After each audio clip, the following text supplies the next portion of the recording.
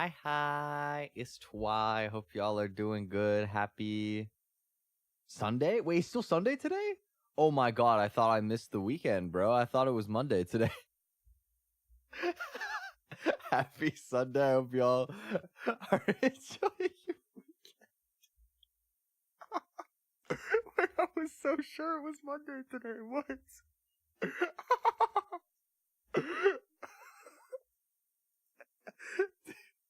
Dude, I was literally about like moments away from being like, I'm sorry that I didn't stream this weekend. Oh my god. Well, happy Sunday. Who's ready to ball like a nugget? It's Pokeball time.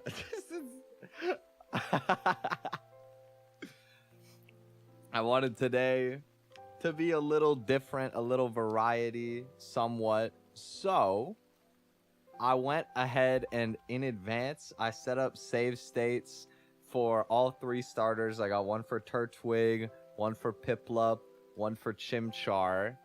And I figured today we will go around and alternate them, assuming that I don't just like get a really good run on the first run. If I get a good run on the first one, then we won't need to alternate, obviously. But assuming I don't, then we'll alternate and like get some variety in trying the different starters. Because I played a little bit of all of them. Let me see. I need one of those like spinner wheel websites. Wheel spinner. Wheel of names. Yes, this is the one. Okay, and we want Chimchar, Turtwig, Piplup. Oh, but the colors don't match. Okay. Piplup, Chimchar, Turtwig. Turtwig is yellow, but that's okay. Let me pull up. Let's see. This? There we go. Look at that. Wheel acquired.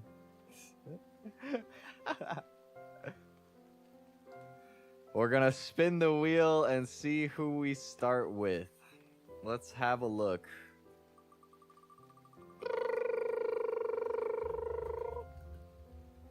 Turtwig! That's my son! Okay.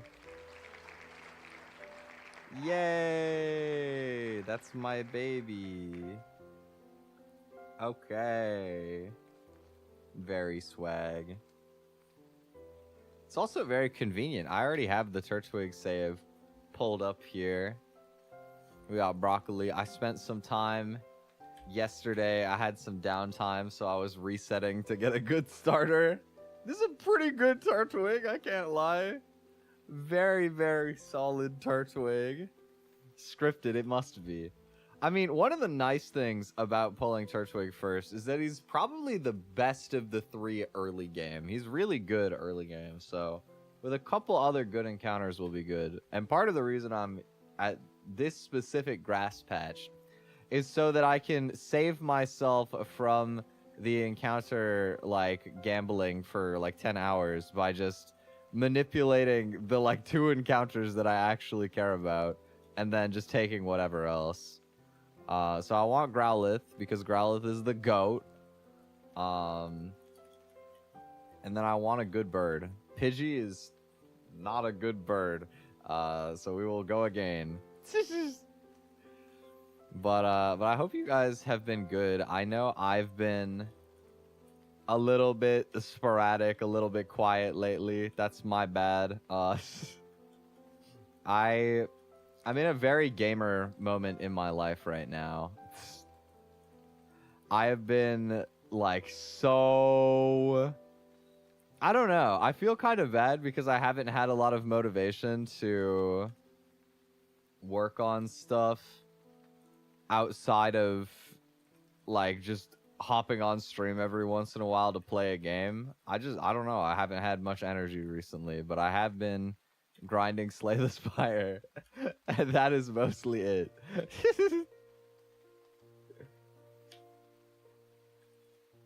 Shiny, are you back from your wedding, bro? Well, not your wedding, but from the wedding. How you doing, bro? I hope you've been good. Oh my god, Lillipup, bro. Name him Biscuit. I've been thinking about making cookies again lately. I thought I was gonna have an excuse to make some cookies coming up because I'm going to like a family event, and usually I bake for family events, but this time around we're just going to like a pub. And so I don't even know if I would be allowed to bring anything in with me. I might just make cookies for myself anyway, but... Ooh, that's interesting. I need to see what I pull on 104 to know if this run has wings or not. Come back tomorrow? Nice, big. What about protein muffins? I'm gonna be for real. I haven't been working out for a while. If I was gonna make muffins, I would probably just make normal muffins. Oblivious. I mean, it's a great Serena, but it is still a Serena on a run that has a Torterra. This starting box is kind of bad. I'm gonna reset. It's okay. We won't be in gambling simulator for very long, guys. Trust. I'll get a good box.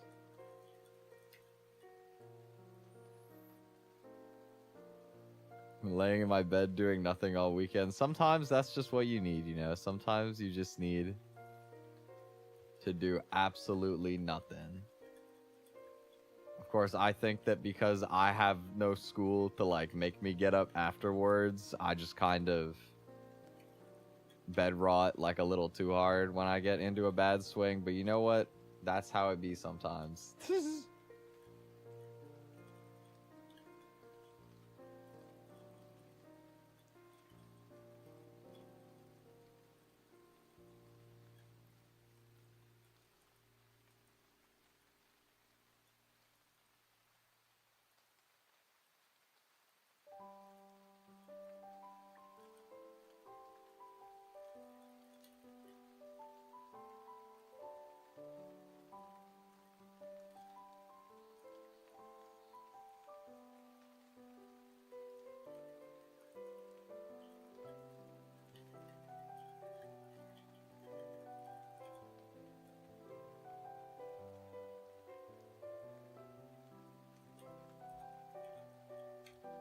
Bro's dead set on a Growlithe named Ham. Okay, so here's the thing, right? Here's the thing. The Growlithe always gets traded. We give him away. We don't love him enough. Ham is a temporary pawn in our game of chess. There's a guy in Rustboro City before the second gym, and he has a cooler Growlithe. He has a rock Growlithe named Hamilton. And you can't change Hamilton's name. He has to be Hamilton. So I always name Ham as like my stepping stone to Hamilton. It's a little bit messed up, but you gotta understand Hamilton's the GOAT.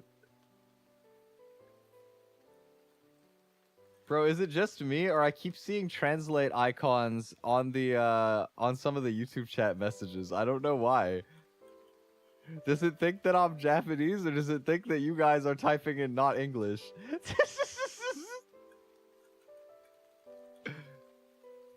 As a favorite child, and it's not even his. You're not wrong. You're not wrong. Oh my god, bro. I keep getting Lillipup. This guy is so bad. Low-tad fade. Okay. I'm done complaining. I got low-tad.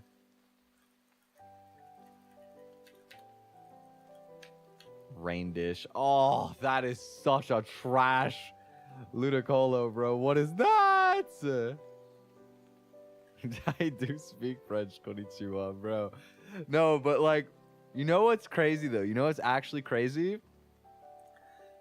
Not to that degree, of course, but this is unironically me as a Canadian when I try to remember how to speak French. Because I had to take French for 5 years in school, right? But I don't use it anymore. I forgot everything. 1000%. I do not remember how to speak French.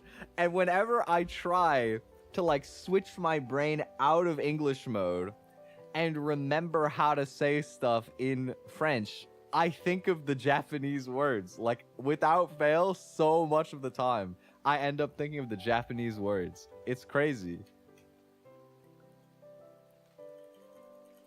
Like, I cannot... My vocabulary is so gone. It's actually so unbelievably gone. Let me see. We gotta see what we get on Route 104 to see if this run's playable or not. So let's go do that.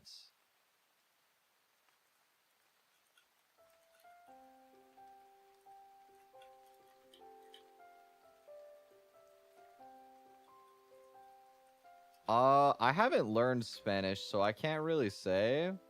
But, I mean, objectively speaking, Spanish is in, like, the category of languages that is the closest in, like, relation to English. If you're an English speaker natively, Romance languages are kind of largely agreed to be the easiest to pick up, so... I think that Spanish is one of the easiest that you could choose to learn. It's got some more similarities than other options you might have.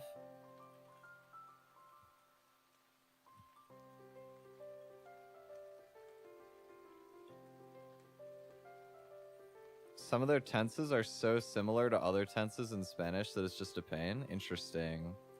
I know French, when I was learning that, had like a ton of grammar exceptions. Like, there's just a lot of stuff that's not consistent.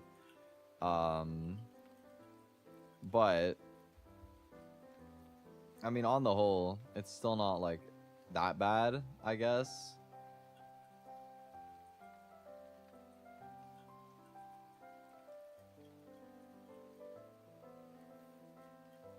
I think French was fairly reasonable. I mean, that being said, when I was learning French, it was entirely in school. I didn't have any sort of immersion for it. And I do honestly think that school is a terrible environment to learn a language. Main reason be... Oh, I mean, look, that's scary. Let me see what happens here. Metronome clamp. Should be okay. I totally missed what it did, but okay. Just one of the main reasons being, like, you really don't pick up any of the ability to contextualize conversation and, like, what kind of stuff is normal. Because that's a lot of what language is, right? Is, like, consuming either, like, being around people speaking a language or media in that language and kind of, like, sponging the culture and like how you're supposed to express certain things in that medium, right? But in school, like, you never really see authentic application of the language, barely ever. So you kind of just memorize a bunch of stuff that's good for test writing and not good for using the language for anything. I'm resetting, by the way. I'm not playing Ekans. But, you know, it's not to say that you can't, it's not to say that you can't get good at a language through school, but it's just, you'll have a lot of other, like, gaps that you have to fill. Like, I found that I picked up Japanese self-studying better and, like, faster than I was picking up French. And it's not because Japanese is easier, it's just because I was studying a lot better.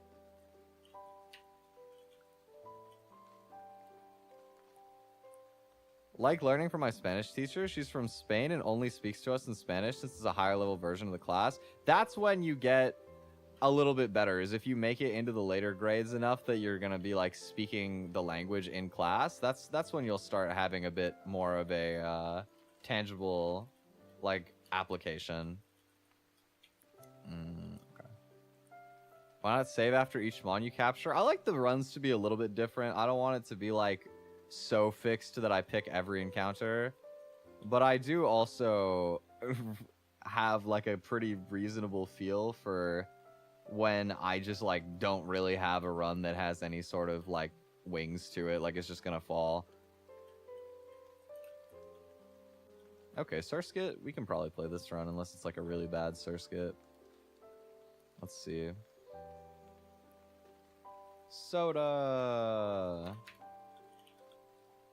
impish with really good IVs. Yeah, that should work, I think. I think that should work. This is just neutral. Okay, sure.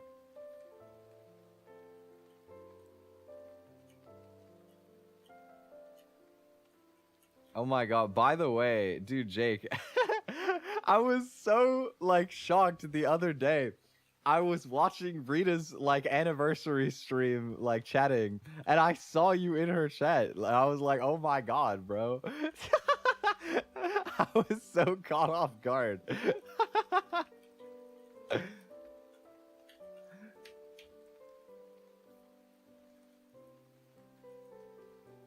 I gotta talk about that still. I don't think I ended up announcing anywhere, but if any of you guys didn't see, Rita had her 5th anniversary stream. Well, I think she's still actually doing another stream today. But over the past 2 days, she's been streaming for her 5-year anniversary, which is sick, by the way. 5 years VTubing. What an icon. And I did a little segment on her, like, she had like a very like small little concert segment on the first day. I did a little recording for it. I recorded Hope is the Thing with Feathers from Honkai Star Rail, and I sent that over, which was very fun. Very, very last minute, but very fun. So if you want some Twi singing content, as well as some other people singing content, that is a thing that exists. Very swag. Still going messed up, she hasn't played Dragon Quest. I was unsure if she would have played Dragon Quest, because I know that she does really like JRPG, but I'm trying to think outside of Xenoblade. I know she's getting into Fire Emblem now, like very recently. I'm trying to think if there's any other ones, and I don't know for sure that there is. There probably is, but I don't know. Because I also know, like, I don't know, mostly in my head, Rita is like really into Xenoblade, really likes mostly the Hoyo games, but like gacha stuff in general. So like Genshin, Honkai. I've seen her play some Zenless, but it's been a while. And then beyond that, I know she's getting into Fire Emblem now. She likes Splatoon. Thought she was more into JRPGs since playing Xenoblade. I think she does really like JRPG. I also just think that Rita is like really busy and maybe doesn't pick up stuff like all the time, I would imagine. Oh, I need to grab something.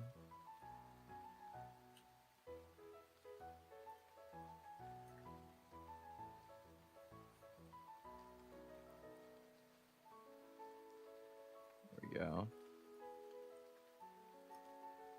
Yeah, I don't know entirely, but I wouldn't be surprised if Rita ends up playing Dragon Quest one day, maybe.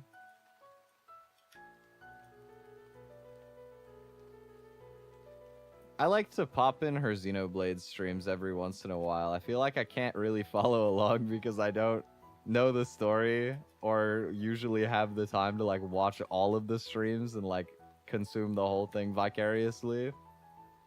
But it is nice, I don't know. It's fun to pop by every once in a while. Who's this trainer? Is Metronome Girl? Okay. Bean. Payday. Hell yeah. Ball like a nugget. Land's Wrath. Yo, yo, yo. Chill out, Swirlix. Yo, yo, yo, yo, yo. Calm, calm. Oh, that did nothing. That did so little. Oh my god. Okay, let's go Broccoli. He can't be crit, so it'll be a little safer, maybe. Magnetic Flux, that does nothing. Speed Swap. Oh, I'm faster now. Thank you. Wait, that's sick. I can go. Wait, I'm not fat. What? How does that make any sense? What? Am I tripping? Is the move broken? Speed swap is supposed to make it so that your base stats, like, exchange. What?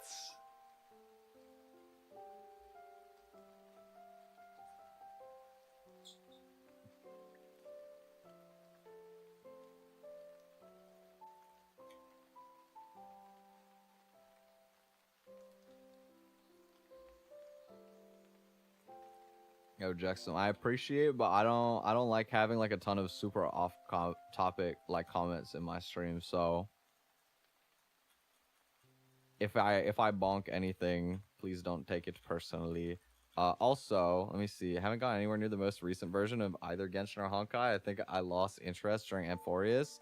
That is what happened to me, and it's not even that Amphorius was bad. It's just that I put it down at one point.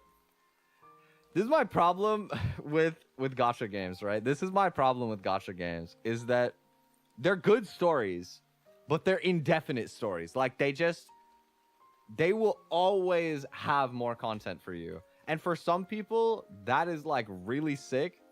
But for me, I feel like the moment that I put it down, it's like a insurmountable wall that is, like, there for reapproaching.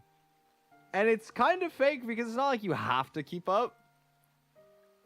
But I feel like a lot of the reason I like story is so that I can share that experience and like relate to other people anyway. And if I can't really like do that because I'm like way behind them, I feel like a lot of the incentive for me does go away a little bit. That's how I feel about it, like personally anyway, but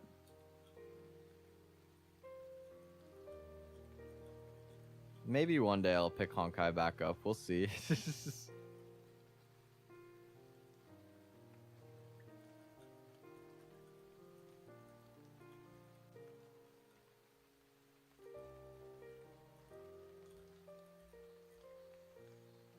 Only coming back for Boot Hill rerun? That is valid. I don't even know if I still have the game installed, but maybe at some point I'll like poke my head back in and see what's poppin'.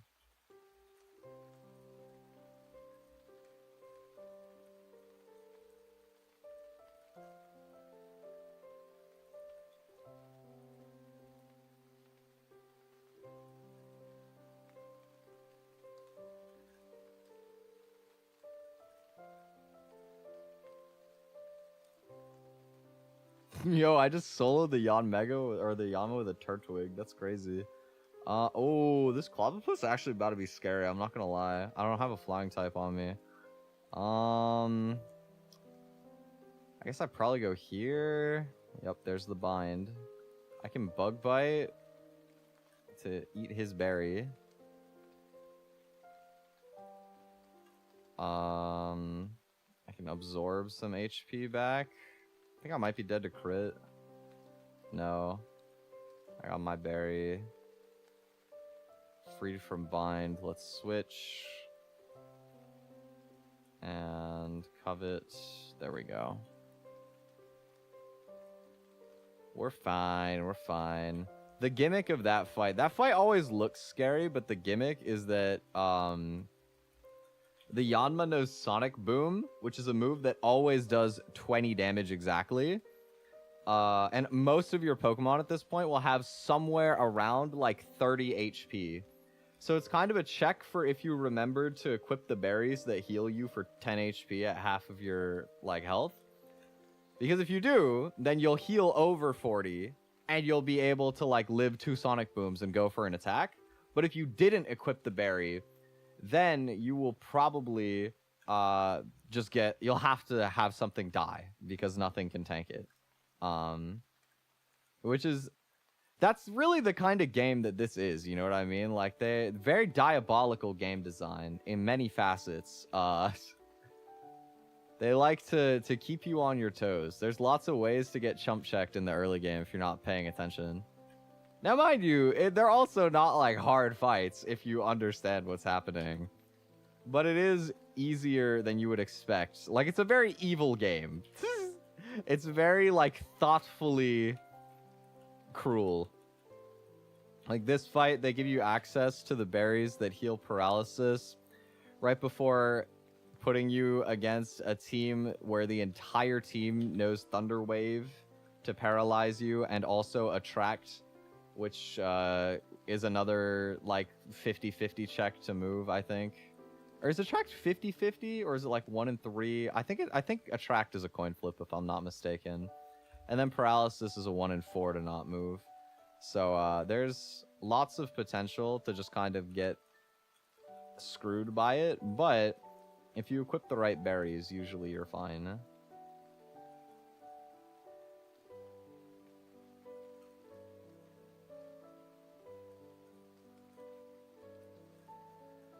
There we go.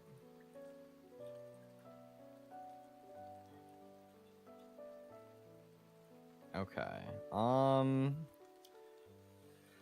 The first boss fight probably isn't actually that easy if I really think about it, because what am I using to beat Krogunk? Like, I have a Pidgey. Pidgey is so bad for that. Okay, let's think about what I know I can do. Turtwig beats the Carvana. I haven't had that luxury in a while. And Paris beats the Execute. Litleo also has good mashup for that. So maybe, what can I do? I have to be careful because I don't want to accidentally like lose something to a crit. I could go like, I could rely on Mango here to beat the Execute, and then maybe what I do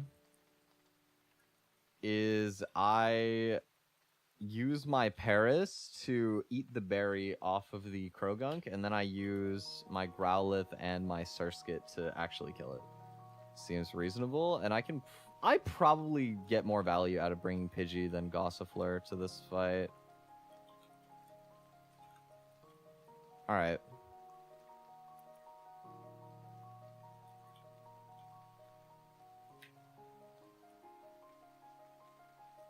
Okay. So we go for Absorb. Yoink. Dang, that kills? Oh my god, I forgot how beast my son is. Okay, so we're gonna go here on Fake Out. Get -1 attack on the Krogunk. We're gonna go here on Rock Smash.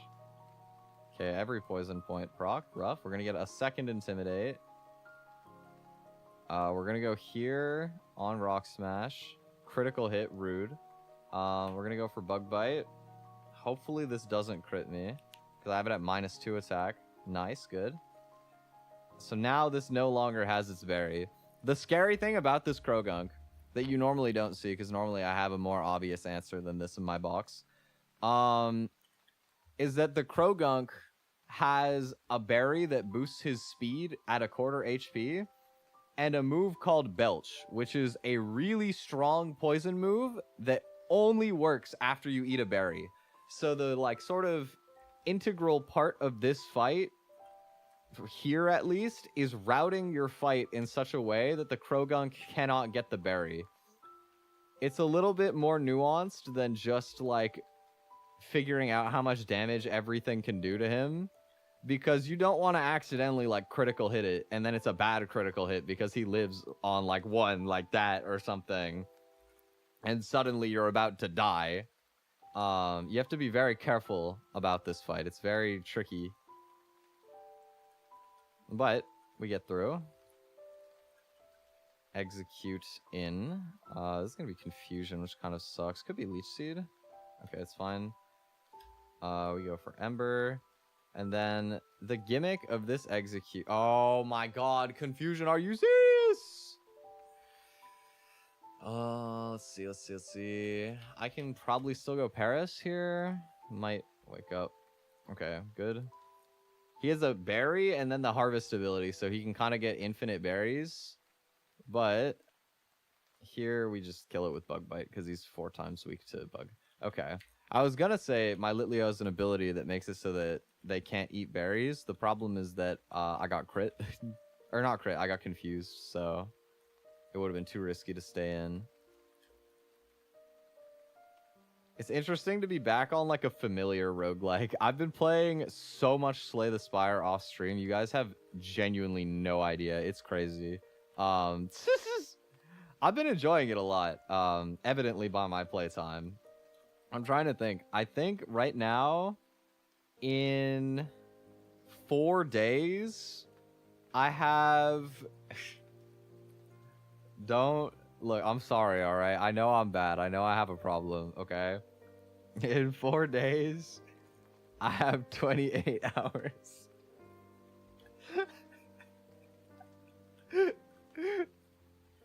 Look, it's a good game, bro. It's a good game. Is it really a good roguelike if it doesn't consume your entire existence when you get it? Like, come on. Like, come on. You guys know the feeling, right? Surely. But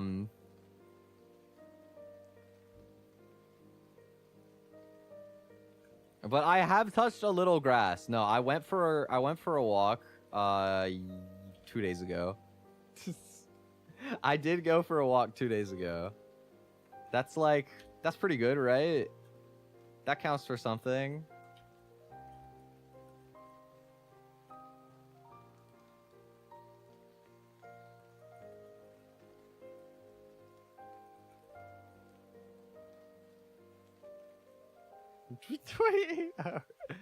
Look. The details aren't important. The point is that I went outside. That's like pretty good. That's pretty good. Okay.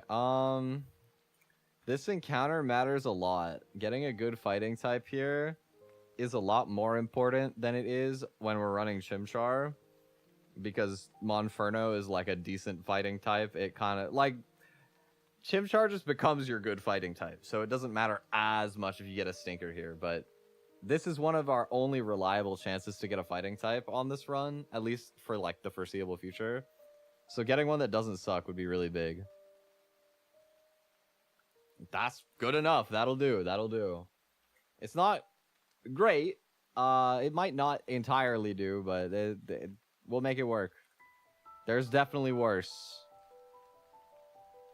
Yes, Makuhita. Hello, Burger.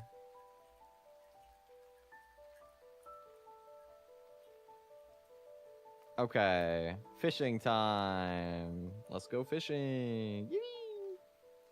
Carvana. That's interesting. What do you mean when he came out in Sun and Moon? Is he in Sun and Moon? Probably. He's probably in Sun and Moon. Definitely didn't come out in Sun and Moon, but yeah, he's in there. Shelter. Okay, Shelter's really cool. Do love me a Shelter run. Oh, trapped me. Yikes. Okay. Okay, we're good. Chip. Me when I eat hot chip and lie. Let's have a look at everybody. Brave. Ooh, Guts Brave. That's gas. Ooh, that's good. That's good. That's really good. Okay. Modest. That's ass. Is it? I don't know. Wait, hold on. I need to look at Mega Sharpedo. I don't really remember what this guy does later in the game. Oh, well, it's not good. But it's not like... It might have applications. It's probably not the worst thing of all time ever. Guts Brave is very heat on the Makuhita, though. That's really good. And the IVs are, like, mostly good, too. The HP is not, like, amazing, but the rest is really good. And then... Ooh, Shell Armor on the Shelter. I love that. Having Pokemon that don't get crit is so gas, dude. Okay, well, 0 defense. I guess his defense stat is really good to begin with. But, like, the other IVs are pretty good. Okay, okay. That's a solid 2 out of 3 hit right there. I will take that. And because we're running Turtwig this time, we have 2 Pokemon with shell armor, which means that we have a lot of lines that can be built around never being critical hit, which is great. I love that.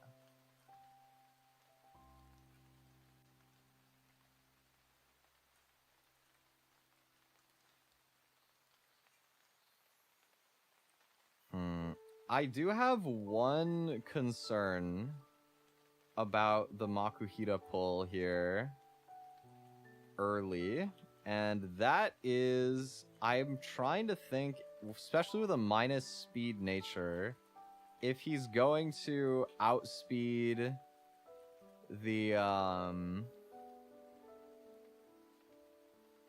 if he's gonna outspeed the Munchlax at +1, and I don't know that he does. Hold on, I need to check. Maybe?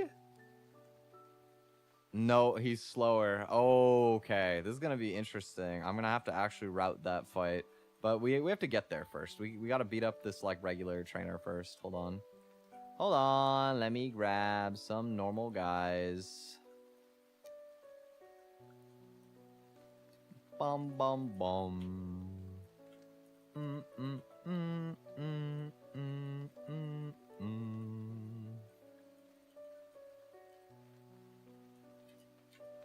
Yep, just John Pokemon over here, don't mind me. Alright. Beam.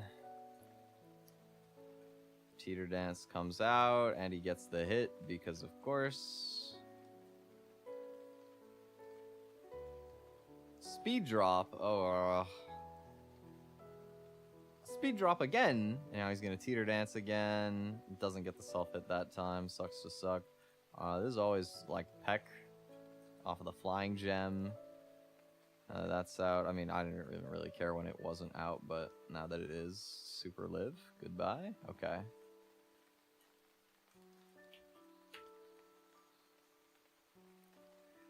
Okay, so let me import my team into the calculator because we might actually have a very slightly difficult moment here. Potentially. Let me pull up the calculator and you guys can see what I'm alluding to. Does this work? Perfect. Let me slide it down, frame it a little bit better for you guys. Okay. So, the trick about this fight, in a lot of ways, well, the first trick is that they try to get Sticky Web, which makes it so that any Pokemon you switch in gets -1 to their speed stat. That shouldn't be a problem because we can just we can one-shot it with the Carvana, so they won't get Sticky Web. And then later in the fight, there's this Munchlax, which is normally extremely slow, literally base 5 speed. I think that's the lowest speed stat in the entire game, I'm pretty sure. But it will go for Belly Drum, which will give it a +1 speed off of its berry, and also 4 times the normal attacking damage. And then Headbutt will one-shot basically everything. Wow, Grottle actually lives a +6 Headbutt. That's pretty insane. Well, yo, that's kind of messed up. I mean, that's pretty safe, right? Like, he can't even get crit. And he's faster. So I could just switch into Grottle, and I actually unironically don't care that he is 4 times attack. That's dumb. That's really dumb. Yo. Okay, well, this fight is easier than I thought to route in that case. That definitely helps. We do like this, and then we'll be good. Okay. Me when I import, it's true. I did have to import that time. But we're set. We're chilling. Okay, so I need Nacho. And I also need Ham. And now we got a meal. We are chefed and ready to go. Okay, so we start him with a Water Pulse. Shout out to the modest Carvana. I was complaining about modest, but you know what? It is sauce for this fight. Thank you. We go here on the Mawile. Then this is going to be Bulldoze. We can go into... What? It went for Hypnosis first. That's so rude. It really doesn't do any damage to Pidgeotto, though. It's only got Mega Drain to hit me with, so... We just farm this. And then we can go... This feels so illegal. We go Grottle. Oh, they didn't even Belly Drum. They went for Headbutt. Just normally. There's his Salic Berry. I'm still faster, though. And he's gone. Alright, good fight, good fight. Get a Heart Scale, we get a Dive Ball. And we go deliver a letter to Mr. Steven. Very modest, very demure. Yes, yes. So demure. You know, Carvana. Very, famously demure Pokemon, so... Only fitting for our modest king. I wasn't sure if it'd be king or queen. I had to check. All right. Let's go catch another Pokemon. I would really, really, really love a Tortuga. I want my turtle son. I want coconut. Please. Please, please, Tortuga, Tortuga, Tortuga. Give me Tortuga. Nah, well, you know, this guy is also really good, though. If I wasn't gonna get a Tortuga, I am pretty happy to see Lobter. Hello, Lobter.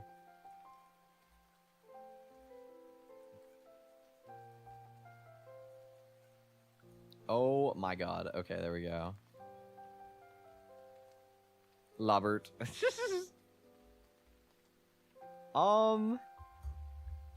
Normally I just name him Lobter.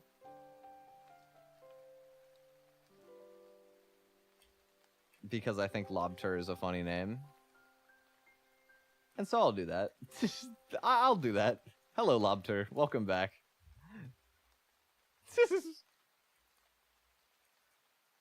Let's see. What kind of Lobter are we working with? Yo, Shell Armor Jolly? Oh, well, hold on, hold on. Max speed. Literal max speed. I could maybe consider using a heart scale to go max attack on this at some point. Cause that's a guy right there. That's a pretty solid guy. Very cool that we actually are on a run with 3 different shell armor Pokemon. We are like so critical hit immune, bro. We are so safe. Our lines are so consistent. It's gonna be beautiful. Of course, Lobter doesn't matter that much until later in the run, but I'm very happy to have Lobter.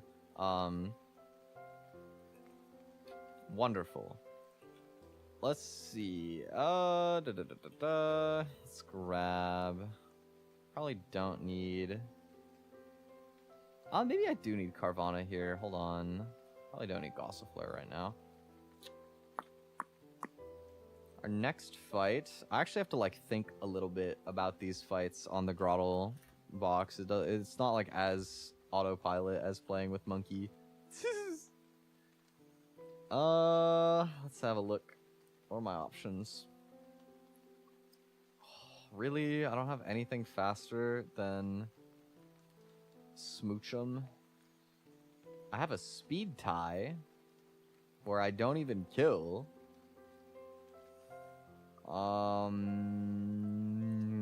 I have Surse gets faster, but I don't guaranteed 2-hit kill.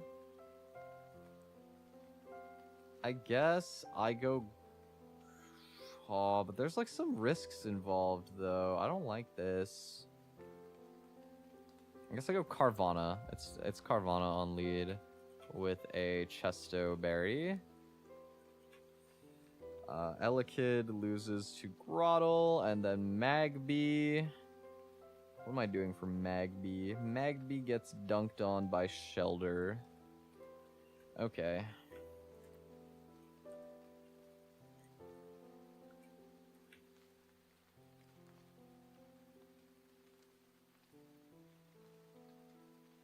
Goodbye.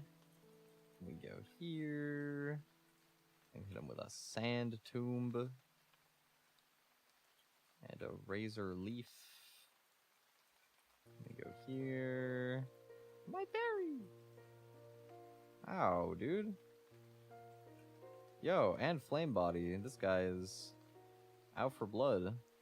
Oh, the confused ray, dude. Don't do that. There. Oh, yo, this thing's faster than me? Oh my god, dude. Pidgeotto sucks. Okay, it's fine, it's fine. Nobody dies. We're okay. No harm, no foul. Oh, let me see. Next fight.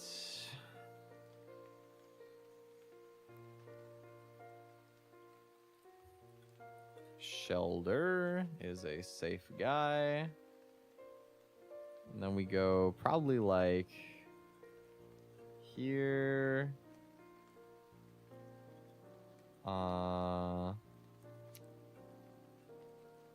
Can pivot between these two for a little bit.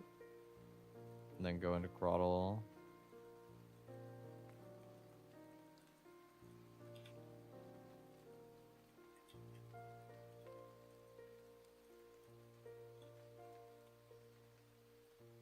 Yo, I've been hit with every Flamebok Proddy in the history of the universe ever. Rude.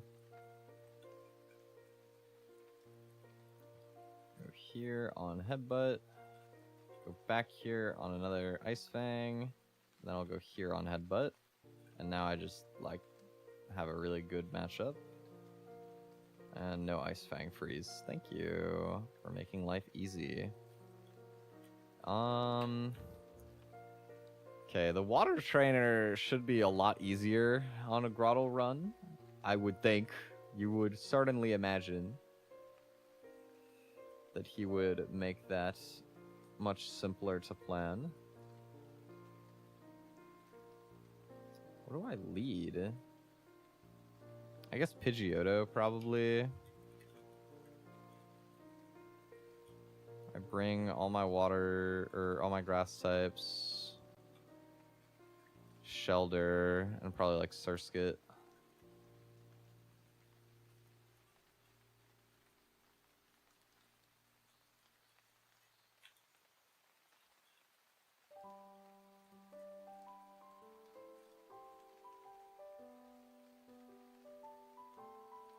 Okay, that's one turn of rain. Still never dead to Water Pulse crit. We're safe for now. That is Water Pulse crit. Right there. Water Pulse crit now would put me in like pursuit range. I don't want to do that. This is always Water Pulse or Shockwave. Let's drop their speed.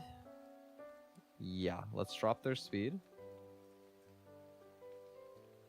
Get the speed drop onto Wingull. This is now always Air Cutter.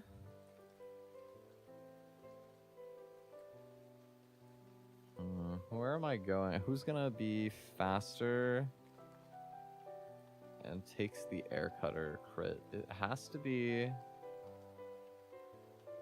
Well, knowing that I'm coming in on Air Cutter, it does have to be... but if it's Pidgeotto, I could bait another Air Cutter. I only bait another Air Cutter if I get crit, so I guess I'll go here. No crit, good. So this is 50-50 between Water Pulse and Shockwave. Oh, dude, my Grottle is a speed tie with this, even at -1. That's so annoying.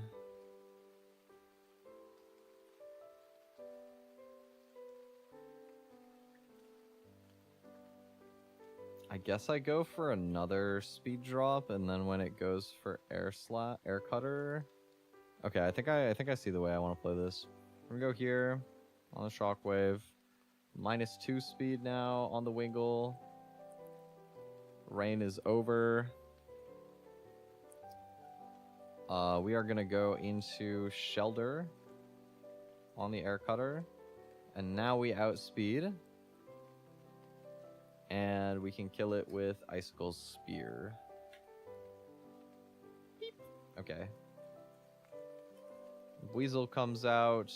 We go here. And we rip and absorb for some healing. And then we razor leaf. Goodbye. And then this guy does kill me with exactly sludge. So I will go into soda. Should have been Pecha Berry. Unlucky. I will go for a struggle bug.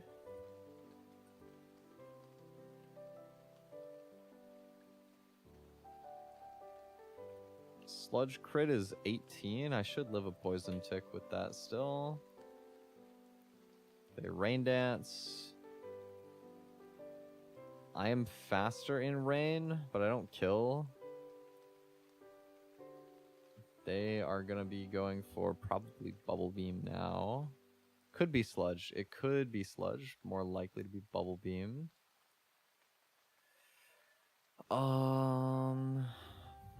This is actually kind of complicated to win still.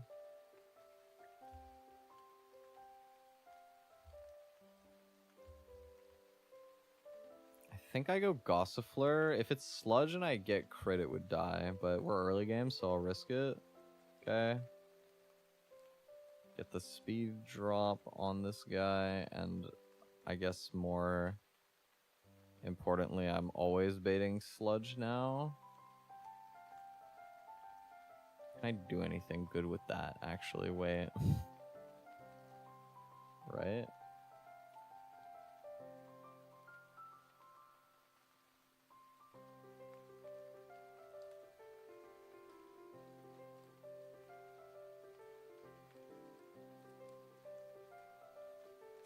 Shelter never dies to sludge. Let's go Shelter. Gotta stall this rain. Ah, oh, another poison. Yikes. I don't think it's quite guaranteed Mudshot, but it should be Mudshot this turn.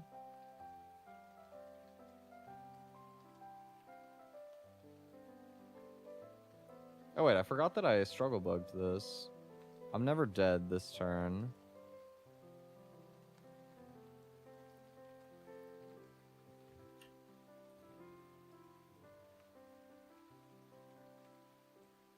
I could throw some chip in with like a clamp, I guess. Yep, Mudshot. Okay, this turn is probably like random move.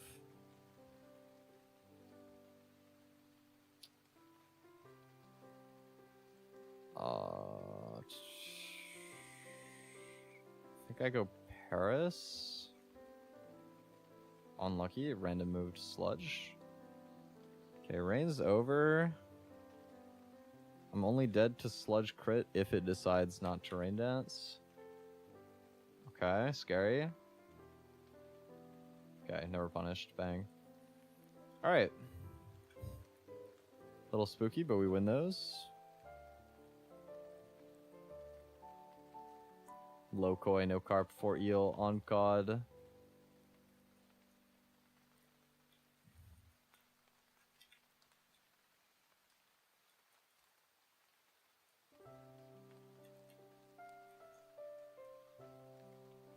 I gotta play some Splatoon one of these days. Yo, why am I not killing any of these bugs? This is bad. I didn't bring any of my other like bug killing guys. Thank you. Okay, we're okay. Did not get sauced by the bug trainer, but he did a lot more damage than he's supposed to. Pidgeotto, not the best bird of all time, I can't lie.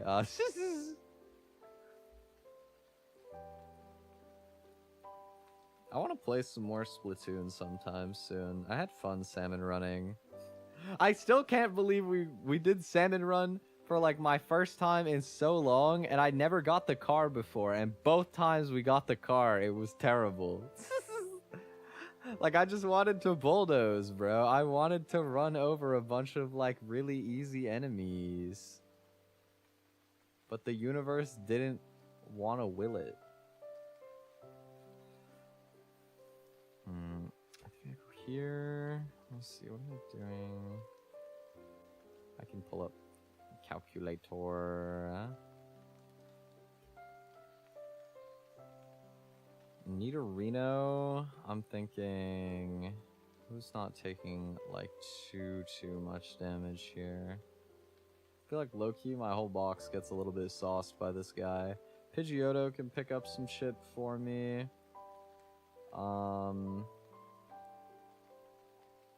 I could go, like, Litleo to bait a double kick for me. And then finish with Growlithe. Or, sorry, with Groddle. And then Groddle can also deal with the Luxio. I just have to be smart about how I route this part of the fight, but I think I should be okay.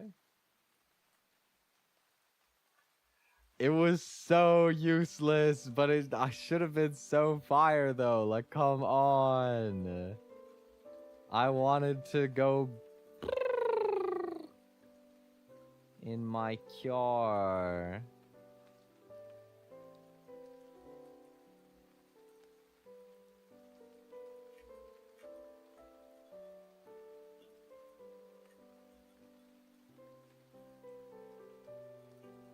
Go here. Alright, nice. I hit one. I got the Confuse Ray. He's gonna hit himself. Never works. I shouldn't have bothered with Confuse Ray. Oh, never mind. I should have bothered with Confuse Ray. What a good move. Okay, let's see. What is Chip baiting right now? Chip is baiting a Venoshock.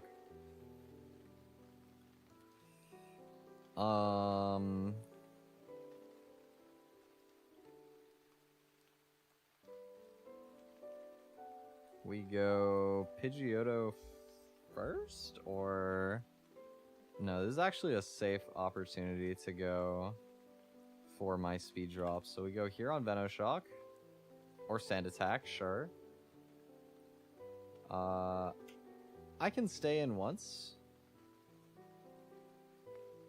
Like, until I get hit once is what I mean. Yep. Actually, am I dead to any other moves now? Nope, I'm always dead to only double kick. We go here on double kick and get the speed drops. And then we go here on the poison move. An air cutter.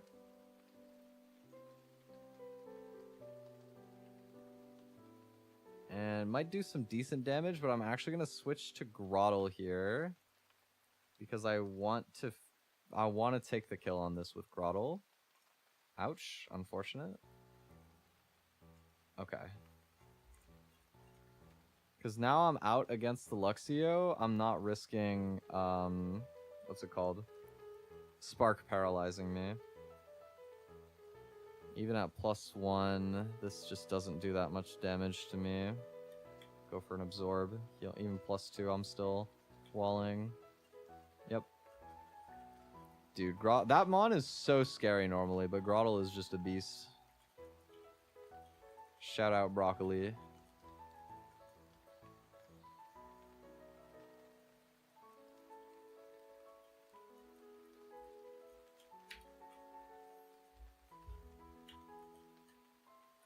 Okay, we got one. Oh, I had the calculator up the whole time.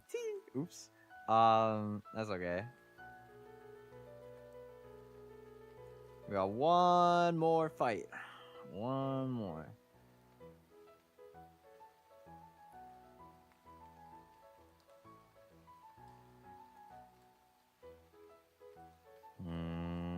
Let's see. What am I doing here?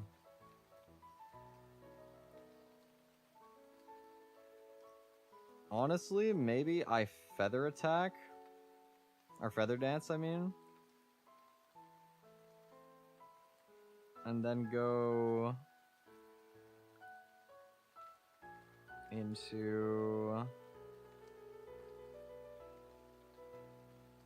like Groddle. Probably don't take too much damage doing that.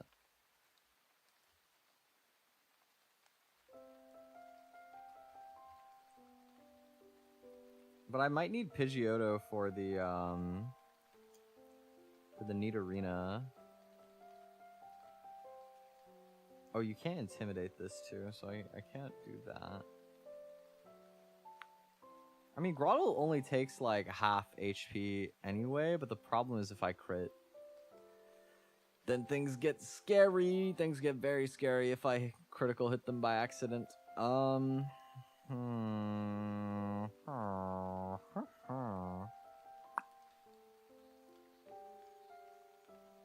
What if I get a speed drop, right? I go Gossifleur and I Magical Leaf one time. So that gets them to 3/4 HP. Pidgeotto cannot safely kill from that range, which is very disappointing, I can't lie.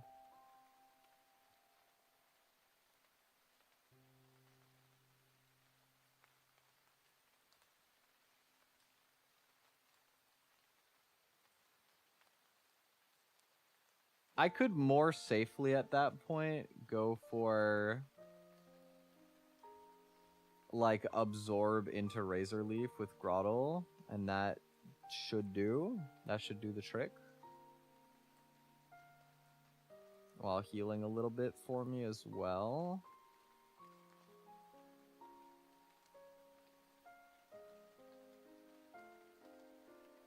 I think that's probably okay.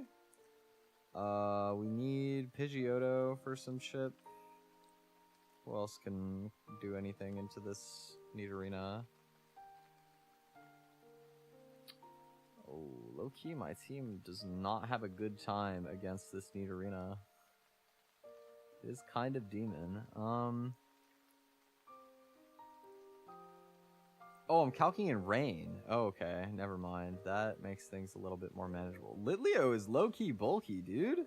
He can tank. Wow. Okay, Litleo. For sure, Litleo. Surskit, surprisingly, not bad.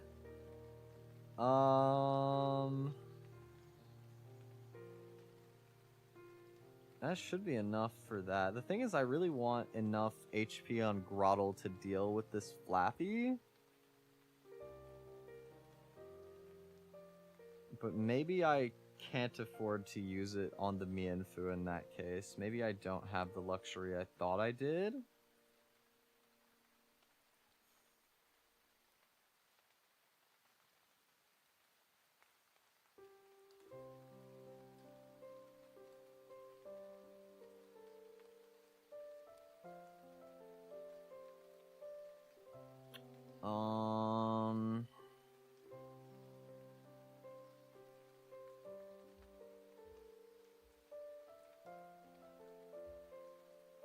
I guess it's probably... I think it's Corphish into Pidgeotto. We take the kill with Pidgeotto. Like we go Bubble Beam into Air Cutter. And then... I'll bring like Growlithe as my extra Mon. Alright, this is a little tricky with this box. I forgot the beach is kind of hard with Grottle. But we're probably gonna be okay. Probably, TM. Nira, what's up? It is going pretty solid. Good start. I like my encounters. Pretty early on right now. But, hope you're doing well. Welcome. Let's see, I need Cherry Berry on the front too. Pecha, and then probably Pecha on this as well, just in case I need it to finish the neat arena. Okay. Last fight on the beach. Let's go. We get Lobter debut battle. Let's go, Lobter. Big Bubble Beam.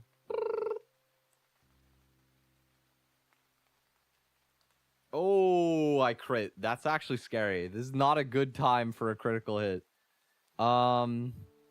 Basically, this Mienfoo has a move that gets stronger the lower HP it is. And so now it does threaten more damage than it previously did onto my team.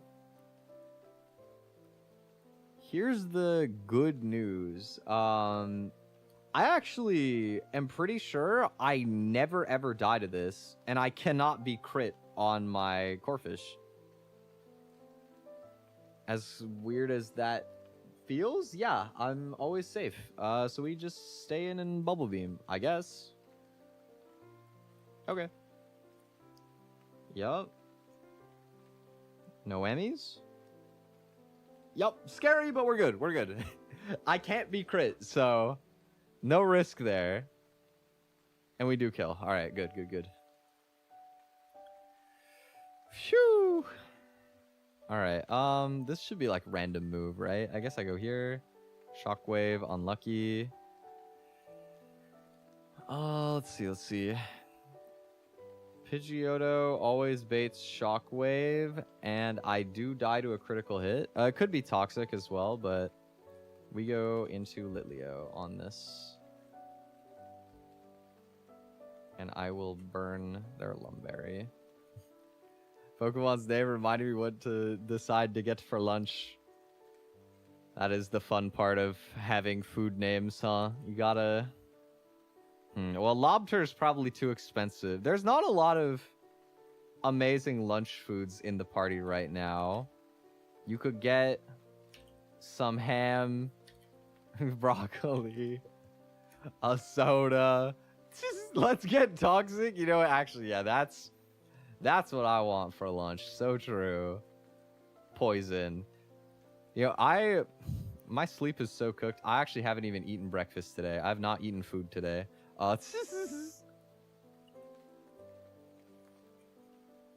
So at some point, I will almost certainly be needing a food break.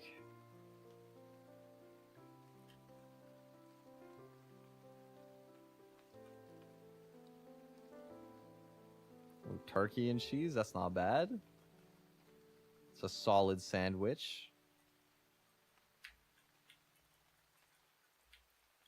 Okay, let's see. I did not get a Horsey earlier, so I'm going to want to fish here.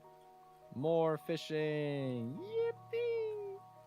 Let me grab some of my safer guys to have in the party during real fishing hours. And we're going to spend all of my money on Great Balls. Mostly in case I find the elusive... What are the odds for Quillfish? 5? I think 5%, right? 10%. There's a 10% for Quillfish, which would be really, really good early game. But also, Horsey is a really good Pokemon that scales very well for a long time. And so, I hope that I get one of Horsey or Quillfish. And Horsey is... where is it?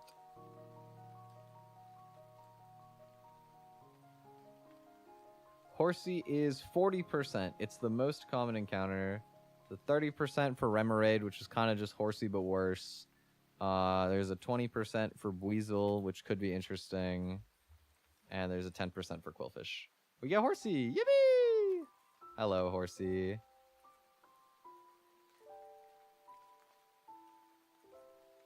I like always name my Horsey Ramen. I don't know why. It's just become a staple nickname for me. That's a good lunch food. I do like ramen.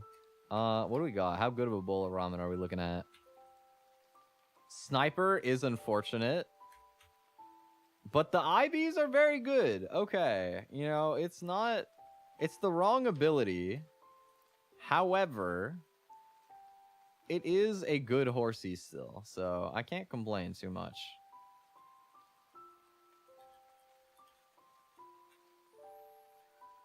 Let me have a look at what hidden power options my team gets. What kind of special coverage moves could I be packing? Shelder gets Psychic. I think its special defense is too low to take advantage. Litleo gets hidden power Psychic. That actually probably would work against the Marini, I think. That's pretty big. That's a good pull.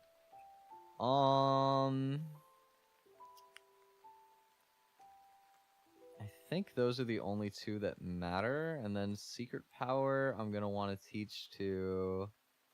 Let's see. Who all do I want knowing secret power? Probably... Pidgeotto. Maybe Makuhita? Probably Makuhita as well. And that's like the only really important ones. Maybe Shelder.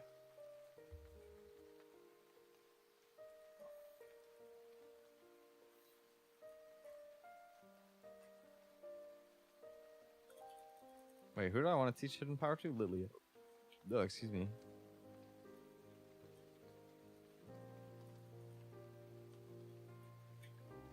Got some ramen in the pantry? There we go. Huge.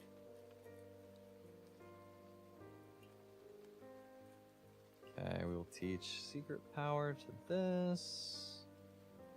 Teach it to Shelder. Teach to Burger. And then I want hidden power on Mango. Probably over Ember. Yeah, we'll do over Ember. I'll also teach you just because you don't have any better moves. And same with you. Hidden power Dragon. I'm like definitely not clicking that though. Okay. Alright. So now we need to come up with a plan for the Museum Aqua Grunt back-to-back fight. The good thing is that this fight is approximately 12 trillion times easier when you're starting with Turtwig instead of either of the other two. So, especially Monkey, because Infernape actually like does, or like Monferno does almost nothing for this fight. But Grottle is exceptionally good on this fight. So we should have some good options available to us here.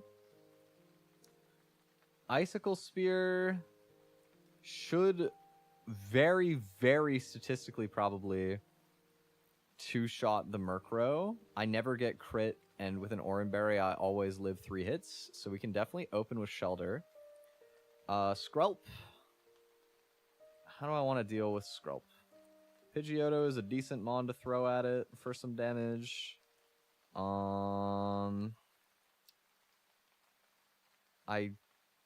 If I can come in on Acid or Toxic, Litleo can do huge damage to this, but I have to be killing because otherwise I'm going to take huge damage.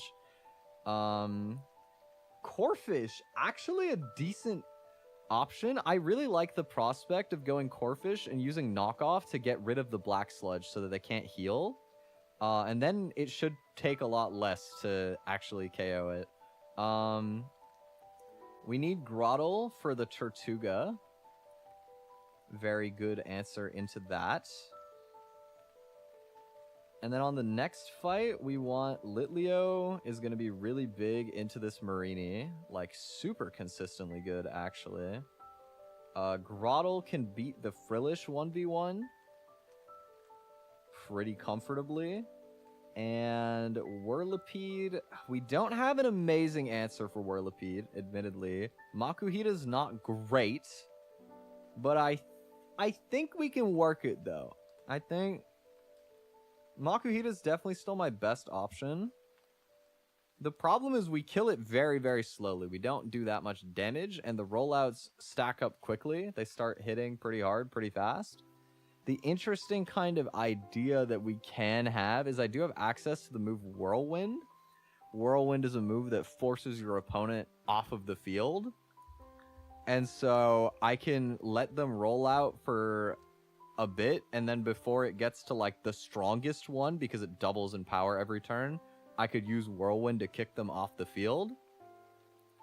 It's a delicate balance of like getting enough damage while not like screwing myself, but depending how things go, it might be really safe. That also only works if the Whirlipede is the second Pokemon out and not the last Pokemon out. and I will definitely be baiting Frillish. So Whirlwind actually doesn't matter here. And basically, we'd be banking on Makuhita, like, just thugging it out. Potentially, depending how good things go, I could make things easier. If I have enough HP on Litleo, I can go Litleo and get some fat damage into this thing. Maybe even potentially 1v1 it, which is kind of crazy. But we'll have to see. We'll have to see. There's definitely the tools to do this Deathless. It's just... this fight's always got some luck dependence to it a little bit, like most early game fights. So we'll have to see how cleanly it goes in practice. But we'll go Pecha Berry on most of our Pokemon. We go Oranberry on these two. And we should be set to game.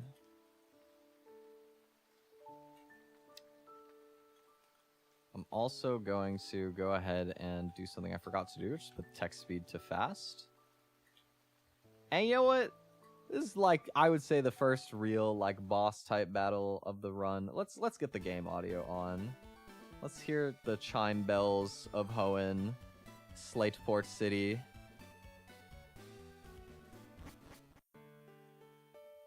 Let's do this.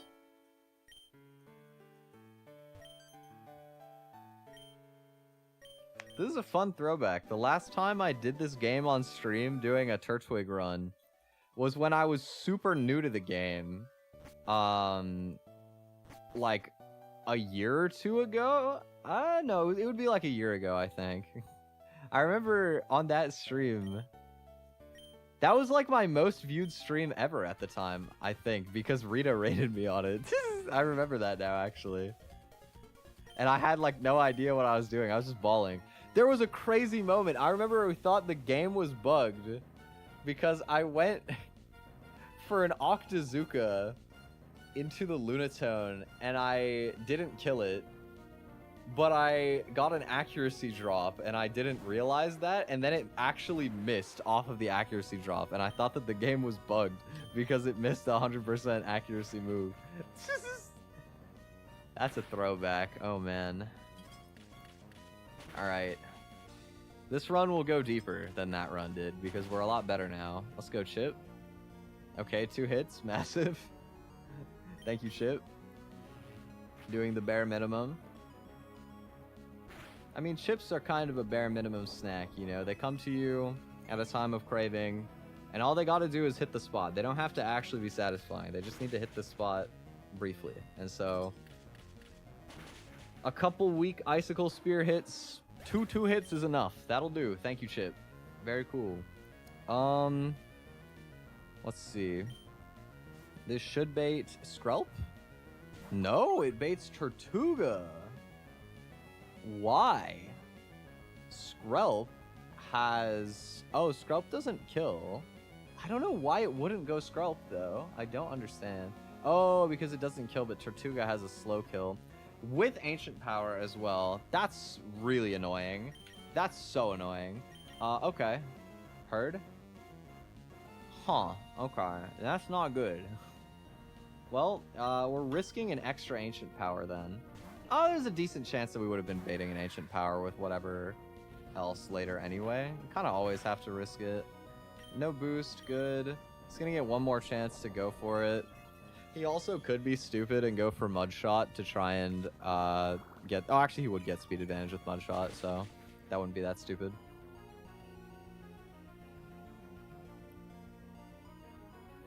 Ancient Power. Show me no boost. Show me no boost. Nice. I like that you don't have to risk crit with Groddle. You're just only risking boost. So now because I'm faster and kill with Razor Leaf, he'll go for Aqua Jet, but I can actually exploit that and go for Absorb instead and heal more HP. Since the AI is kind of pinned, we can get extra HP for later in the fight, which is great. Thank you, Tortuga. Now from here,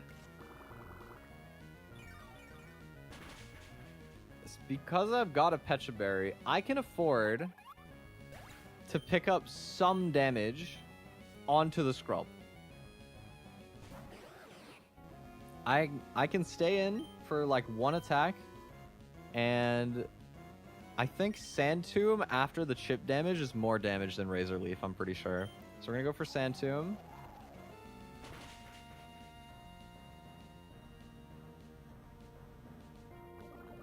And we are gonna have to switch after this Toxic because I can't get Toxic again. But the first Toxic is fine because I have the berry. This fight has a lot of like very tricky stuff later in the fight that will punish you for being poisoned.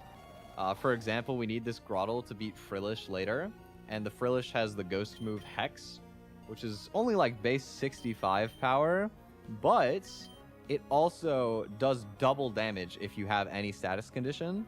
So very cheeky little strat there to get you. This could be Acid or Toxic.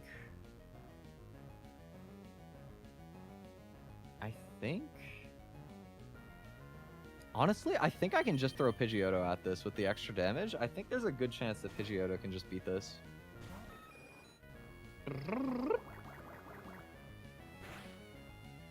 Nice. Acid doesn't do too much to Pidgeotto, which is great. This thing's annoying. It's probably going to start protecting, but... Nope, good.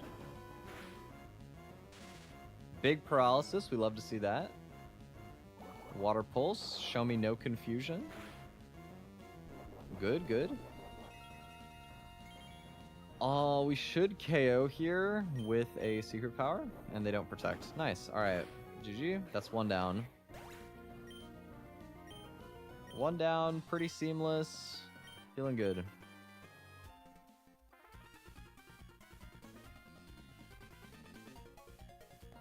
Okay. So not exactly how I planned this sequence of fights to go, but there is some good stuff. Notably, our Corphish can never be crit. He's always able to live 2 attacks narrowly, but he always lives 2 attacks, and he cannot be crit because of his ability, so we bring out the Lobter. And we can go for a knockoff to remove the healing item from this Marini. So no more Black Sludge, you cannot heal anymore. And this turn they go for Toxic, which is great. It means that we can get even more value out of Lobter. Lobter is not done cooking yet. We can go for a Mud Shot. Get some damage and lower its speed. It looks like another one probably kills, but I'm not gonna risk anything needlessly, since I will die to Venoshock now. I suppose it's not completely needless, like, the extra HP on Litleo probably gives me a closer to guaranteed win.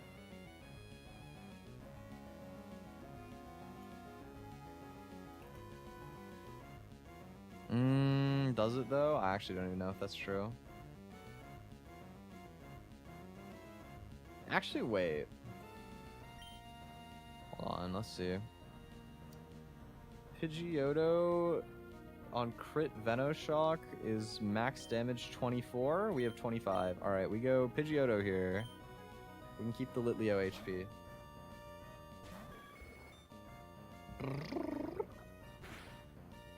Cool. And a secret power here should kill. Good. Good stuff, good stuff. Should bait Frillish? Okay, annoyingly, because my HP is low, this could be Water Pulse or Shockwave. And I don't really have a good pivot other than to go straight in, so only bad scenario is if Water Pulse confuses me. Otherwise, we're good.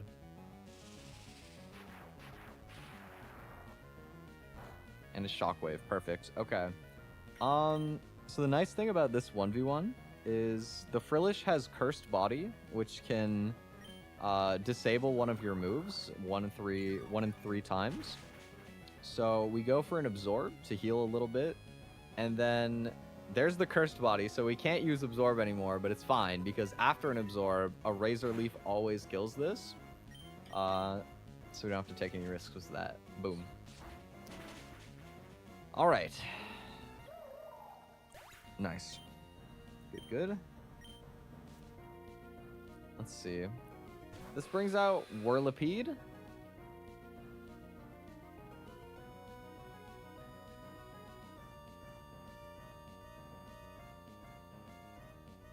I can be dead to Pin Missile. There's also a non-zero chance this is Rollout. We would like to see Pin Missile, but Rollout is probably okay. We go Litleo here. Venoshock, that is also totally fine. So we always live anything crit here. We go for an Incinerate and we get some big fire type damage. There's the crit rollout. That's fine. We pick up some big damage, really big. And Whirlipede is stuck into rollout now. The scary thing is that it does double in power every turn. So we're going to Makuhita, who resists rollout.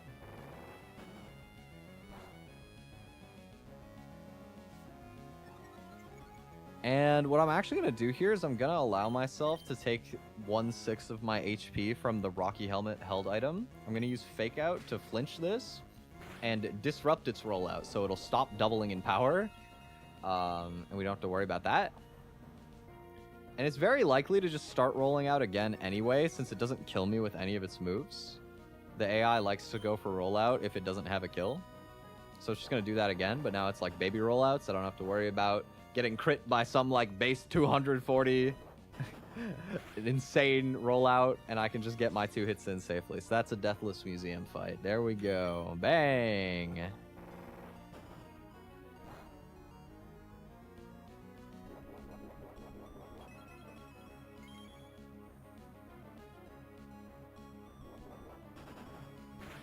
I'm just here learning some Pokemon mechanics I'll probably forget. That's the fun of it. This is like my party trick for you guys. Is that I used to play competitively. You gotta get ready. Pokemon Champions is coming soon. It's not just the Run Bun arc. We're probably gonna have the competitive VGC arc for a little bit again, too. You guys will probably be seeing a little bit of my Pokemon roots coming back up for a bit. It's just that kind of era. I'm in a very gamer point in my life right now. And there's lots of fun stuff that I want to do for Pokemon, so. Okay, nice. Love to see Deathless Museum. Very goated. Let's get my chill music back. You're telling me a shrimp fried this rice? You're telling me this chicken strips? I've never seen that. Made that up. That's genius. That's so good. It's even better because I love chicken strips, dude. I eat hella chicken strips. That is me. I buy the spicy ones. I put them in the oven. I have a good time.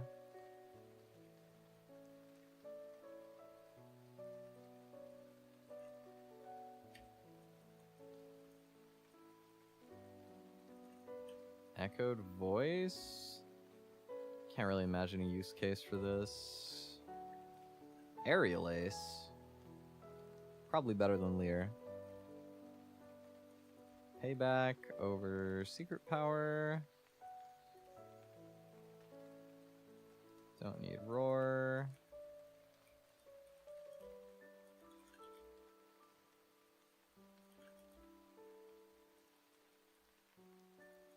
Yeah, it's coming really soon. How soon is it? I know it's early April. I don't remember what the exact release date is.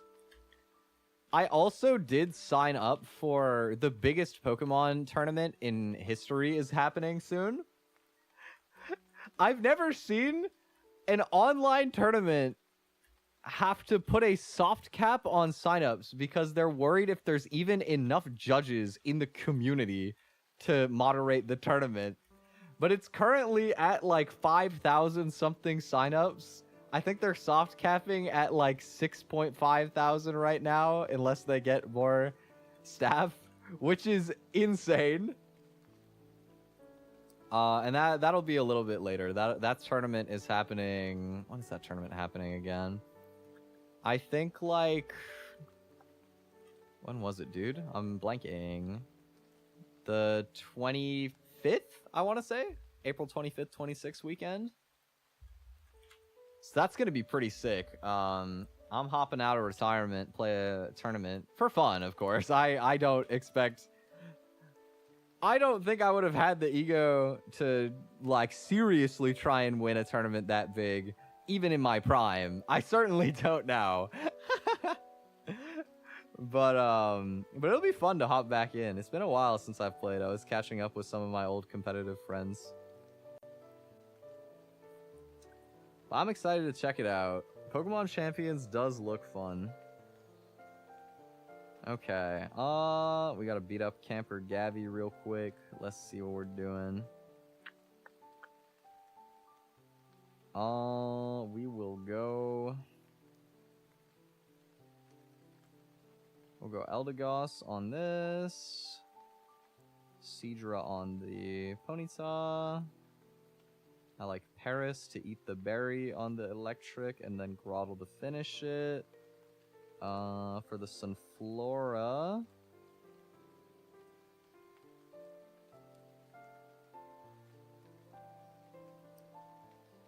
I guess probably... Litleo takes the least damage, surprisingly. So we'll do Litleo for this. And then Dustox... We'll go Growlithe. Okay. Dude, Pidgeotto is genuinely such a trash bird. This guy does not beat anything.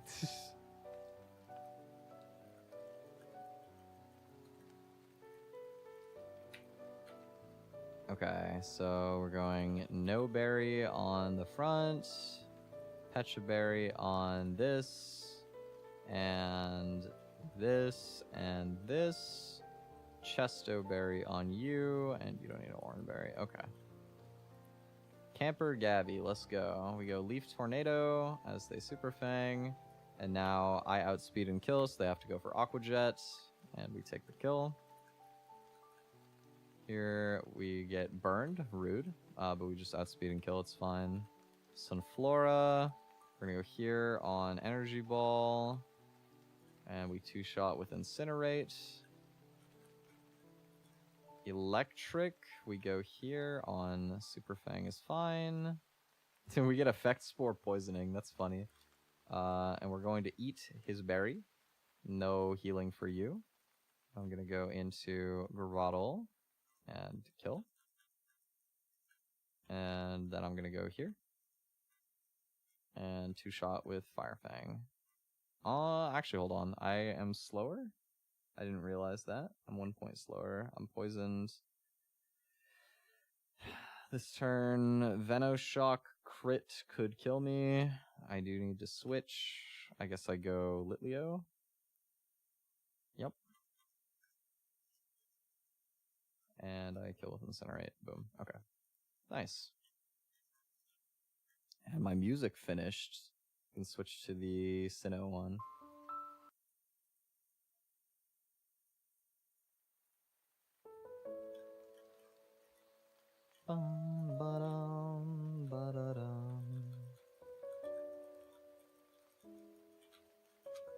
Okay. We get to catch an electric type here. I explain this most of the times that I do my Run Bun streams, so maybe you guys will already remember. But for anybody who doesn't know, some of the fun of routing strategy in this game is delaying certain encounters for the opportunity to improve your odds. So basically, Granite Cave is an interesting spot because there's 4 floors and they all have different stuff. The best floor holistically is the first one. Pretty much everything in here is at least decent. But Togedemaru here is the best Pokemon, and it's not close. This is probably the best Pokemon in the first half of the entire game. Like, just insanely good in the first half of the game. But it's only a 5% chance. But the cool thing is, there is only one electric type on this route, and it's Togedemaru. So if you wait until you can get this encounter that we just unlocked here on 110, and you pull either the 30% Mareep or the 10% Electrike, they both have the static ability. And static, in Pokemon, has an overworld effect where if you put it at the front of your party, there's a 50% chance you'll run into an electric type, assuming there is one on the route. So basically, in short, if you get the Mareep or the Electrike here, you have a 50% chance to get the best encounter on this route instead of a 5% chance. So, we are hoping, big hopium, that we're going to go up here and get a Mareep. Mareep is the best. I would certainly take an Electrike, but Mareep is the GOAT. Ah, we get Dynamo. Okay. Okay, alright, fine. So we have to now decide how we want to go about routing, because it's no longer as cut and dry. You will be Spaghetti, because you will become Noodle. I mean, he already is kind of Noodle, but he becomes more Noodle when you evolve fully. Okay. So now, having missed that, we have to think a little bit more about what we want to do. So here is the, like, nuance. Coming up in the fighting gym, the first gym in this game is the fighting gym. One of the scariest, if not the scariest Pokemon in the entire fight is actually not even a fighting type. It's a Lopunny. This Lopunny has the move Retaliate, which when right after your teammate has died for one turn, it doubles its base power to 140. So almost the power of like Hyper Beam, for example. And it has an eject button, which means the first time you hit it with a move, it'll switch out. So you potentially have to switch into this move twice, which is really mean. It's very, very messed up. Hopefully, I'm pretty sure we're not going to have to take it twice. I think I have a routing trick in the fight that'll make it only happen once. But so basically, having a Pokemon that resists normal is really important for this gym battle. So here's where the nuances come in. The second floor, every single encounter resists normal. You are guaranteed a normal resist. But the quality, it depends a little bit. Cuffant, it's good later, but it's pretty bad early game.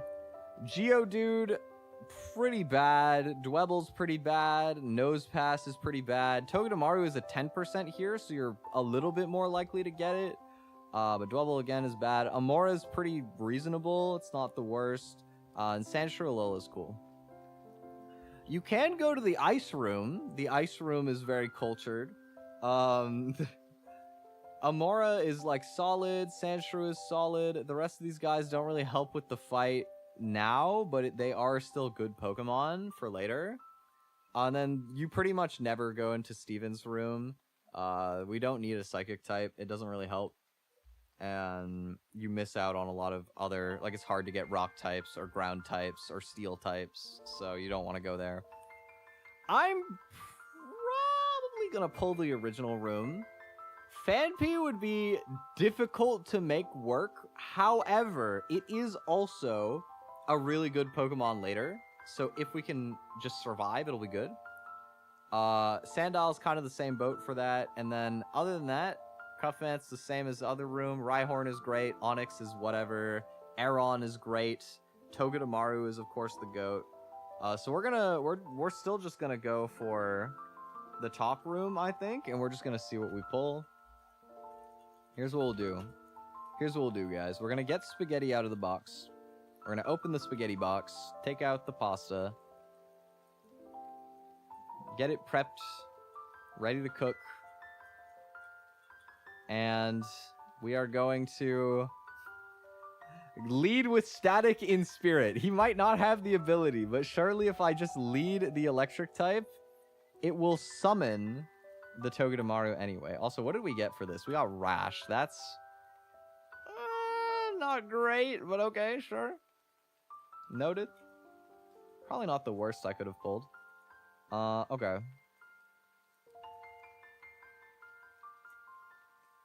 Okay, we are hoping for something decent out of the cave. Come on, Granite Cave, show me something baller.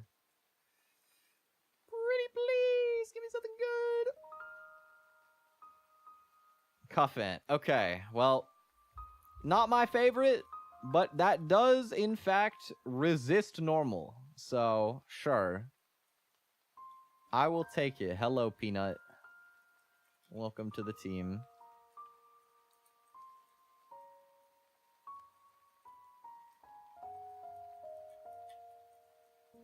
Is it a good one, at least? What's up, Jaw? Copper Raja. Serious? 0 HP, but otherwise solid. Okay. Sure. I think we should have a winnable fight into the fighting gym leader. Pretty sure.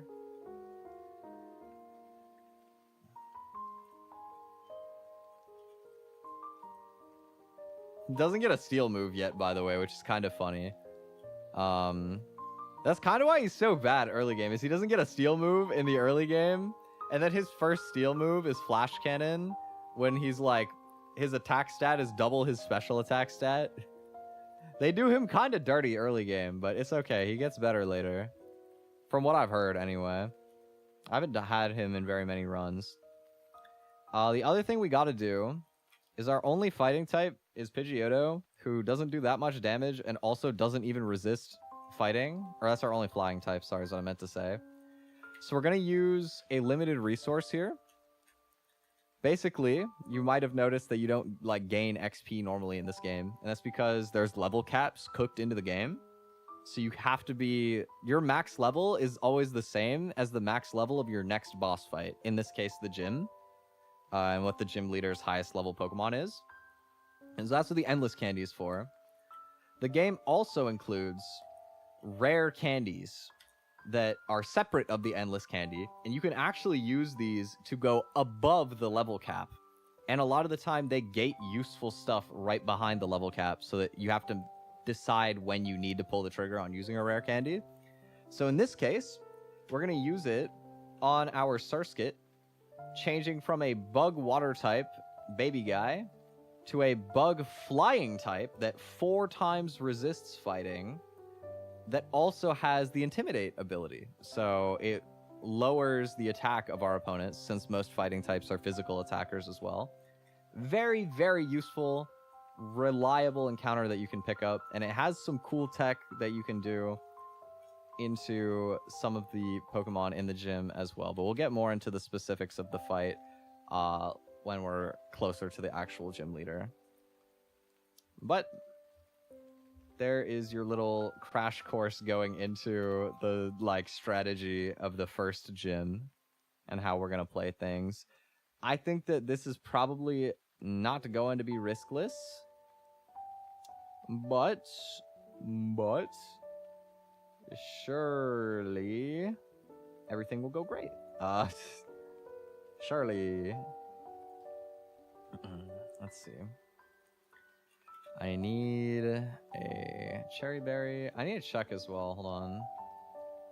What is my Masquerade's hidden power? It's water. Okay, fair. Don't really care about that. Do cherry berries on these 3. Probably be all right. So we got to beat up some gym trainers real quick. Unfortunately, Masquerade is pretty good. It does the job a lot of the time. Does only have the move Gust. Not the best damaging option of all time, but you know. We move, we make do. I don't always kill here. Critical hit does 30 damage on maximum roll. We're okay. And then I outspeed and kill. Okay.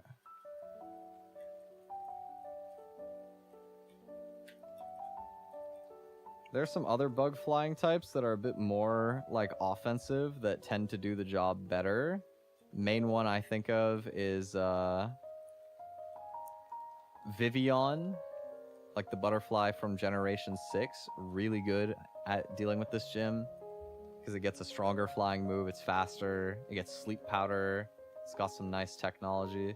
I just throw? Okay, I'm fine.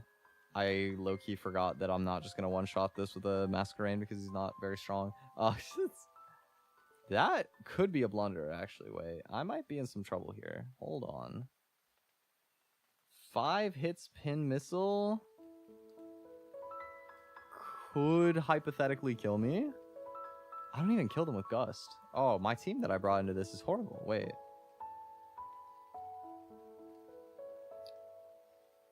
Huh, I might be in trouble here. Wait. Everything takes so much damage.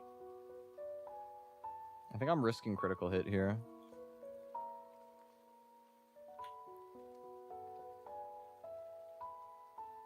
One hit. 2 hits. Okay, only 2 hits. Good, good, good. That is a relief. The thing is, like, I'm actually still not really out of the woods even. Because everything on my team is also slower.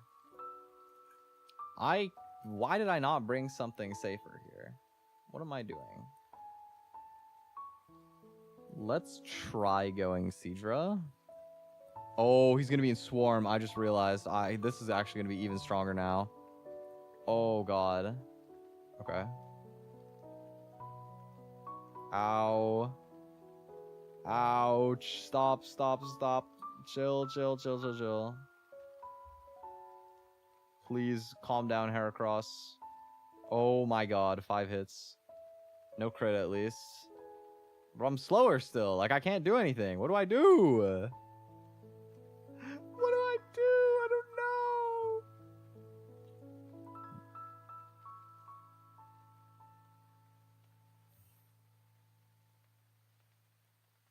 I don't think I can get away without risking something.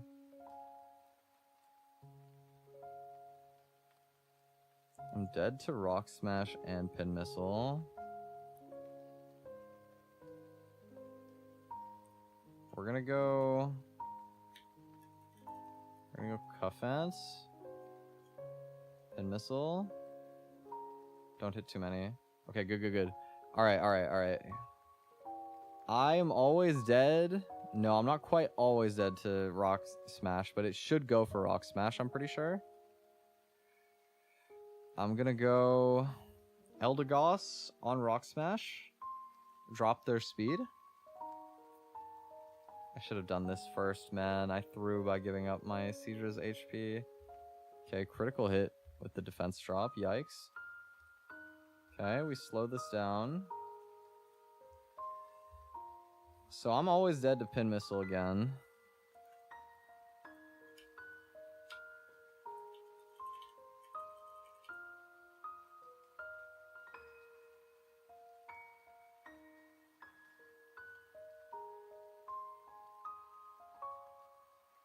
I'm risking no matter what I do here, so I'm gonna go Masquerain, and if the run dies here, that's my bad, gang. If the run loses here, that is 1000% my fault. This fight shouldn't have been this hard. Okay, come on. 1, 2, 3. Uh-oh. 4. Please don't be 5. Please don't be 5. Alright, that's the run. Sorry. Oops! Oh my god, bro. Are you kidding me? Well, I threw. Oops. Back to truck we go. I cannot beat Broly without my Masquerain. I have nothing for like half of his team. I will say it was a good box, but not like an absolutely outstanding box, so I don't feel horrible about that. But okay, let's do... I got different saves pulled up already. Look, I did that so I could live up to the stream title, guys. guys. It wouldn't be, the stream title wouldn't be true if the first run was a banger. So, now we have Penguin. You've never seen the Penguin run on stream, but this is Kiwi. This is our new son. Everybody say hello to Kiwi. We are going to get a banger Penguin run here. Little happy feet, wombo combo. Damn son, oh. Oh, interesting. I'll run that.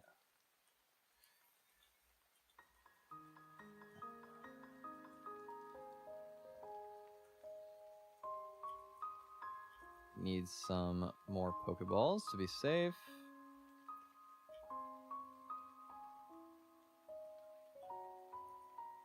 Alright, let's see what we get.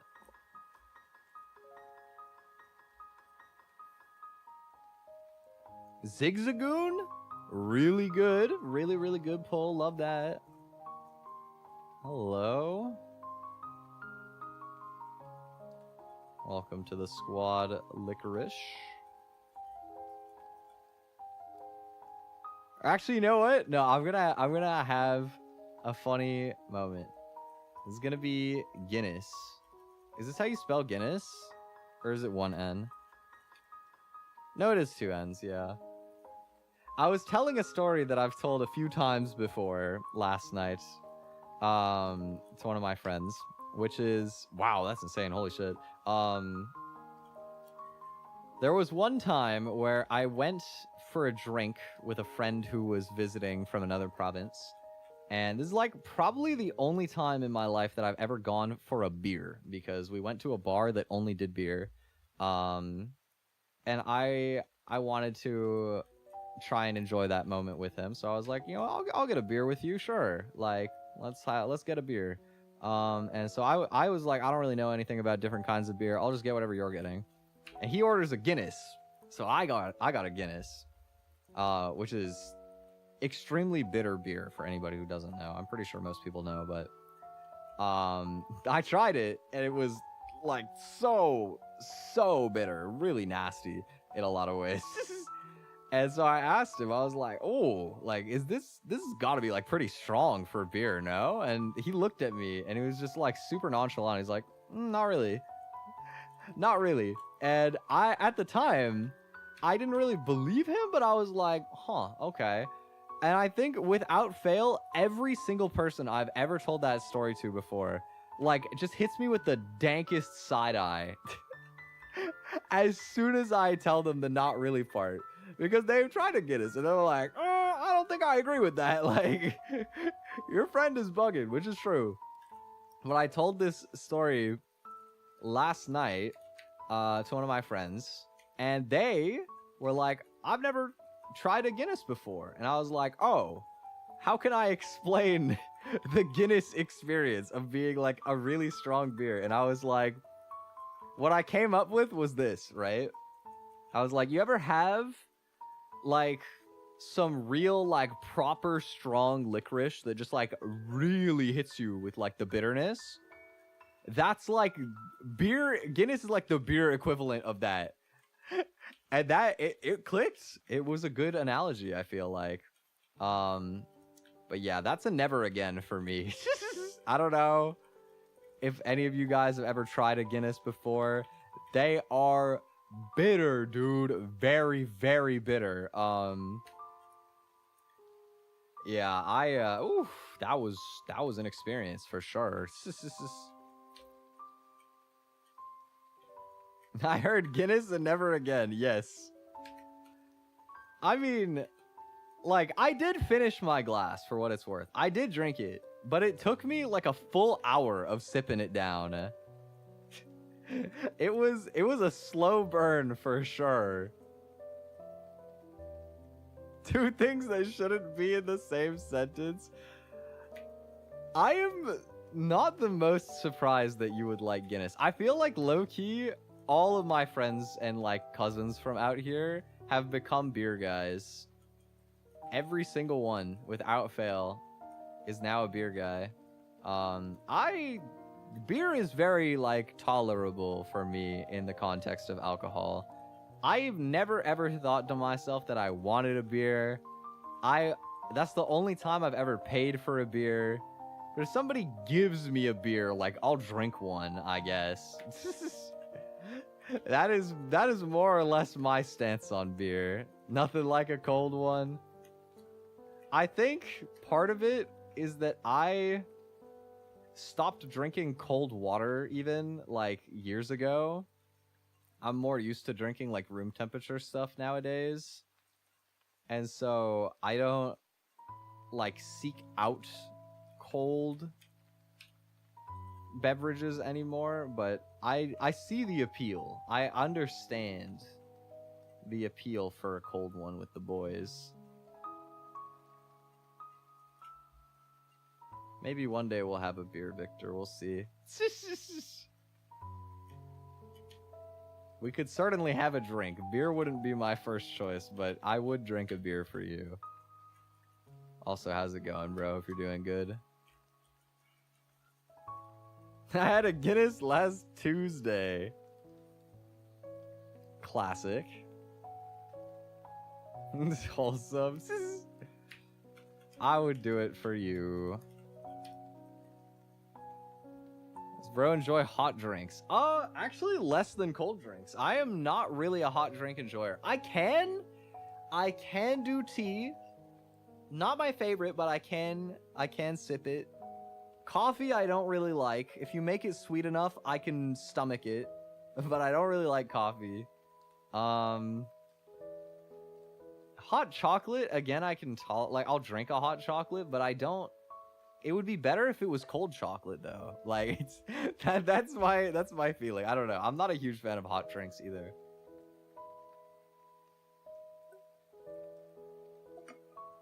I like my homeostasis of just like very like temperature neutral drinks.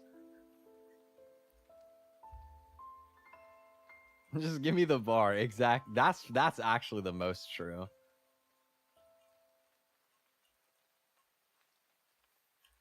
I am very spoiled for choice on the Brawly Gym fight here, huh? I got a Zatsu and also a Vivian. What am I gonna name this guy?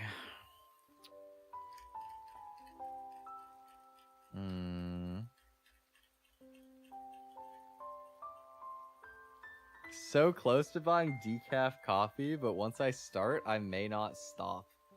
Is that like in exchange for regular caffeinated coffee, or is that just in general? Like you just me like coffee, fair. I mean, decaf is probably not a bad idea, right? I mean, at the end of the day, I had this conversation with my sister the other day while we were meeting up to celebrate my birthday, and she was getting diet soda, and I was like, diet soda is like 99% water anyway. Like, if you're gonna drink the diet soda more than you would drink regular water, have a diet soda. If you're gonna drink coffee more than you would drink water, have the coffee. You know, maybe if you're having too much, you don't want to overdo the caffeine side of it. But there's even some like data that, you know, the caffeine is not nearly enough to be like a diuretic in the sense that you're going to be losing moisture. Coffee is like almost entirely water anyway. You're hydrating still if you're drinking coffee. Like, I think the truth that a lot of people don't respect enough, and this is coming from somebody who is like a super water purist and I drink almost nothing but water, but like most drinks are just water with like a tiny bit of extra in it anyway. Like, just drink whatever you like to drink. Just be hydrated. That's the only part that actually matters.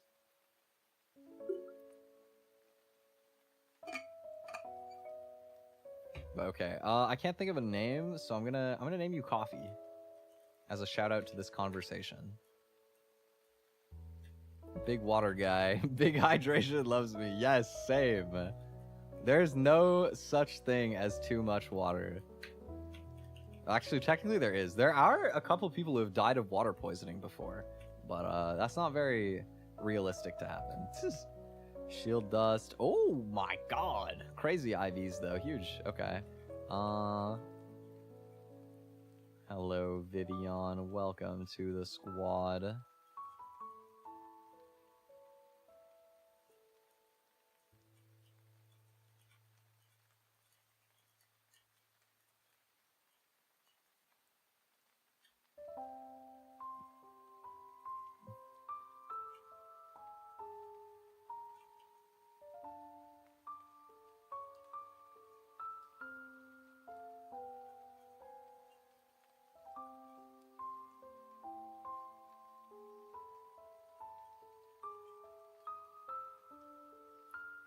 Whatever you do, just make sure the water intake is balanced. Exactly. Just make sure you get enough water. You're going to be great. You're going to be chilling.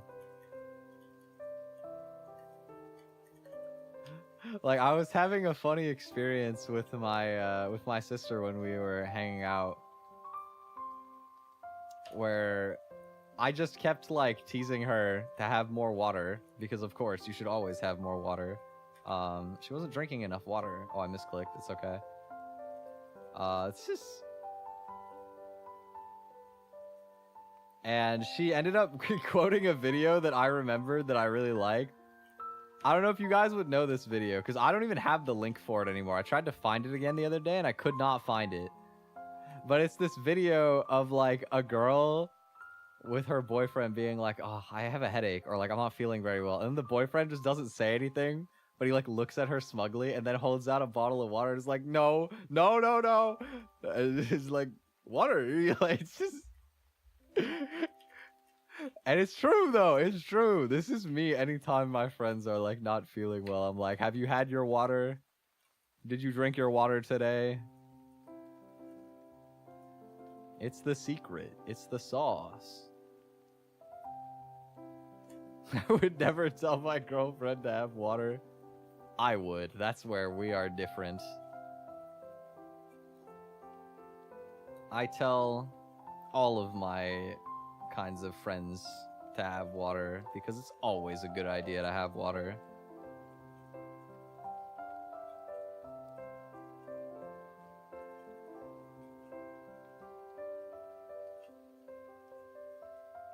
Oh, did I just risk a crit? Maybe. It's okay. Never punished.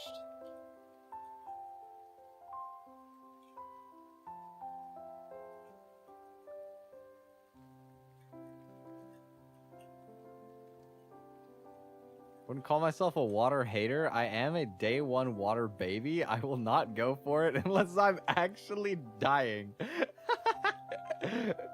That's fair. That is valid. You know, I think that for some people, you just want a tastier hydration option. And, like, that is valid. That's okay. As long as you drink something. It'd be crazy. It's literally never happened. Maybe your girlfriend is just too, like, naturally hydrated then. Like, she just knows what's up. She's down with the water. She doesn't need the reminder.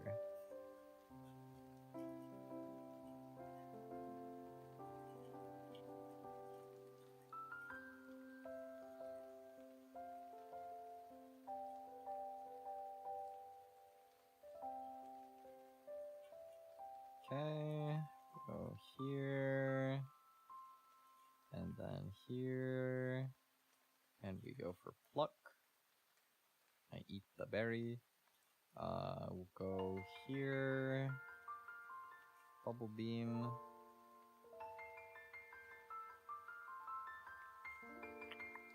Go here.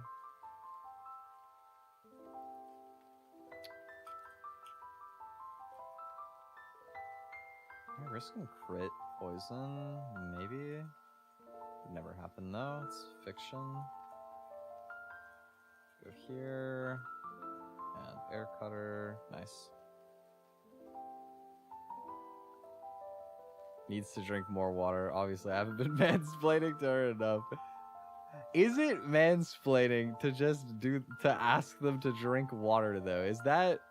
Is that true? I don't think it is, because it's not about girlfriend. I have guy friends that I also be telling them, like, if you're not feeling well, like, when's the last time you drank water? And they won't have drank water in like too long. And it's like, bro, that's your problem. Go hydrate.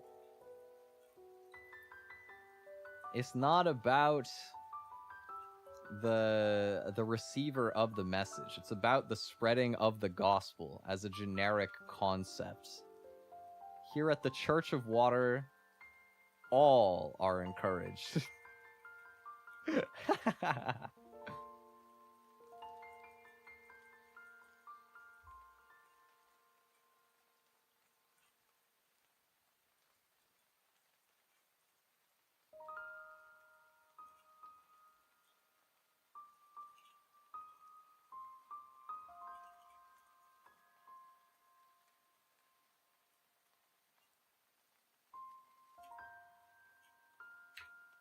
Shout out Water for real. That's my guy right there. Okay, just like the other run, fighting type encounter matters quite a lot here. Let's get a banger. Mianfu. A good Mianfu could be really, really sick, and a bad one could be really, really ass. Let's see where on that spectrum we land. I will name you...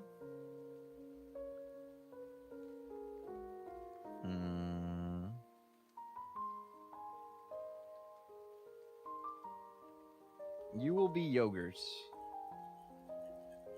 Good yogurt is the goat. Bad yogurt is disgusting, like borderline inedible. Let's see where on the spectrum you fall. Minus speed is not good? Oh my, 3 attack, 6 speed, minus speed. What is that? Why? What did I do to deserve this? Oh, this is literally so ass, bro. No. They really hit me with the unsweetened Greek yogurt. Told me to eat up. Ew. Oh god, that sucks, bro. And we got the worst ability, too. Damn. This guy doesn't even evolve until level 38! He's just gonna be ass for so long! Are you serious? Hold on. Hold on, let me do some preliminary checking of how cooked I am. How bad is it right now?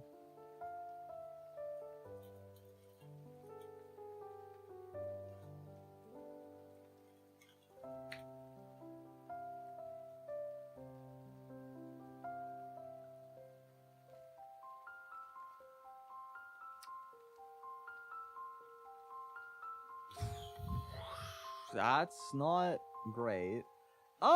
I can actually kind of imagine a strategy where this might work out, though. You know, okay, you know what? Alright, fine. Fine, I'll play it. No reset. Let's see what else we get. Fishing time. Horsey? Clutch?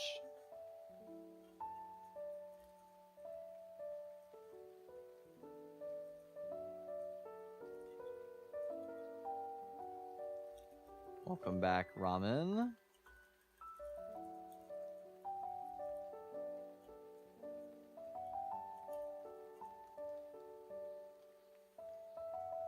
Choodle. Okay, sure. Not the best, not the worst. I was gonna go with Nacho, but I misclicked an N. So instead... you will be...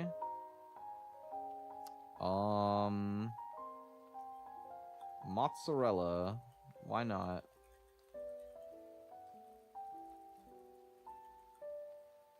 You've been graced with the name of the best cheese. You better live up to it. Let's have a look-see here.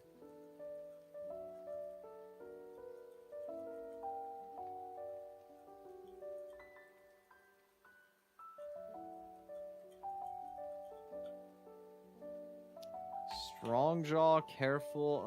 Okay, that's fine, I guess. That's terrible. Well, it's not good. Can it do interesting stuff later?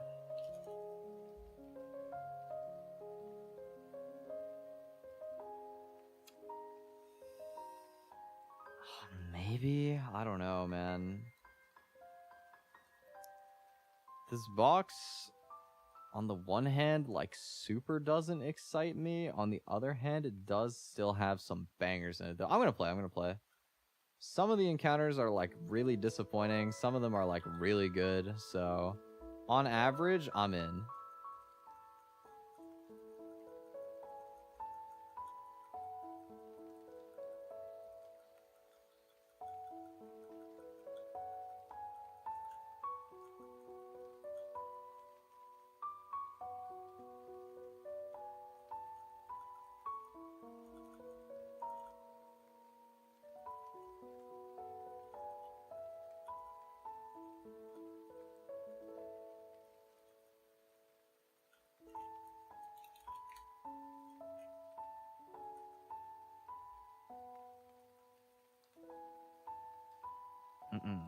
Okay.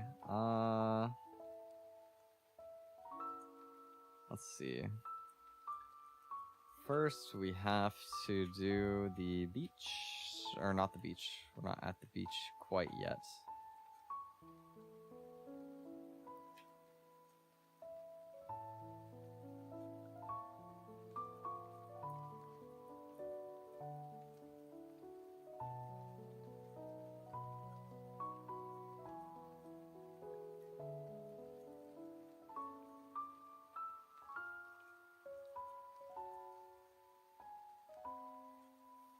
Dang, that doesn't kill? Okay.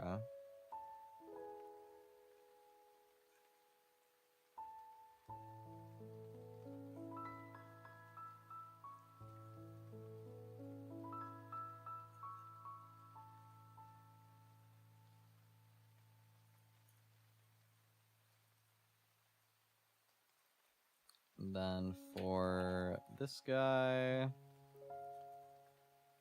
print plup beats the main thing. I need this. Ooh, wait, my Mienfu is really slow, but no, it's still gonna be faster than the Munchlax. We're not that slow. That would be something else.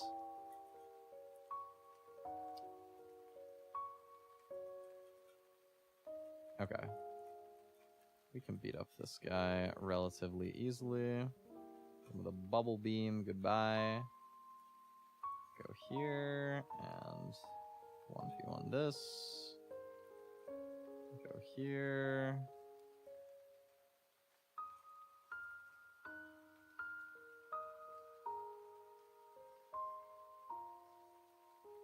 Rude.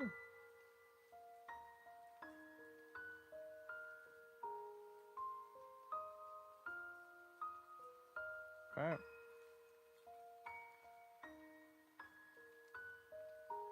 Go for fake out, and then a rock smash, and we kill. Alright.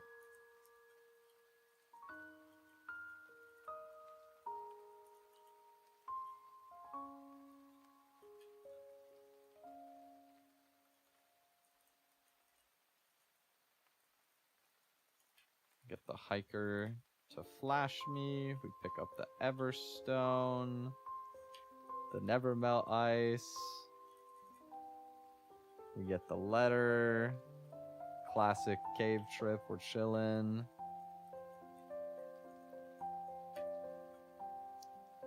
And then we get a new Pokemon.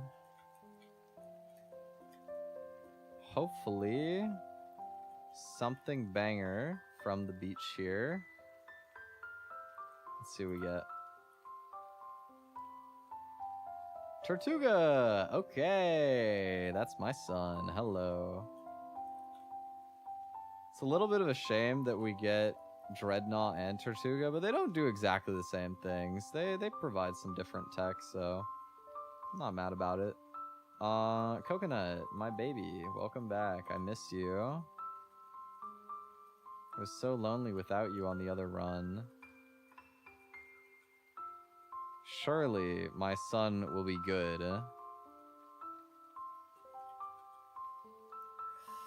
Timid Solid Rock. Timid's not great. Solid Rock is phenomenal. IVs are mixed.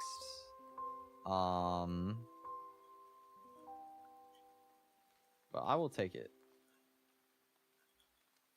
I will definitely take it.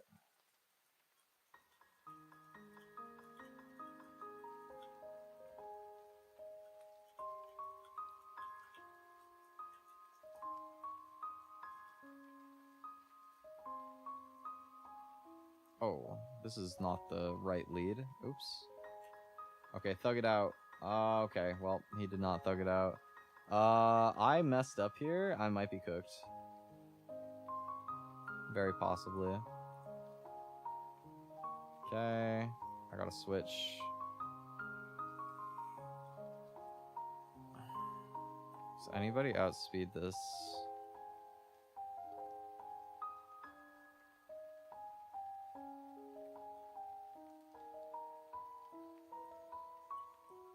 Vivian outspeeds, and I would imagine one shot's a smoochum. It's a smoochum. Like, come on.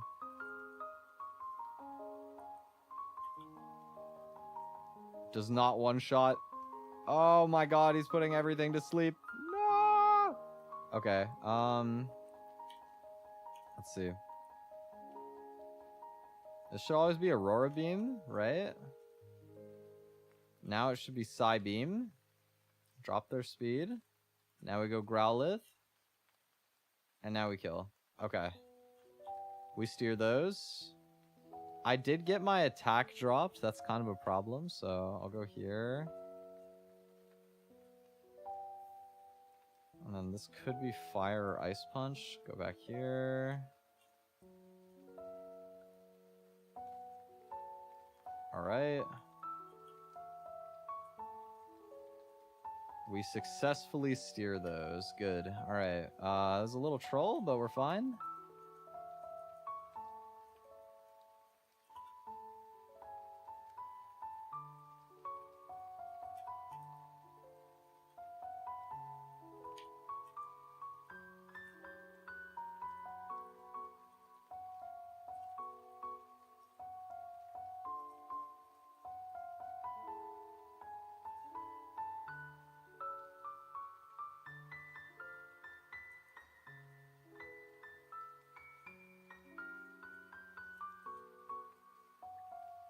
Oh, I forgot this thing has Ice Fang there. That was a little bit reckless of me.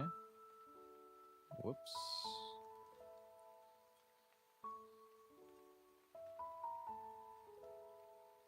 It's alright. No harm, no foul. Alright, let's see.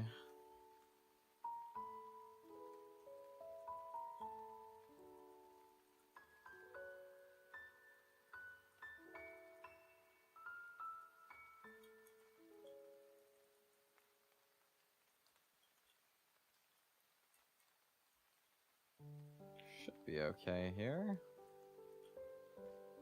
Rain Dance goes up. Take this kill. I'm gonna go Prinplup.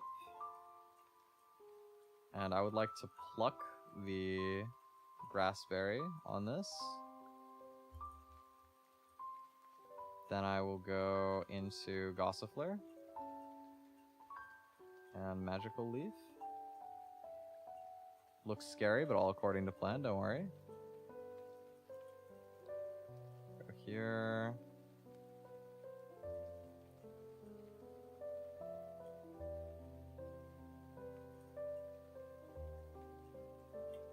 Alright. And then while we're at it, just blow up all the bugs as well. Cool. I'm speedrunning this beach segment. Let's see. This fight probably is going to be a little bit scary, actually, because of the Luxio.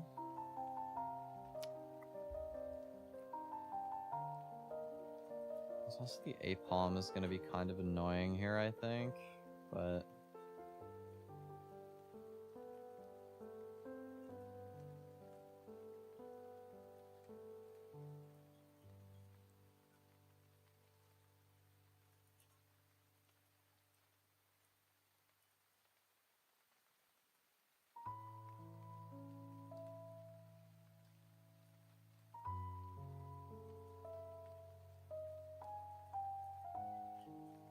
we should be okay. I have these fights like so memorized, man. It's actually crazy.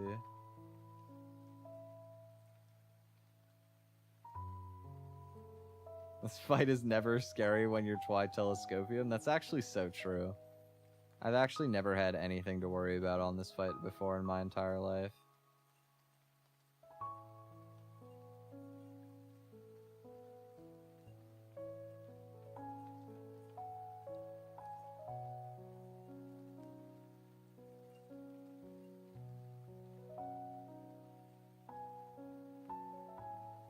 Yep. That was, in fact, very easy. Thank you, Echo. You know, I was thinking for a moment, what if some stuff that could go wrong did go wrong? But I forgot to consider that I'm Twi Telescopium. And you really recentered me around that fact, so thank you. Thanks, bro. How's it going? Hope you're doing good. Welcome, welcome. I guess in like a pinch, I'd like to have Mienfu.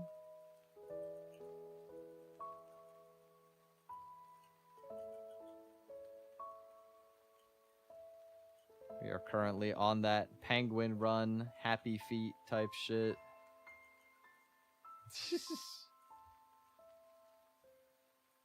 Hit myself in confusion type beat. Okay, there we go.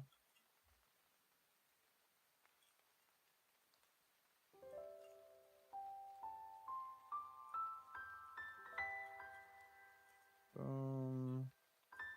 Go here.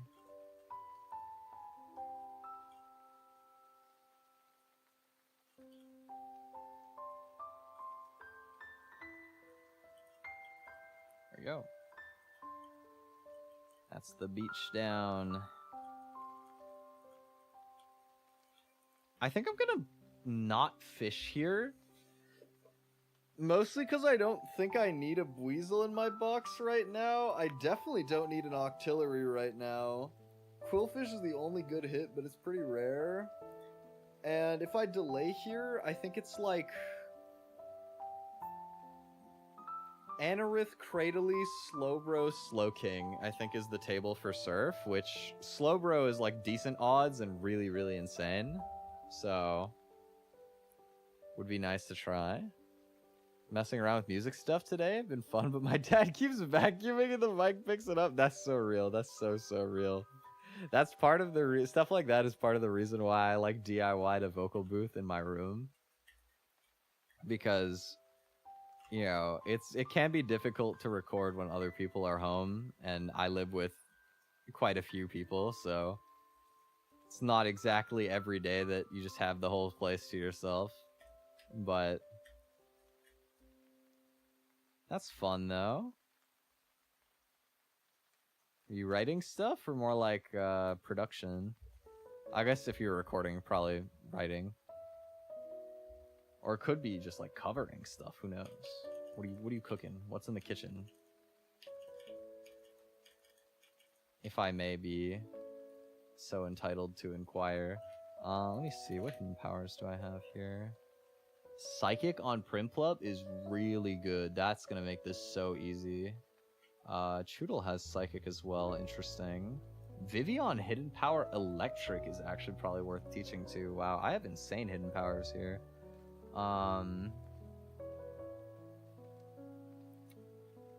Yeah, okay. Let's see, so I want this.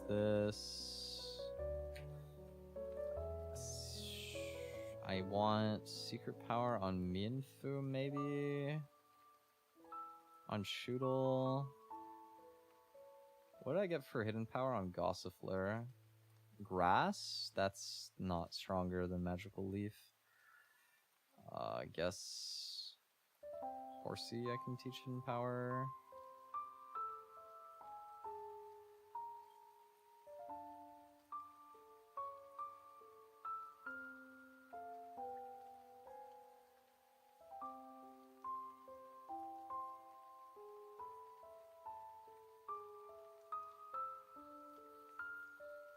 Honestly, hidden power on this is probably worse than secret power, though.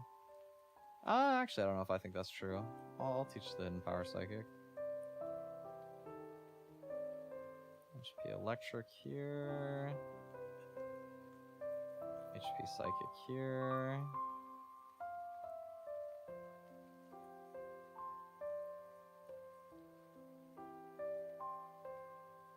Then I want... actually, to be honest, that's probably all I need to teach for this. Okay.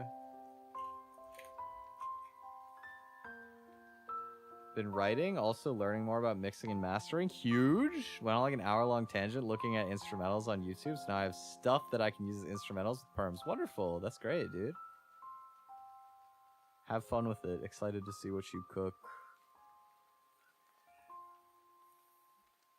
Alright, speaking of cooking, it's time to cook the museum line. Let's have a look at what I can cook. It's... Tortuga on lead, probably. Looking at my box, I think that's my only totally safe lead. Actually, I'm plus defense Growlithe. It could be Growlithe lead too, right? Oh, but my attack stat sucks, so... It is a 94% to 2-hit KO. That's pretty respectable. I think I'm gonna do that, actually. I'll roll with that. Skrelp. Hidden Power Psychic Primplup is such a banger pull for that, I can't lie. That's so lucky. Here's the scary part about this Tortuga.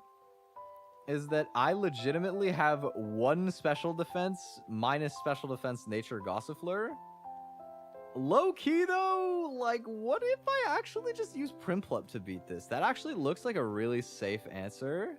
I've never done that before, but that looks very safe here. And so maybe I want to like chip the Skrelp with somebody else first so that Primplup can come in and I know that I kill it without getting poisoned. Choodle's a decent option for this. Out of curiosity, that's 26. Secret power is 21. Yeah, so the hidden power psychic is better. Or wait, I also have Natu. Natu does like huge damage. Primplup comes in, cleans this fight. Fight number 2.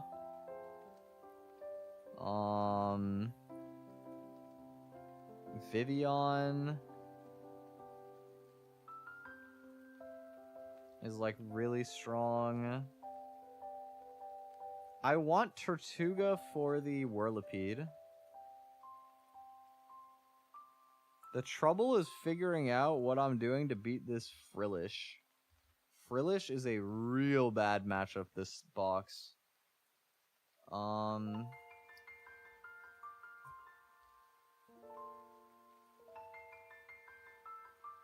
Like, I might not have the best lines around avoiding hidden power or like cursed body shenanigans. It's probably just a team effort in a lot of ways. I might feel better about it if I had the party space for Gossifleur to like get a speed drop for me, maybe deal some damage. I think it is Gossifleur over like Natu. I should be okay without Natu. Or like, is it Natu over Choodle? Probably not, because Natu risks like crits a lot more. Yeah, okay. Okay.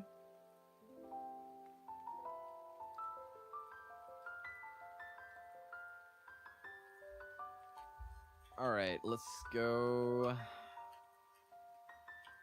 with this box.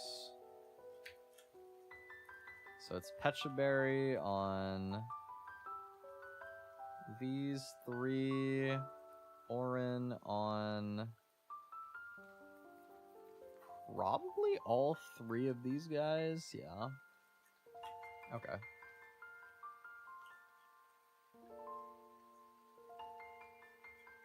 Yeah, Museum is a tough fight on Penguin Box. It's not quite as bad as on Monkey Box, but it's still tough. So we go Covet here. 94% that we get the 2-hit KO. Which we do. Nice. Skrelp in. This should always be Water Pulse or Toxic. Should be Water Pulse, though. We get... Oh, I'm not Shell Armor! I forgot I'm not Shell Armor. Bruh. Okay. That's whatever. They protect, sure.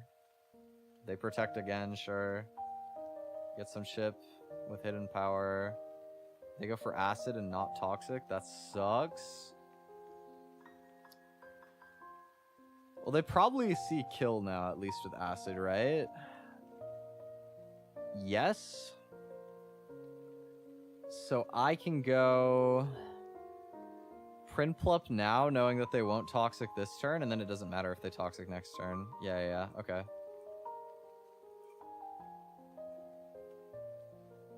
Yes. Goodbye. And now we're hoping to not get hit by like ancient power boosts. It's like a chance to two-shot with Bubble Beam. It's 60%.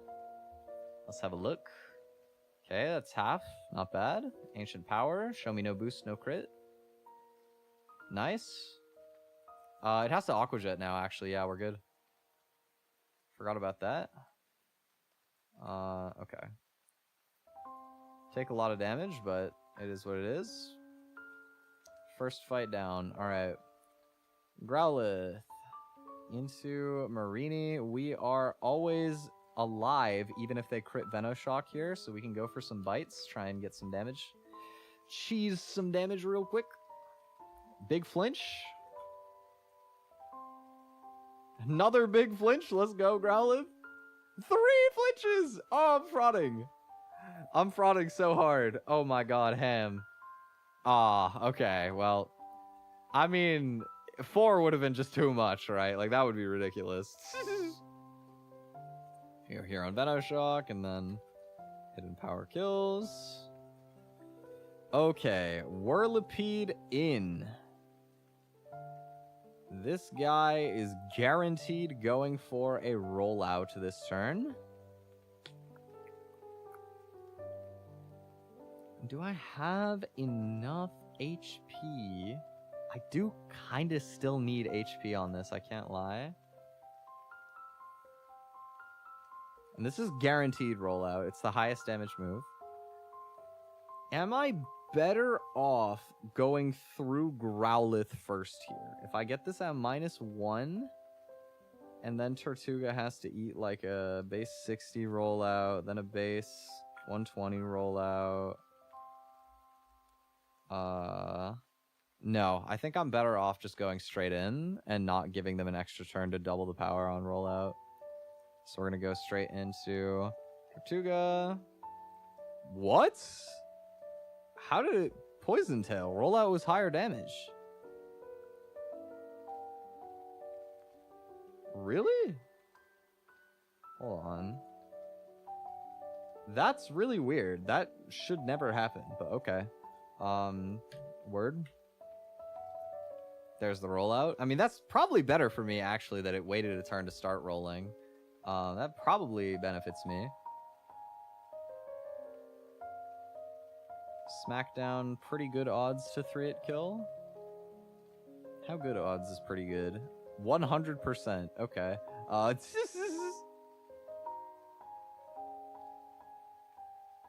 It's not actually technically true, but the calculator does not lie. Aqua Jet kills here, so I actually would rather just take this Rocky Helmet tick.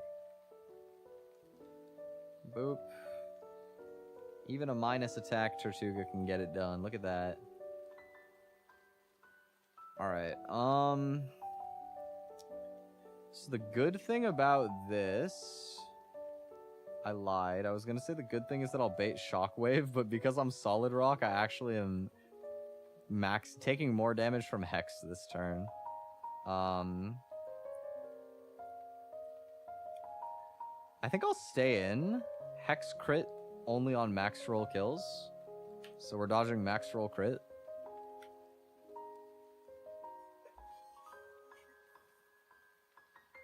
Nice. And now I am dead to every move. All moves kill.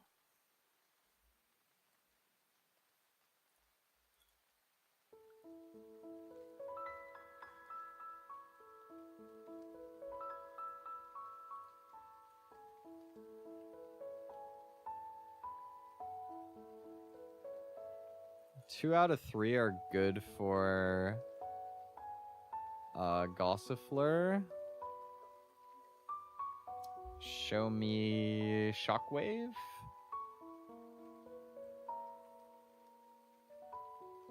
Nice. It's perfect. That's one speed drop. They do not recover here. I think I'm good. I think I won. Because this is -2 speed. I guess if I get curse bodied again here. If I had leafage, then I would be good. But I didn't teach leafage because I'm stupid.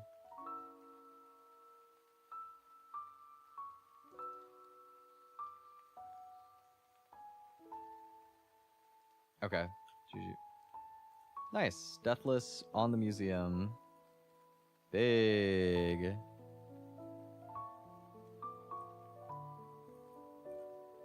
Very clean. And also I realized I forgot to go fast text option as well.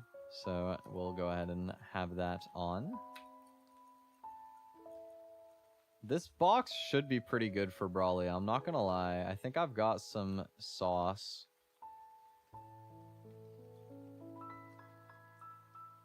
In my box.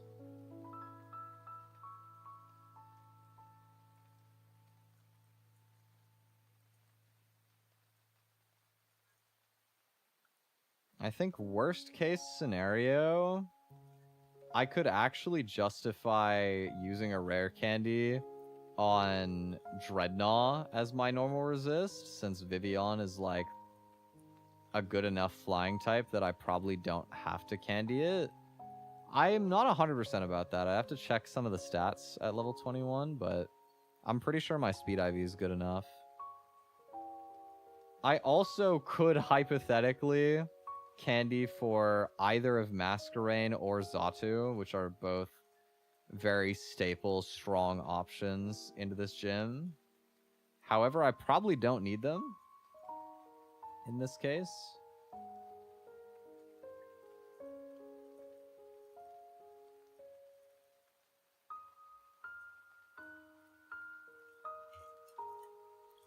I mean, a lot of how I plan to do the gym will depend on what we get from 110 in Granite Cave, right? That's going to be a big portion.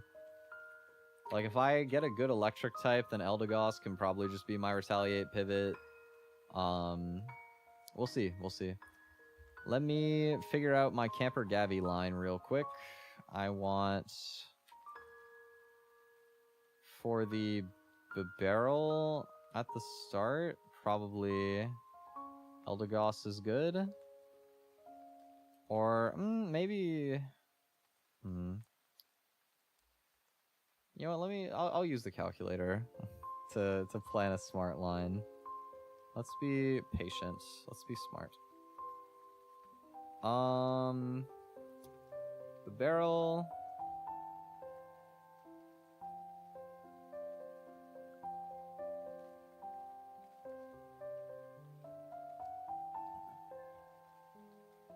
I'm so slow, though. If I go, like, Silk Scarf, 12 plus 44 is 56, so Fake Out Force Palm is guaranteed kill. I never die to Pluck, max roll crit. And I don't have to worry about headbutt flinch because of inner focus. Okay, so can't say I've ever used Silk Scarf Mienfu as a lead before for this, but it will do. It does in fact work for that. Seadra on the Ponyta. Can I... How much damage does Electric deal? Not that much. I live like double crit, especially if I'm Oranberry. So I'm gonna go Primplup to pluck the Citrus Berry, and then I'll go Eldegoss. And then Vivian 1v1 the... Probably...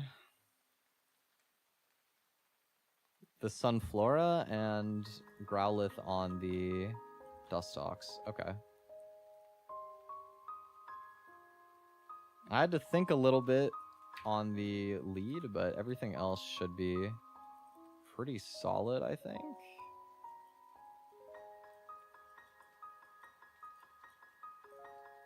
Let's go Camper Gabby. Let's square up Fake Out. Force Palm. They just Super Fang for highest damage. That makes sense.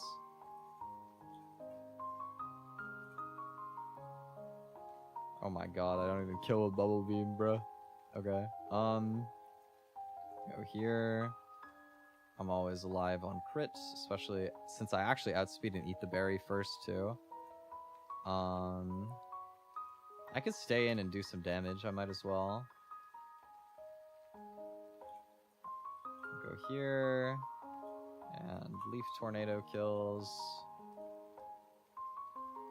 Go here. That's the wrong guy. I just threw. Not smart of me. And then this one's gonna get poisoned by a Sludge Bomb. Oh no, it's Leech Seed. Okay. Kill. I mean, this should beat Dustox anyway. It doesn't matter. I outspeed and I two-shot, so since I'm already in, we're fine. Okay. A little silly. I switched into the wrong guy on the Grass Whistle, but it's okay. I was just saving my Chesto Berry, you know, limited resource. I was tactically keeping it for later. But I didn't need it. Okay. As I explained earlier, we really want to pull Mareep or Electrike here, so that we have a 50% chance to get Togedemaru in Granite Cave.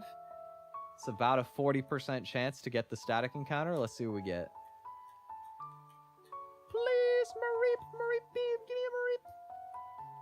Ah, Shinx. Okay. Alright, fine. We get a Shinx. Womp womp.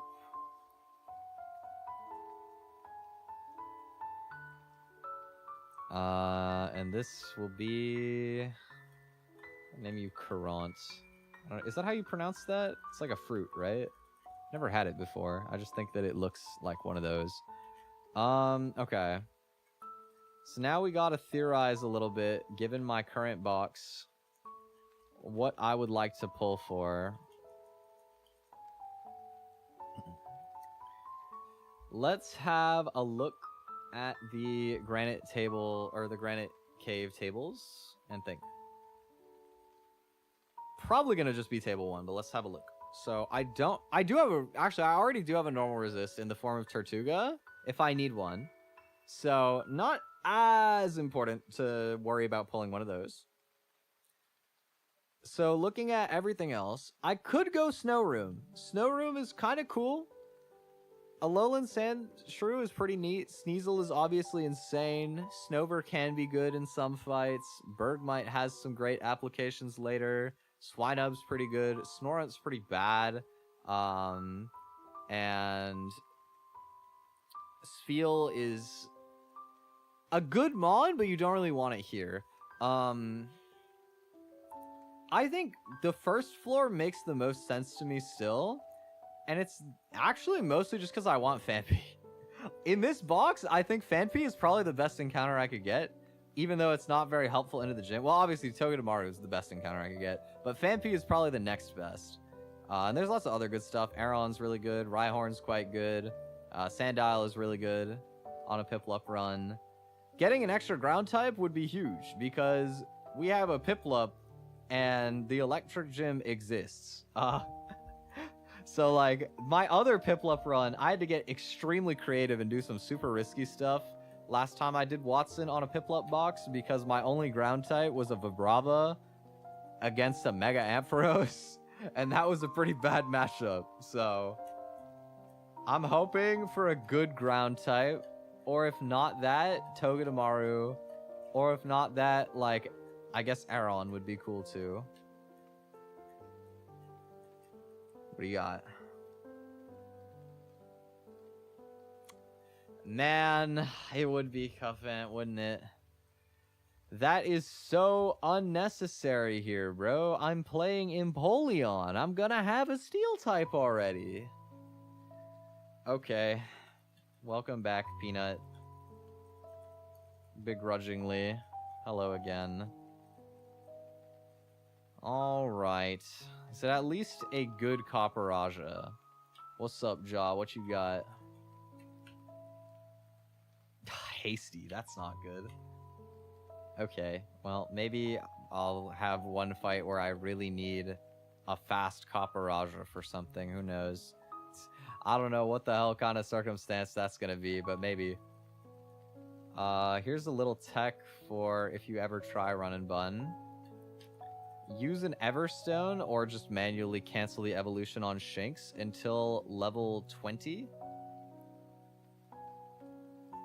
You want to delay evolving this too early, and the reason is that if you wait all the way until the level cap of 21 and then take off your Everstone Evolve, you will get early access to the move Covet, which is really useful to have a fairy attack into the fighting gym, especially since there is a Scraggy, which is 4 times weak to fairy.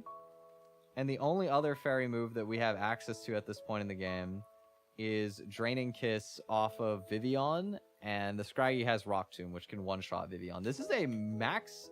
This is a, wow, really high defense IV, plus... well, not really high, but high HP, decent defense IV, plus defense nature.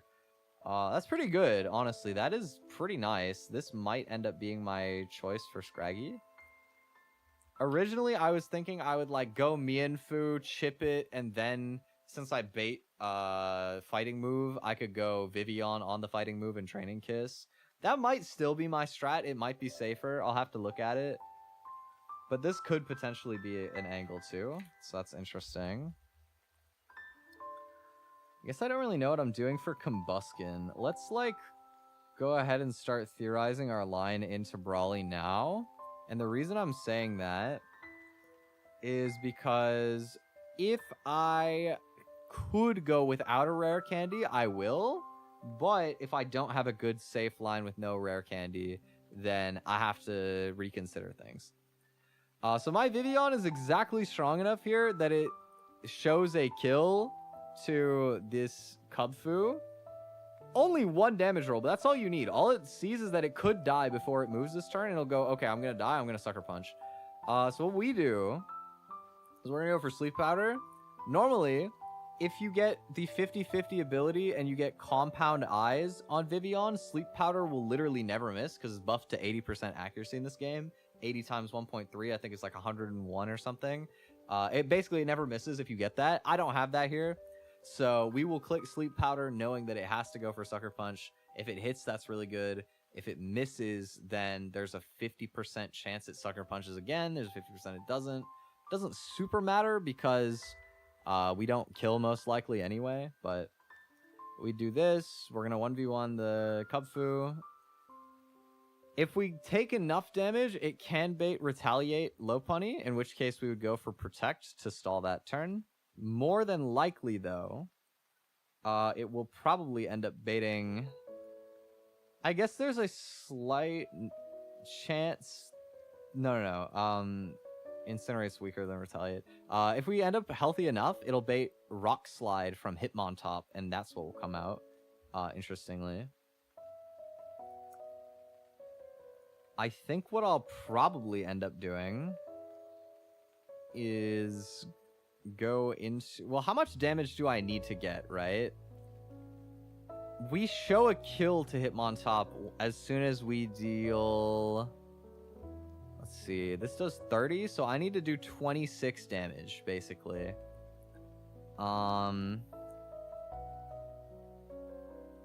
Covet will never quite get me there.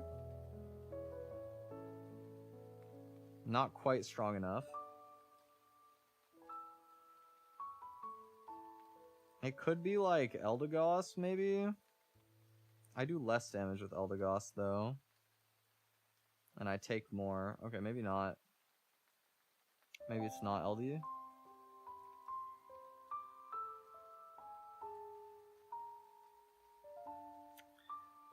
I don't think I have anything stronger than this, right? This is my highest damage move into it.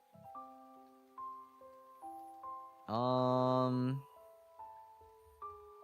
mean, if I go Oranberry, this is gonna be like 30 plus 40, 70%. I'll take the numbers. 19 plus 24 is 43. So I will take, that puts me down to 19 plus Oranberry is 29. After that, I live a Mach Punch, but the problem is that then I'm dead to Pursuit, and it'll go for Pursuit and kill me. So what I do, actually, because I still always bait Mach Punch. Well, I don't technically always bait Mach Punch. If I got the maximum damage roll of Rock Slide, the minimum roll of Mach Punch, and then it flipped a coin and picked Rock Slide, I would just lose, but that's a risk that you normally take. I go here on Mach Punch. I'll still be out of the range where it has to keep Mach Punching after the Covet, so it's going to go for Rock Slide. I will go into Mienfu on the Rock Slide, which still does more than I would like. Oh, it'll be -1 though, actually. So we go into Mienfu on Rock Slide. We throw in a Fake Out here for a little bit more chip damage. That'll always get us to 26, which is what we need. And then this baits Mach Punch again. We go back into Vivian, and then Vivian always kills with Air Cutter. At this point, I think we bait Lopunny, and then I can protect. We probably bring... Let's see. I gotta see what else I need to win the fight still. I need Eldegoss to beat the Poliwhirl. I'm thinking probably Prinplup is gonna go against the Combusken. And then we're looking at still doing Mienfu into Vivian on the Scraggy, which means that I actually do have an open team slot. So the question is, who would I like to switch into on the Lopunny? It also could be Tortuga against the... It's actually probably Tortuga against the Combusken, and like Prinplup on the Lopunny, right? I think that's the correct angle. Because Prinplup doesn't take too much damage against this.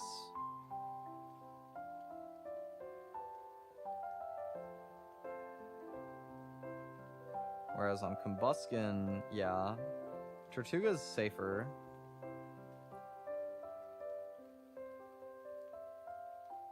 Okay.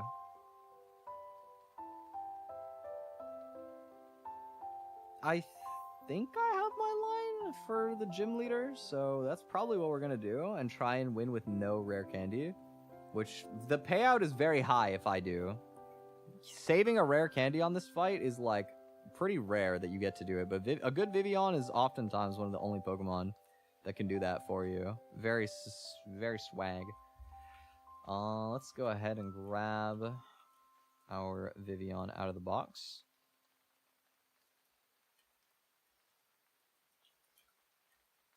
Cherry Berry, and we'll Cherry Berry like this guy for backup. Alright, time to bulldoze some gym trainers. Let's go.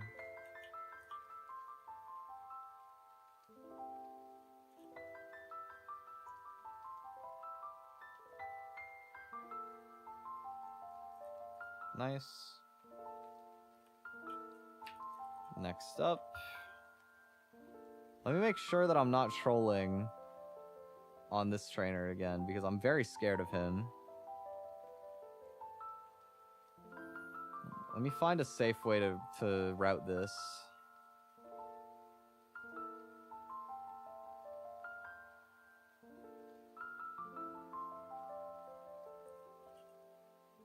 Okay, I want Cuffant here.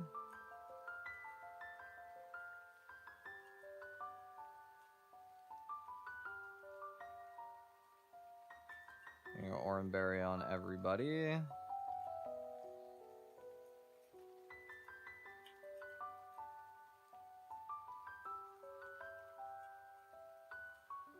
So this turn should be Pin Missile. I'm going to go into Courant here, get an Intimidate. This should still always be Pin Missile. I'm gonna go here. This should now be Rock Smash. I go here to drop the speed. And now this should be Pin Missile again. Vivian will live. I outspeed. Just about guaranteed kill. There we go. Nice. Alright. Much cleaner that time.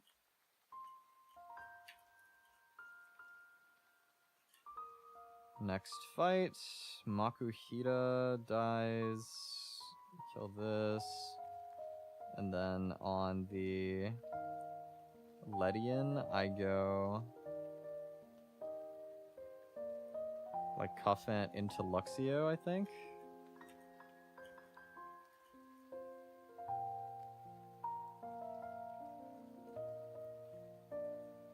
Protect on Fake Out. They Bullet Punch as I kill.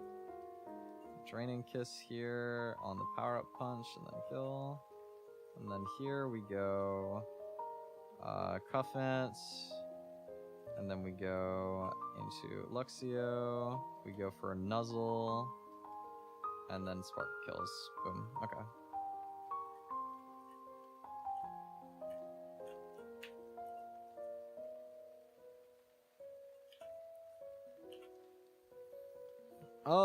Next up, Meditite.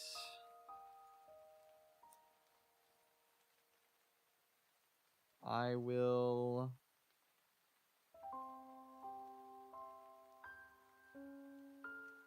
What's my best option here? Probably just Primplup. Like, lead Intimidate, go Primplup. Machoke. I can beat with Vivian. Vivian shows kill rolls to Girder as well, so that makes everything easy. Okay, cool. Or wait, normally I don't actually fight this guy first. I fight the Breloom first. That's Vivian on this. Primplup on the Baniri.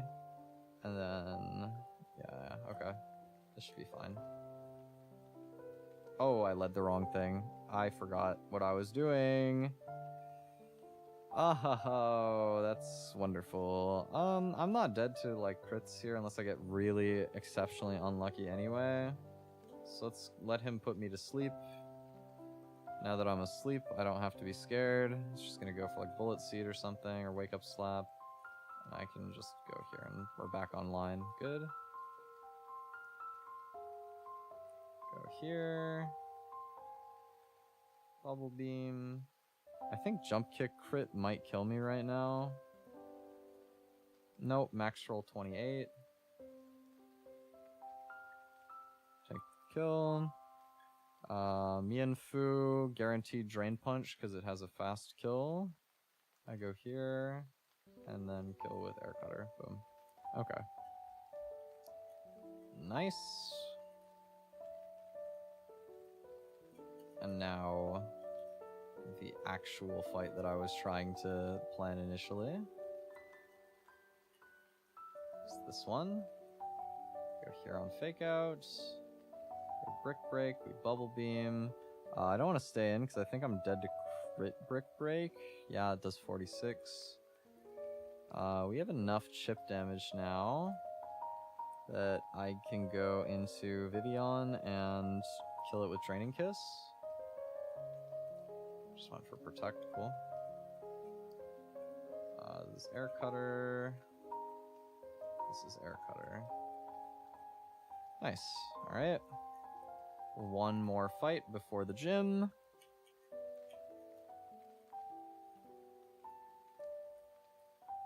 Do I even outspeed the Kecleon? I do. Yeah, okay. Kecleon loses to this 1v1, so it'll be me and Fu. With a Cherry Berry. Gauntlet.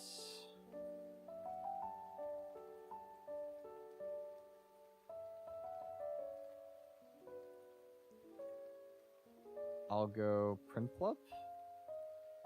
And then Seadra for Pignite. And Cherry Berry on Vivian for the... What's it called? Jangmo? No, Hawkmo. It's the evolved one. Okay. Let's roll.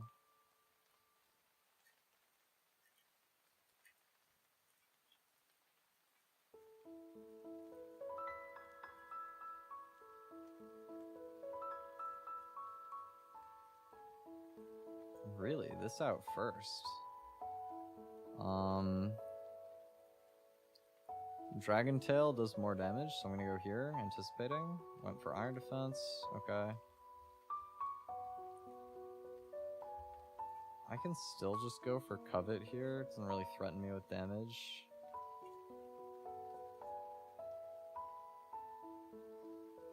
Okay, now I'll switch. And Draining Fist skills. Gauntlet. Wait, Gauntlet first. Oh yeah, that makes sense. I can get some chip with the Air Cutter. Then go into Kiwi and Bubble Beam. And if I'm already out here, then I might as well just go for Bubble Beam here. And we get the range, cool. Alright. So all the gym trainers down. We got a plan for Brawly. Is it gonna work? I'm not sure. But I do have a plan. So let's switch over to the in-game music. Hear that beautiful Pokemon Center chime as I fast forward through, my bad. And let's make sure everybody's got an Oran Berry.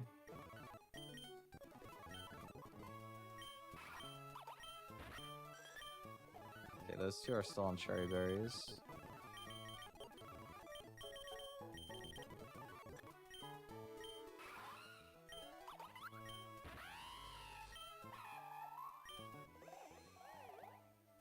Okay.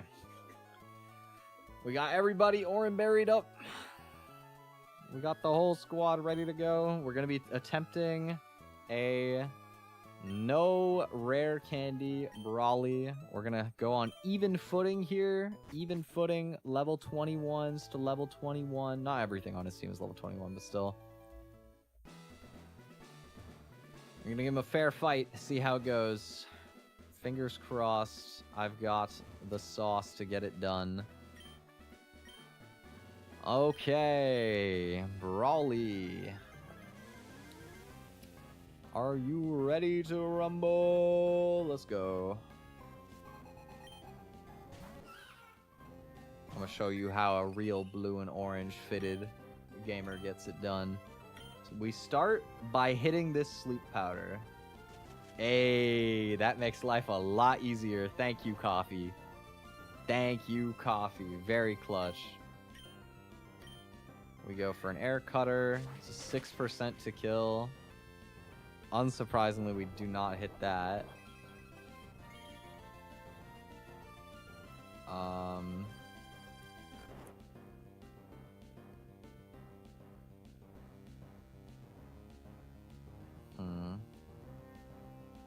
Does it stay asleep? Probably. It does wake up and go for sucker. I should have, like, protected and waited. Oops. Hopefully I don't regret that. I wasn't sure, like, if the AI is asleep and goes for Sucker Punch and it fails, if that counts as a fail or not. We get Lopunny in early here. That's actually probably not that bad. I'm gonna protect. Well, I guess it could be kind of bad because the way that I was planning on baiting the fight is no longer, like, quite as concretely solid. I'll take a little damage on Tortuga. I think 1 doesn't matter. I hope that 7 HP isn't the difference against the Combuskin. We'll see. Alright. Straight into Combuskin would be great. That's perfect. That is actually so perfect. Okay, wonderful. So here we go for Brine, and Brine into Aqua Jet should always kill. We have Solid Rock, so we're safe against these double kicks.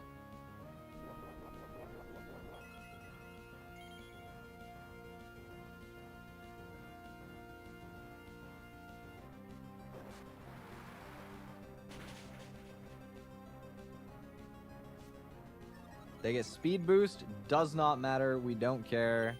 Aqua Jet goes first and does pick the kill. Perfect. All right, amazing.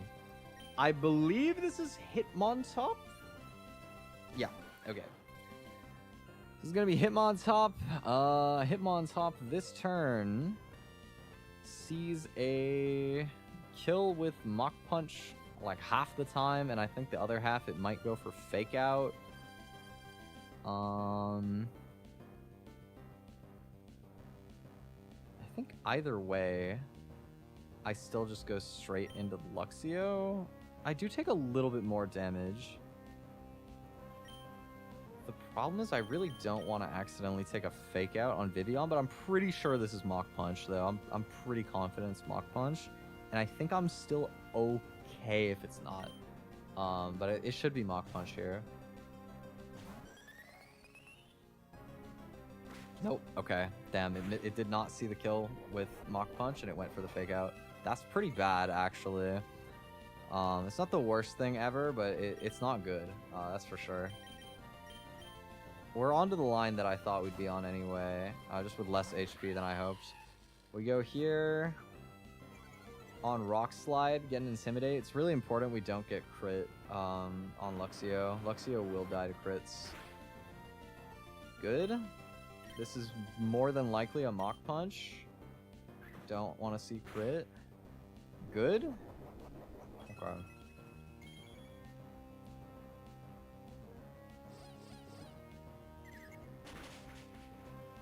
So this turn is another Mach Punch.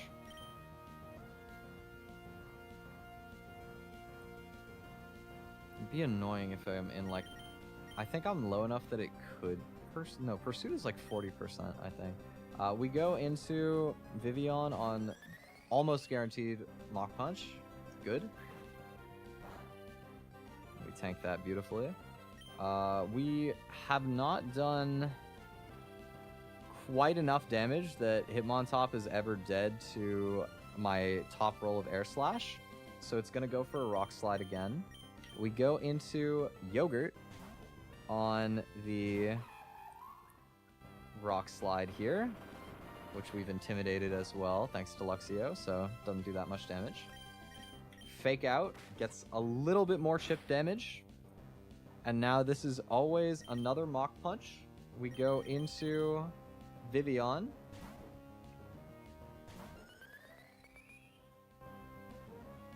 Perfect. And Hitmontop sees that I kill it with Air Cutter. It's going to use Mach Punch to try and get some chip damage before it dies. We can exploit this by going for Draining Kiss, even though it won't kill this turn, because we're going to heal off more HP than the damage he's dealing by giving him an extra Mach Punch.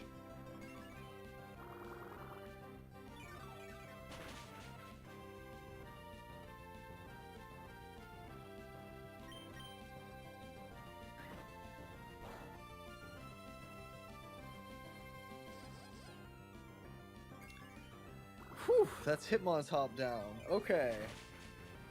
Okay. Good.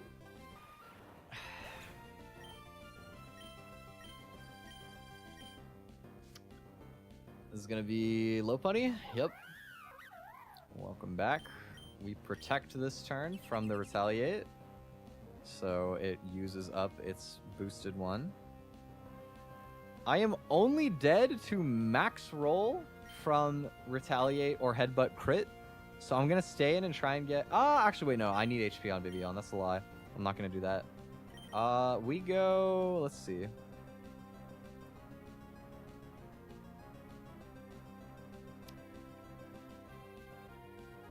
Okay. We're gonna go Tortuga here on the normal move. This will help us beta Drain Punch.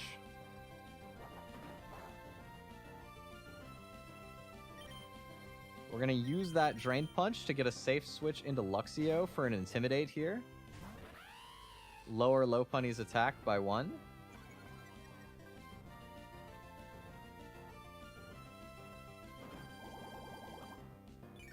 We'll heal a bit, but it is what it is. We're gonna go back into Tortuga on the normal move again.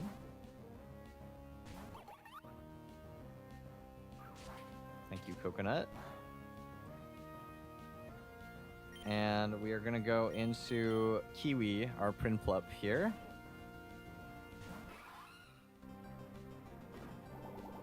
And this is not a like foolproof 1v1 by any means. I could get crit, there's headbutt flinches, but I'm doing my best to give myself better odds. Nice, no flinch, no crit, beautiful.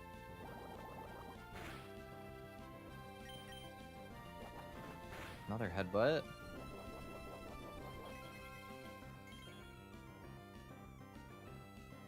No flinch again, perfect. No speed drop though. I think my best move is still to Bubble Beam. Nice. No crit, no crit. Nice, perfect. Okay. Amazing. Huge.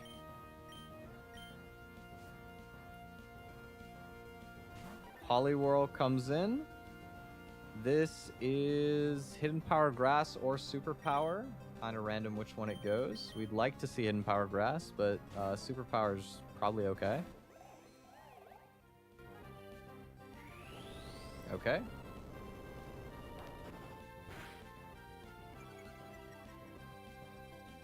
Leaf Tornado has a 1 in 3 chance to kill.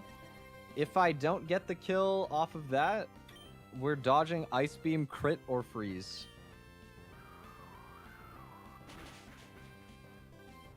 Okay.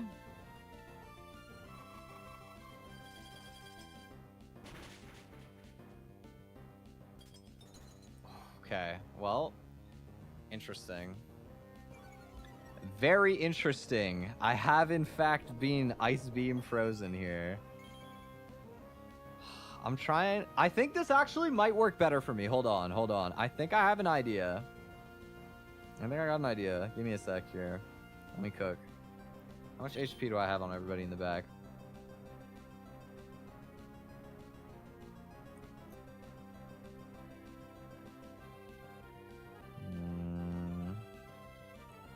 Maybe it's not as clear cut as I thought it was actually. Right? Oh, hold on, hold on.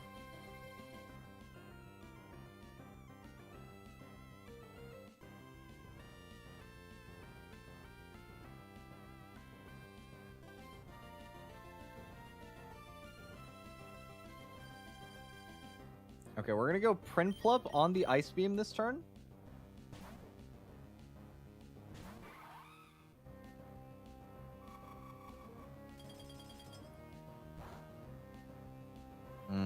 Okay, got the higher roll. This could be Superpower, which is a little unlucky, but there's a good chance that this is Hidden Power Grass, which could be really big for me. Alternatively, hold on. I know this turn is always Hidden Power Grass or Superpower. I could go Vivian to kill this. And then I bait, like, Rock Tomb to switch in on Mienfoo, which is, like, pretty low damage. Then I get, like, Fake Out into Force Palm into... Draining Kiss, not, like, quite guaranteed. Maybe it's... Fake Out, like, Rock Smash, Force Palm. I think it's Vivian first here. I think we go Vivian here on Superpower or Hidden Power Grass. Okay. That's better for me, I think.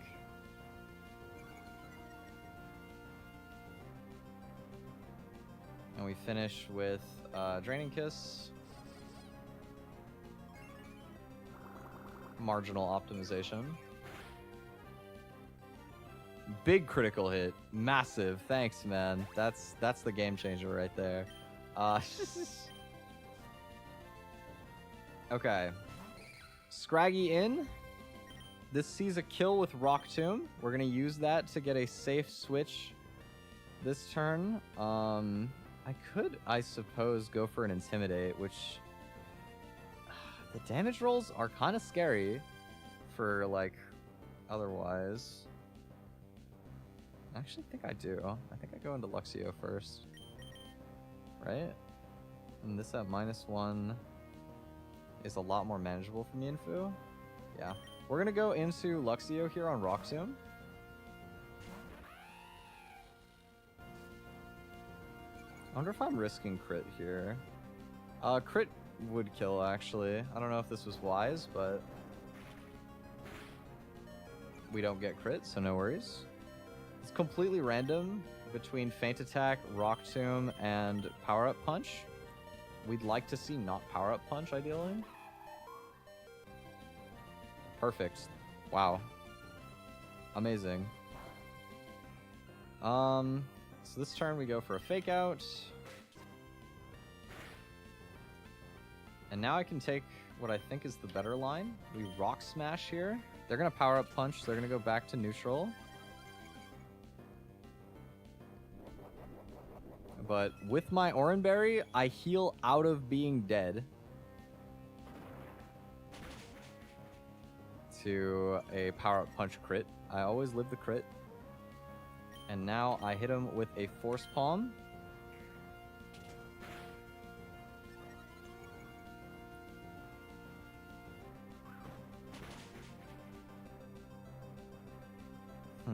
Okay. Here's where I'm troubled, is I remember a lot of the times that I've done this fight, the AI goes for rest even when it has a fast kill. But last time I said that, it did not go for rest. It just killed me. So let me try and review my knowledge of the AI here. First of all, the AI is currently I believe one of the important things is that it's dead to what I'm clicking this turn, but not if it heals, which is true. It's faster than me. It dies to Force Palm, but it lives the Force Palm if it recovers. And so the AI will decide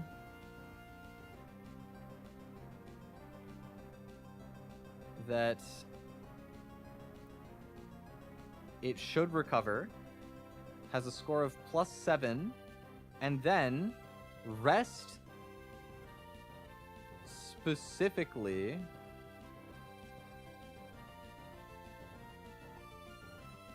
when the AI has a score of, when it has the Shed Skin ability is +8. So if I'm not mistaken, there's a score of +15 for healing and only +12 for a fast kill. This turn, it should go for rest. I was wrong. Okay. So it's not additive, it's +8 only, and I lose my fighting type. That's really bad. Man, what the hell, bro? I've seen it rest in these circumstances before, but it doesn't now. I don't know why. I don't get it. I mean, the fact that it was Feint Attack, I believe, means that I wasn't safe to switch back into Vivian anyway. Yeah, no, I would have been dead. I would have lost my Vivian to a crit if I went back. Okay, well, That's one death. And it could be a pretty bad one, truthfully. But, like, here is the upside, right? It was a really bad Mienfoo. It was not a good Mienfoo by any means. But it was our only fighting type. And that's the, like, tricky nuance about it, is that, like, losing it isn't inherently, like, the most influential guy to lose. But it has a lot of fights that even a bad Mienfoo will still do, and now it's gone. So that is rough. Was really hoping we would get that deathless, but we did not. So it's gonna be 07 to our boy Yogurt Fly High. Oh man, well, that is still a win on Brawley.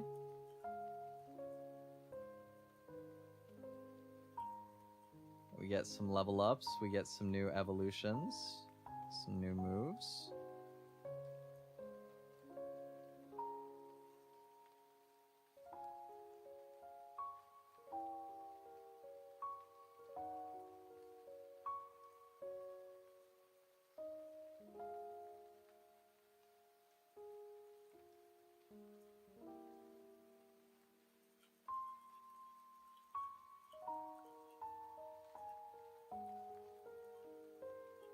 So we can evolve everybody, see where we're at, what we're rocking.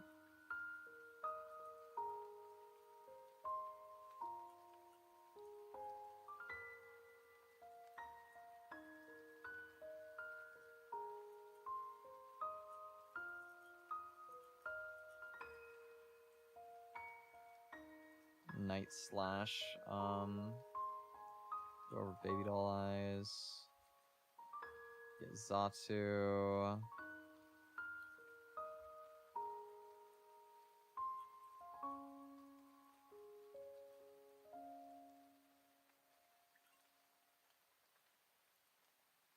Get Seadra. Get Masquerain. I could have considered delaying my Masquerain evolution, but nah. Get Dreadnought. And that's all of our evolving for now.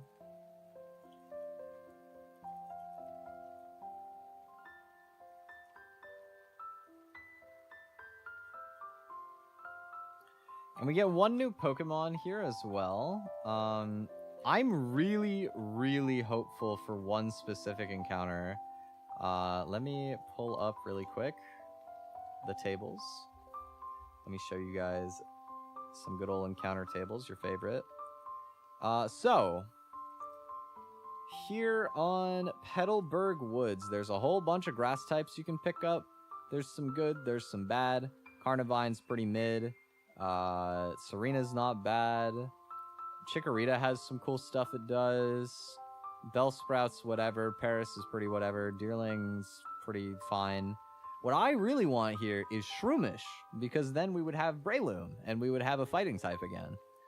It should be noted as well, when we get up to Route 116 here, there's a decently high chance that we will get either a Makuhita or a Tyrogue, and then we could get another fighting type from that that'll do.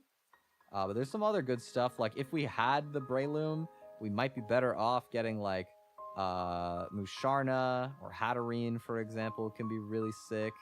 Probably don't really care to get the Nidorans here, but they're not bad either. Lots of interesting stuff to hit. It's the wrong thing. There we go. But I'm mostly hoping to see Breloom in the forest right now. So fingers crossed for that.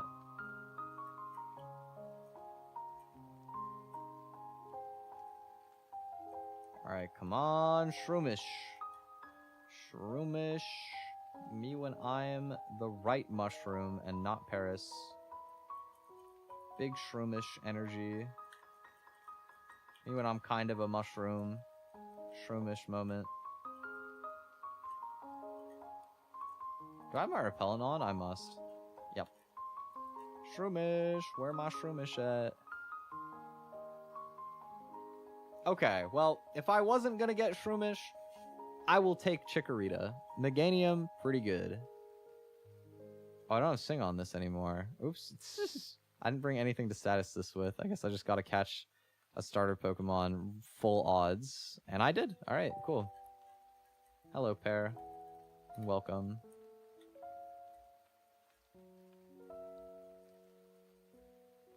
We got a Poison Barb here.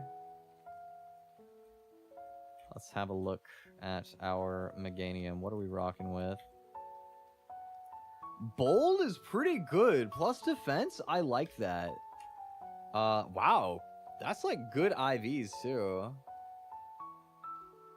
That's very solid. I will super take that. Nice.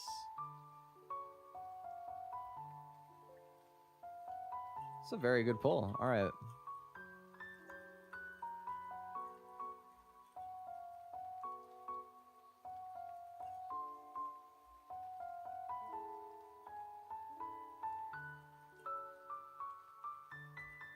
There's a fun strat. We're actually going to be keeping this exact moveset. There is a fun strat against the electric type gym where you can actually stall one of the setup Pokemon with Poison Powder Synthesis Growl. The Growl is the key move there. It's the operative tool in that matchup, which is very funny. I think this is the only place in the entire game where Growl is like super impactful. Not every day you have Growl strats, but this game, you gotta be resourceful for real.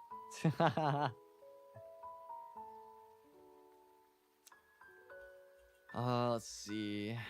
We need Dreadnought. And...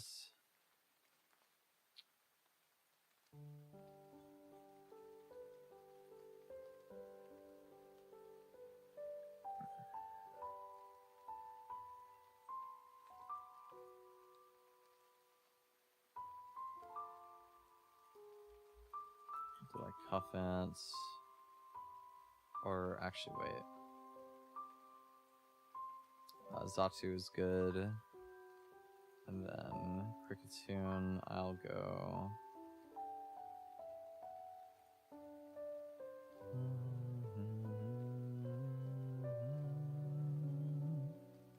just back into Dreadnought should be fine. Okay.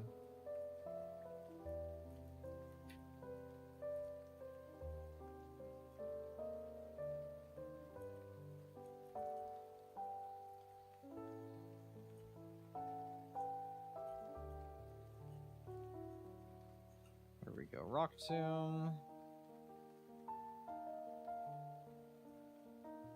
This is Giga Drain. We go here, and then we live the crit and kill with Drill Peck.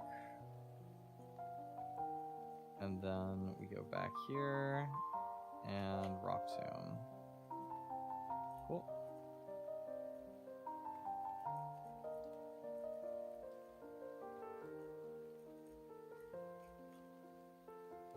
Next trainer, we go Rock Tomb Dreadnought for lead. I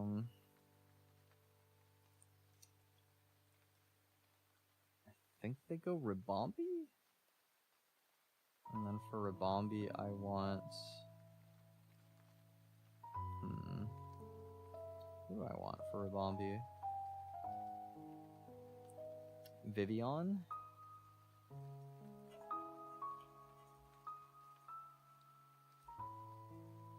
I guess I could bring Cuffant. For Vibrava, I can always go Eldegoss. Should bait a like Bug Bite, and then I can go Dreadnought, and then Shedinja. This is like a bonus mod. I'll bring Growlithe.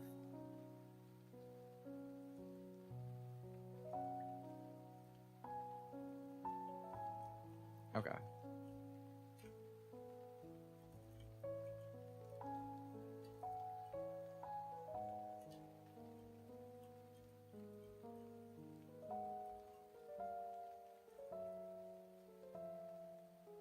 fake tears is scary. -2 special defense. If I get crit, I live. Okay, I do not care then. Yeet. The Brava in. Should be like breaking swipe, right? This is bug bite now. Nope, it was breaking swipe again. That's a problem, right? At -1, I do not kill. Only 62% to kill, so I can't do that. This should be Stomping Tantrum.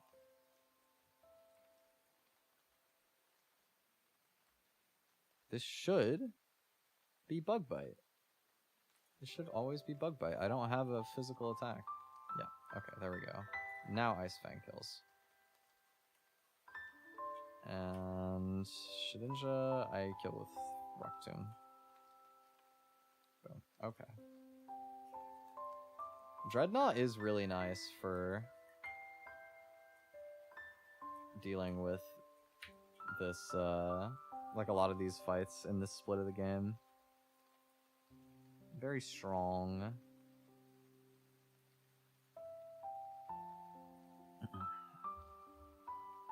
Okay, this Furfrou, I have a pretty good matchup with Dreadnought. The tank damage. Go like Growlithe, Eldegoss, and Dreadnought. And then Mightyena. I do just outspeed in one shot with Vivian, so I just go back into my Growlithe and then switch to Vivian and take my kill. Okay, heard.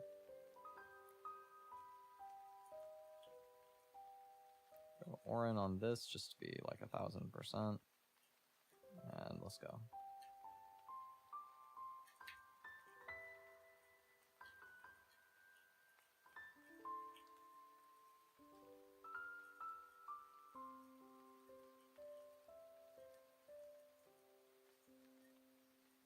What TM does this guy give me? I always forget. Draws the foe close and strikes without fail. TM 04. Oh, it's Feint Attack. Okay, that's what it is. I knew it was one of the moves that never misses. I was just trying to think which one. The game gives you a few of those. Like, it gives you access to TM for Magic Belief, Shockwave, Feint Attack, Smart Strike. It gives you all of them.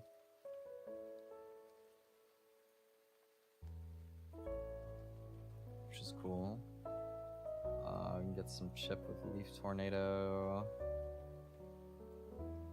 And we'll go here.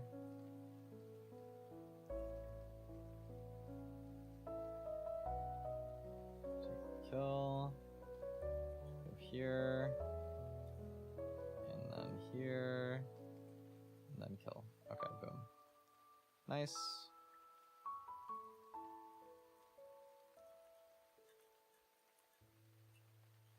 Next up, we got Quillfish Guy.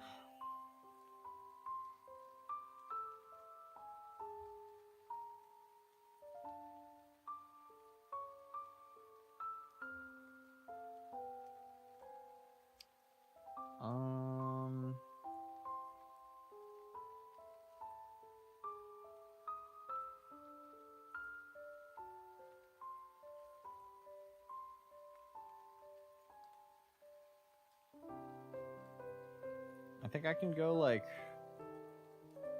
Dreadnought and then probably Luxio on this. Seadra.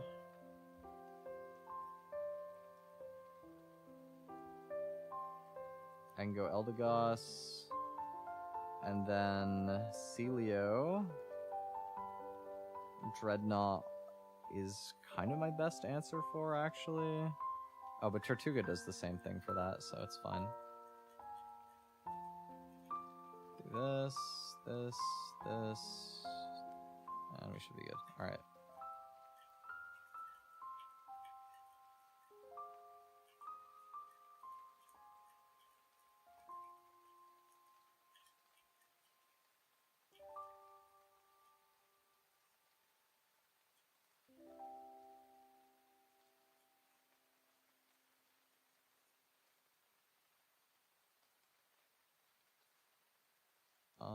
rather stay in and tank this with Dreadnought.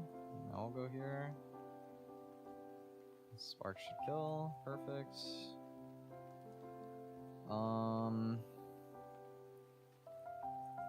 go here. I don't die to crit. Yep. And then I go here.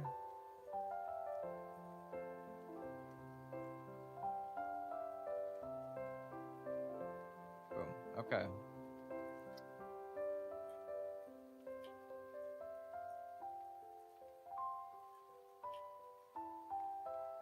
We got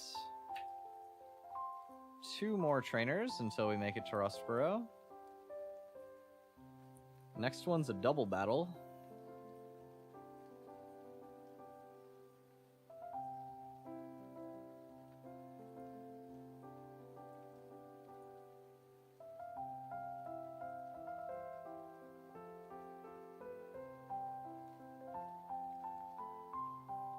I don't have fake out anymore.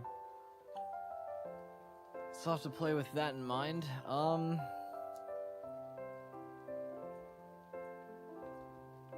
Oh, Bulldoze does. No, Bulldoze doesn't do much damage, but it's still a good utility option, actually. It's not bad.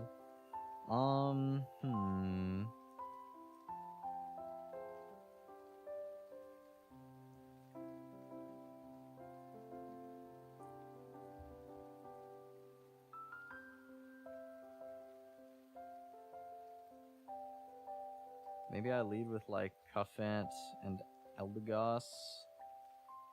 I probably bring my Bayleaf. Luxio is a good bring.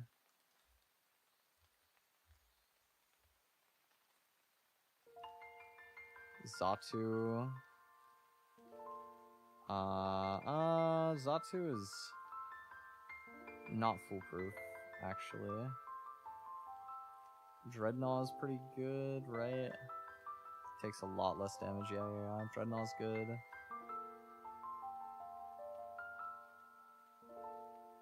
I'm probably Primflop. Just bring all my tankiest guys. Give everybody an Oranberry, and then see what happens.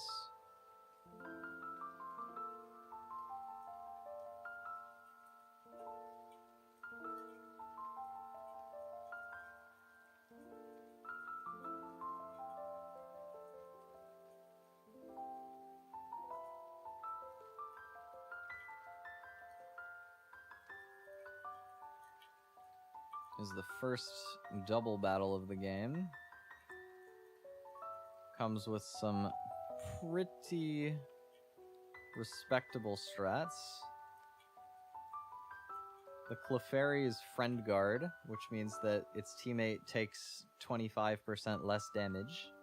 And also, it has Helping Hand and Follow Me to make it difficult to land damage where you maybe want to.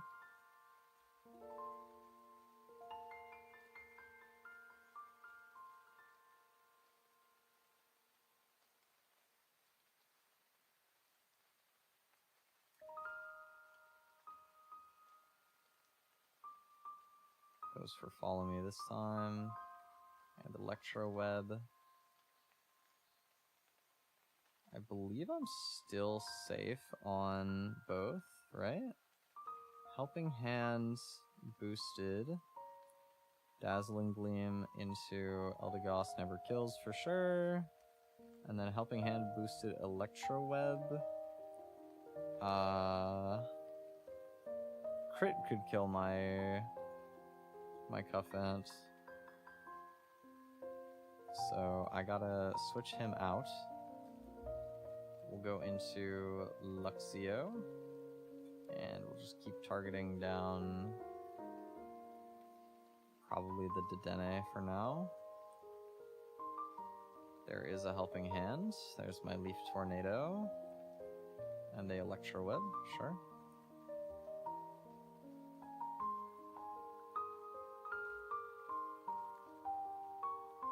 I'll go for a Spark here and a Leaf Tornado here.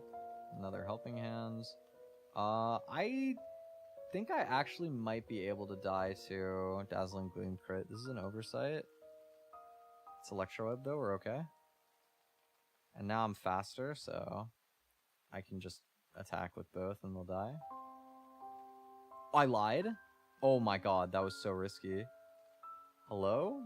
I don't know how I miscounted the speed tiers like that. That was really bad.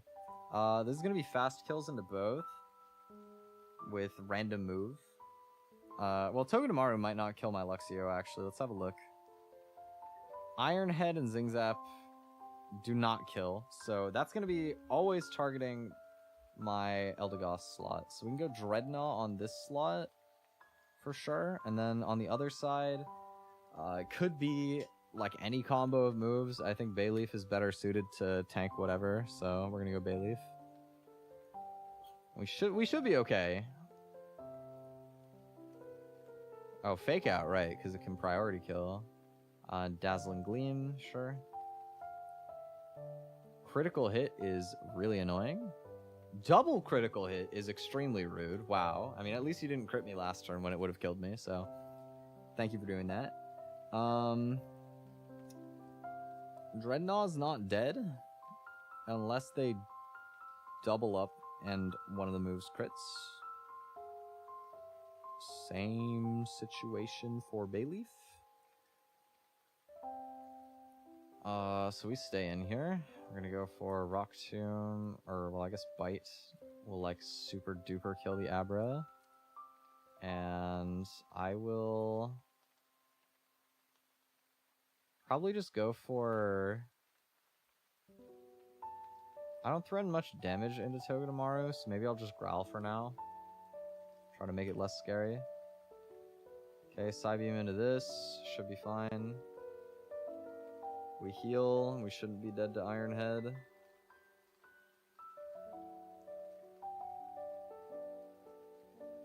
Yep. Take the KO on this. Big crit. Big growl. This turn, I'm gonna Rock Tomb the Togedemaru to get speed control, and I will switch into Prinplup as they Zingzap this, and no flinch, and now I go for Bite and Aqua Jet, and I should kill. Yep, okay. Definitely not the cleanest I've ever played that fight, but nobody died, so we're good.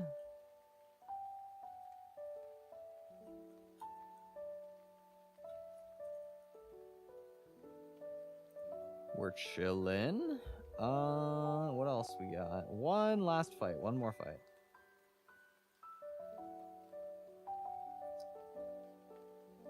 Luminion.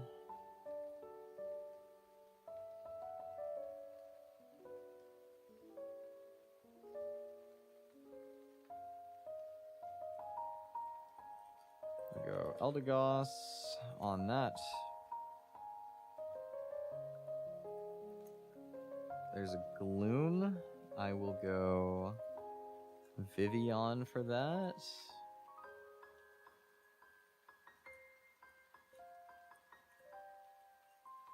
There's a Staravia that loses to Dreadnought. And there is a Numel that loses to Prinplup.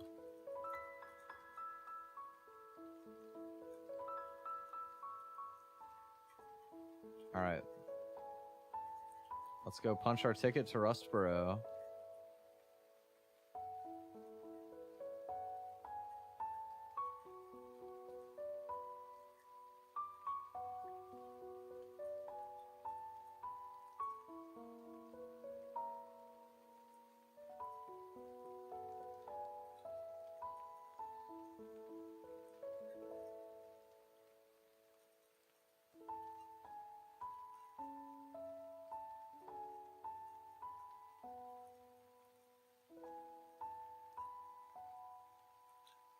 There we go. All right, we make it to the second town. First thing of note, there is an encounter there, as you can see in the grass. But we're going to be delaying it. There's a guy in Rustboro who will revive a fossil Pokemon for you later in the game if you wait. And not only do you get a fossil Pokemon, but also, if you get the fossil, it opens a different area of the map called Desert Underpass.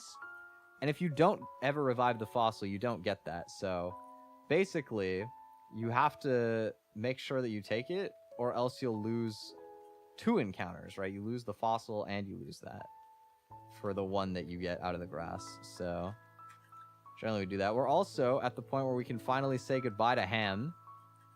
Ham, I think you did good in like a fight or two. I don't really remember, but you did a good job. I'm proud of you.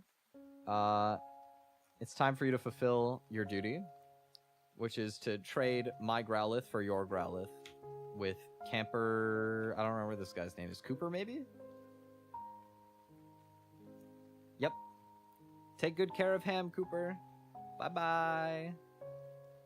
And with that, everybody can say a warm hello to our new dog, Hamilton. Ham's distant cousin? I don't know. The rock one. Look at how fluffy he is. Let's hope that it is good. Let's have a look. Neutral nature. 0 speed is pretty bad. I might have to use a heart scale to fix that. But max HP attack defense is pretty good, and the other 2 stats aren't too bad either, so I'll take that. Solid, solid. Big stretch. We now have Hamilton. And we also get access to at least 1 new encounter. Potentially 2 if we want both.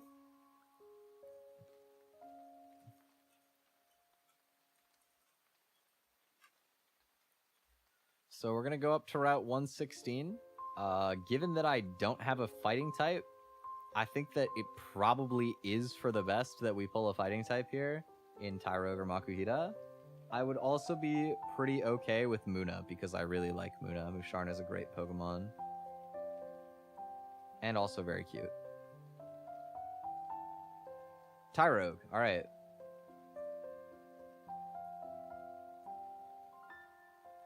I hope it's a good one.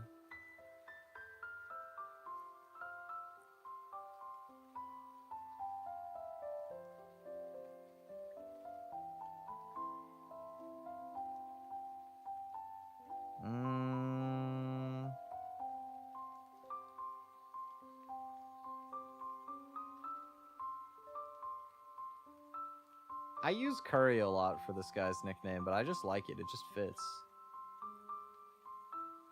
So welcome back, Curry. Finally decided my lunch. What a relief. For a long wait, a long hunger. Let's have a look here. Oh, you cannot be for real, dog. Modest? Okay, at least the attack IV is good. Like, the IVs are still good. This will be a Hitmonchan then, not a Hitmonlee or top. Alright.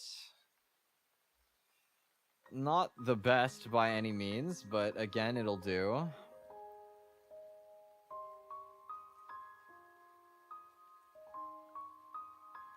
What's the run on now? We are approaching the second gym. We're in town for the second gym. I'm just picking up a couple encounters and then we'll be prepping that fight.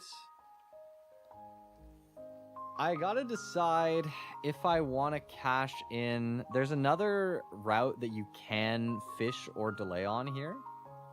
I guess I'll show the table for this as well. So the route is 115. It actually is one of the few early game routes that has 3 tables, but you probably almost never do the first one. So right now we have access to fishing. If we have a bad matchup into the rock-type gym, Clamperl can give you Huntail's pretty good. Krabby is useful for some of it. Corphish can be good. Shelter can be quite good. Clauncher is pretty bad. Remoraide's pretty bad. but it can be good for this gym, I guess. Quillfish, kind of outscaled at this point. And Basculin is like god tier, but it's only like 5%.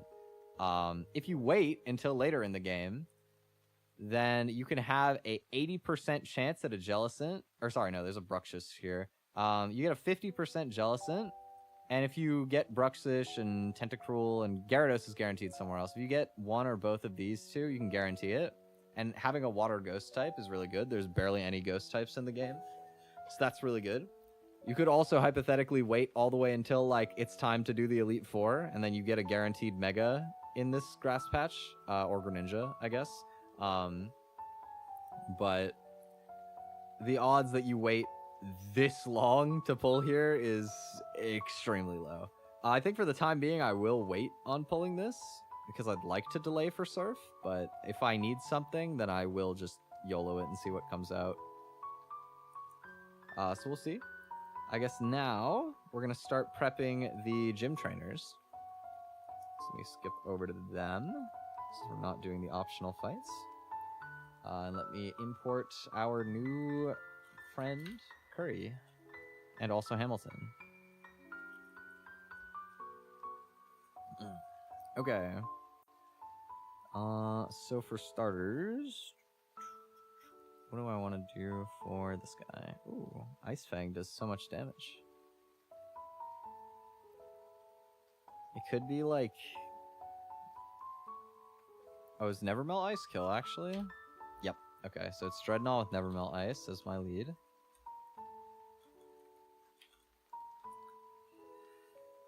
The Arkin, I one-shot. Although I have inner focus on my Hitmonchan, so what I could do is like go Hitmonchan and just like hit it into defeatist range, and then have like a guaranteed 1v1 on that. This will beta Zen Headbutt. What do I want to switch into on a Zen Headbutt even? Have anybody that one-shots this? I guess I go Eldegoss. Eldegoss... Yeah, Eldegoss actually just kills this in one shot. Okay, easy. Cool. First gym trainer should be simple. Let's do this. Ice Fang. What? How did it live? Sturdy? It's sturdy. I missed that. That's totally okay, though. That's actually completely fine. We just kill. Boom. Okay, Arkin. We go here. Fake out. Mock Punch. Mock Punch. Mock Punch. Goodbye. We go here. And Leaf Tornado kills. Boom. Okay. One down.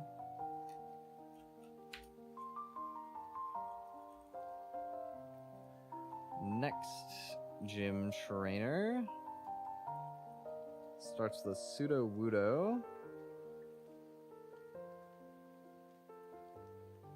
Could be a number of leads.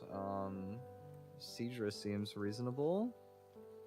It's going to be Lilip going for Giga Drain. Don't have a lot of Mons in my box that seem particularly good for the Lilip. Cuffant looks like it could do. I think Hitmonchan's a bit better though. Probably. Yeah, we'll do Hitmonchan. Prinplup is a pretty solid answer for the Carkol.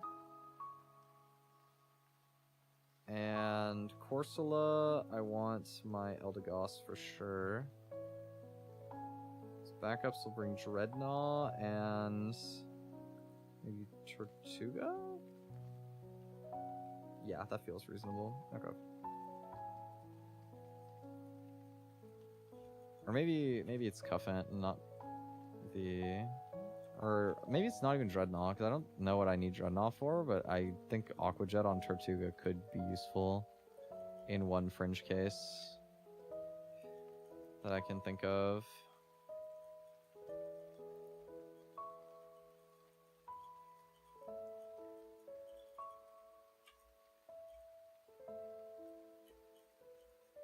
Alright. Bubble Beam. And Bubble Beam again. Goodbye. We go here. On Giga Drain.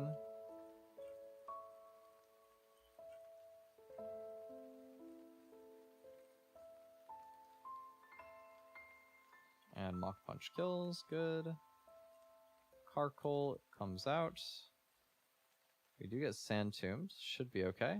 Bubble Beam doesn't quite kill here, because it's got a Pasho Berry. And it goes for Ancient Power. Does it boost? No. Okay. Now we just kill with Aqua Jet. And then Corsola. We go here on Ancient Power. No boost again. And we just Leaf Tornado twice. I believe it'll Ancient Power again. No stat boost. Cool. Alright. Bye-bye. Clean fight.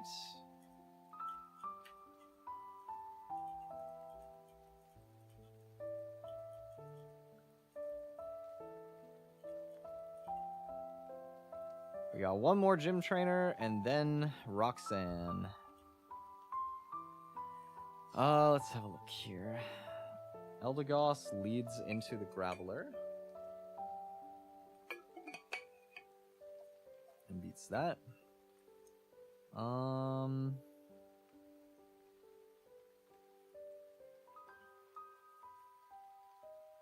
the Laron, I would like to go, like, probably Seadra to break the... Oh, Seadra actually doesn't necessarily prevent Irontail from being the baited move. Luxio would. Could be Luxio. It's Luxio... Prinplup, and then I go Bubble Beam Aqua Jet. Beat this. Alolan Graveler we beat with Eldegoss. But maybe I would want to save my Eldegoss HP for this, actually.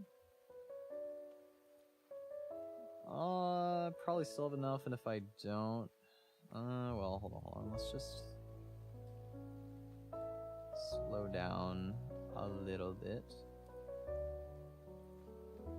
Nah, actually, Seadra is really good here. Okay, we're fine to do it like this. So all I'm gonna do, actually, I mean this team is not quite perfect. Let's go ahead and grab Luxio, and I'll grab Bayleaf too.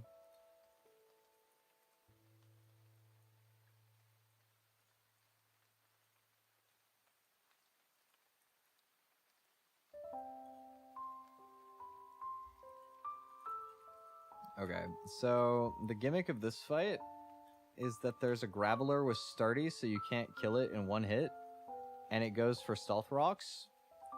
It's also a little bit scary, because it has a weakness policy, so when you hit it with a super effective move, it will get +2 to its attack and special attack, doubling both. Here's the thing. The AI is guaranteed to go for Stealth Rock turn 1, so we hit them down to their Sturdy. Yeah, get on with it.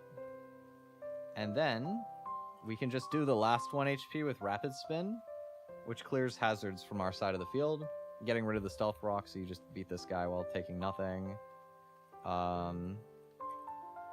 This is Irontail. We go here. We're gonna Intimidate. And then we go into Prinplup. This guy is tricky as well. He's got a Sturdy again, so you can't kill it in one hit. It has a Custat Berry, so once it's under 25% HP for 1 turn, it will get to move first. And it's got Reversal, which does more damage the lower your HP is. The balancing factor of this, in a lot of ways, is that The Custat Berry lets you move first, but only within your priority bracket. That's scary, but we're fine. You only move first within your own priority bracket. So if I go for an Aqua Jet, which has increased priority, we're going to move before the Laron anyway and just kill him. So goodbye. Did get a little spooked there by the Rock Slide crit, though. That was closer than I would have thought to killing, actually. I think it was like a max roll, though. Or very close. That was definitely a higher roll crit. I don't think I ever actually die there. We're gonna go into Eldegoss here.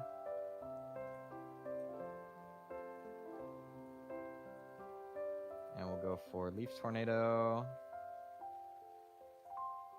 As they Sandstorm. Ooh, okay. It's gonna make things more interesting, I suppose. You have to be careful here, right? I'm dead to exactly max roll crit from this thing. I think I'm just gonna stay in though. As long as I don't get max roll of critical hit, then I'm fine. I don't have to worry about dying to sand because I have an Oranberry. Okay, good. And this guy does not have any like speed berries or anything, so we just kill. Alright. Okay. No deaths to Hiker Mark either. Good stuff.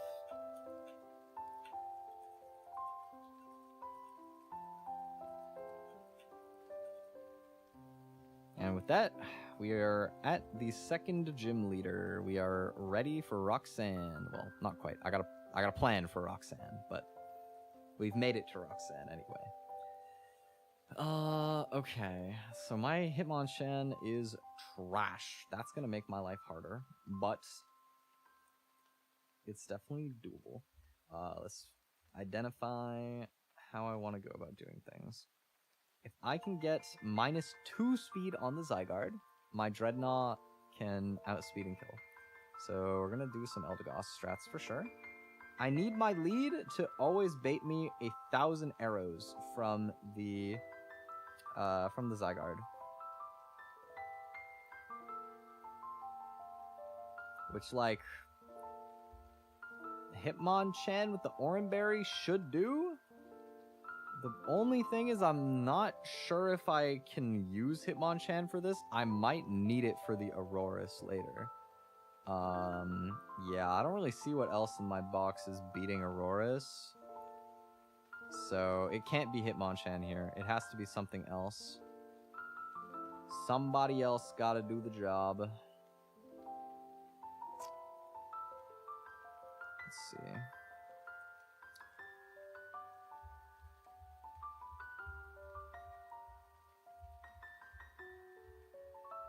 I could potentially have to go fishing in order to like find something that'll do.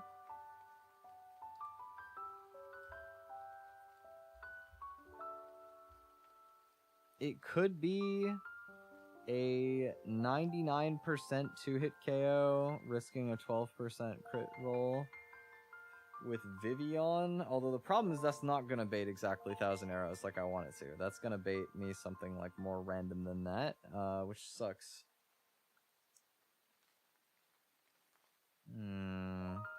Anything in my box of Hidden Power Fighting?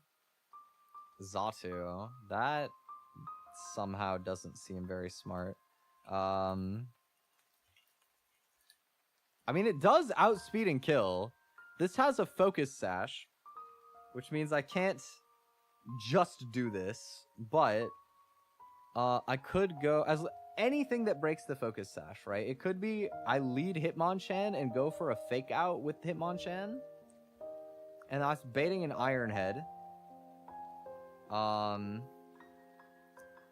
And then I need to go into Xatu on something, basically.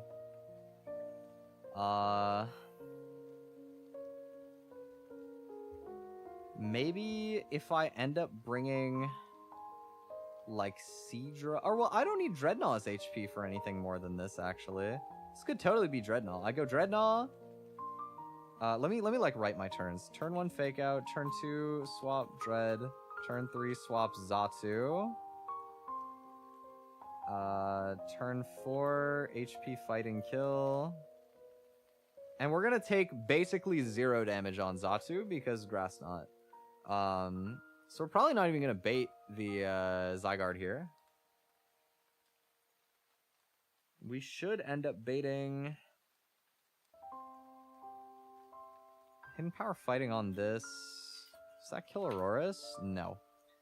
So it should bait Aurorus, I believe, since I'm faster than these guys. Yeah.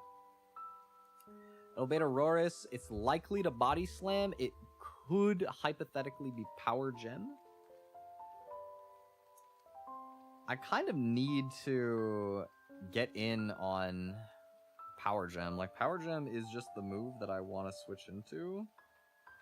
Problem is, I don't know that I can do that. Earth Power should be fine, because Body Slam's the strongest move anyway. Even if I go -1 special defense, Body Slam's still stronger.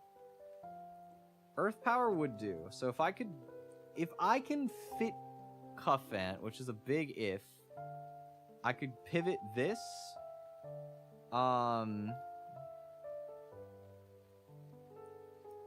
I guess this Cuffant can also be the Bisharp pivot, I think, but it's not. No, it's not as good for that. But I could go here, baits and Earth Power, and then go into this, and 2 Mach Punches will kill.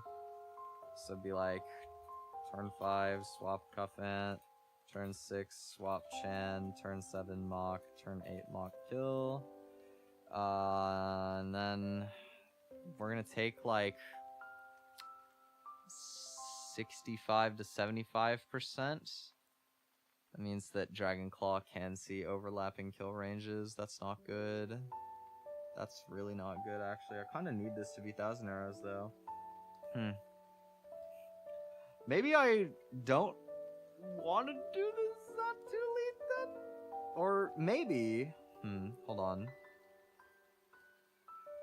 What if I do just eat the Iron Head on Xatu? That risks crit. Damn. That's tough.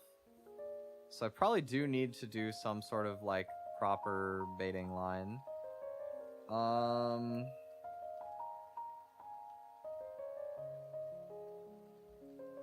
I mean, if I go into Eldegoss and it's Dragon Claw, I'm risking crit once.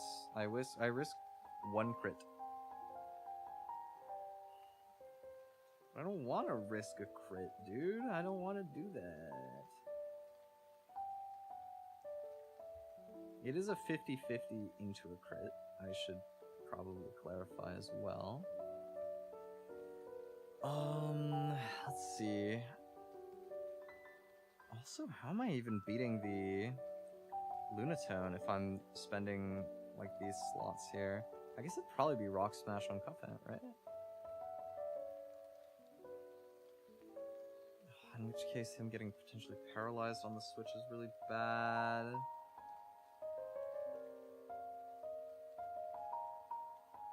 Okay, actually, let's ditch Cuffant here for a sec, because we know that this is Rock Slide or Power Gem.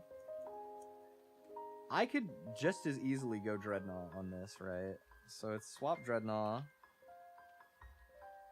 Or can I? Because I already switched into Iron Head, and I'm not Shell Armor.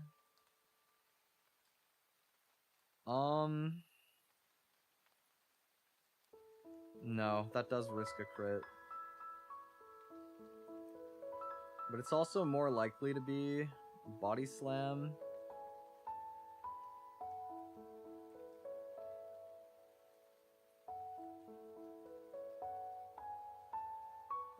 I don't have the HP to spare this. It does have to be Cuffant. I lied. Okay. It's Chan, Mach kill. This comes out. Let's say we go Goss.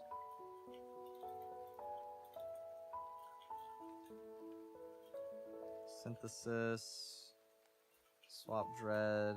Turn 12. Ice Fang kill. Onto Zygarde.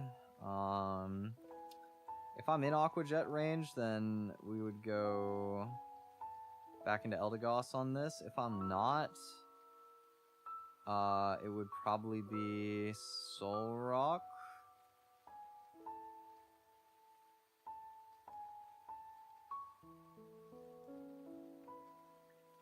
What can I do for that? I could go like Xatu on Stomping Tantrum, Hitmonchan on Rock Slide. I don't know if I'll have enough HP for this, but if I do, Hitmonchan on Rock Slide, bait Psycho Cut. I could go into the Linoon. I would be dead to Stomping Tantrum crit, unfortunately.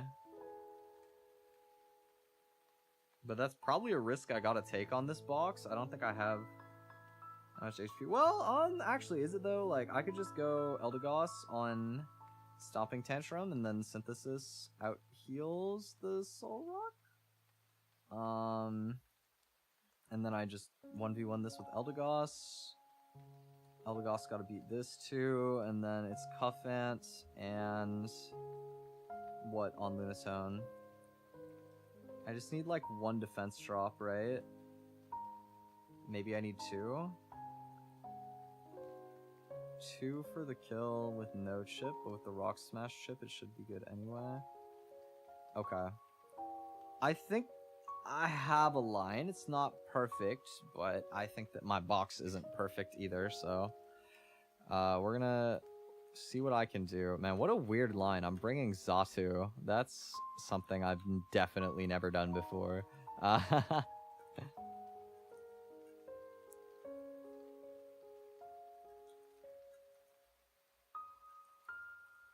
I also need to go all the way back to Slateport in order to teach Hidden Power to my Xatu.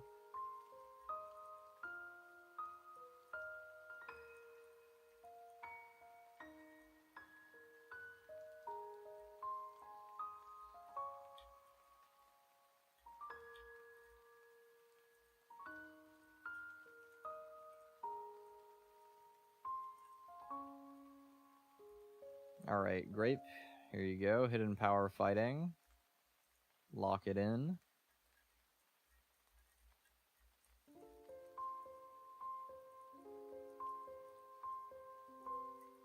And we're going to be leading Hitmonchan. I want Chestoberry on this and this. I want Oranberry on the front 4. Yep.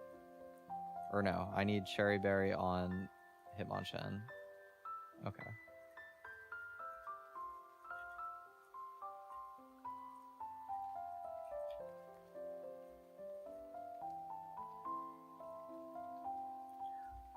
Let's switch to game audio here for the boss fight. All right, who's ready for gym number 2? Here we go.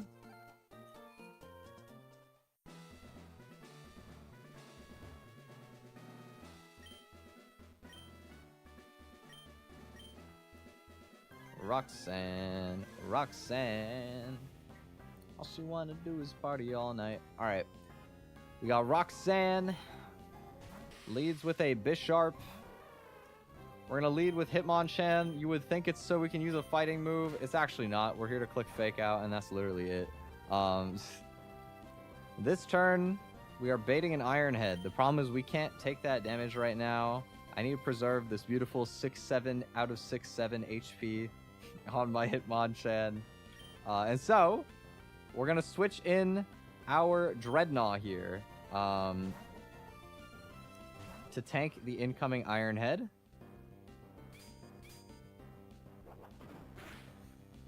No crit? Perfect. This is now baiting a Grass Knot kill. But, of course, Bisharp, not the strongest special attacker to ever do it. Xatu, flying type, resists Grass Knot. That's going to do 4 damage. And normally, this would be a horrible, horrible matchup to bring a Psychic type into. But we are faster, and we have Hidden Power fighting. 4 times super effective into Bisharp. And we take the kill. Boom. Okay.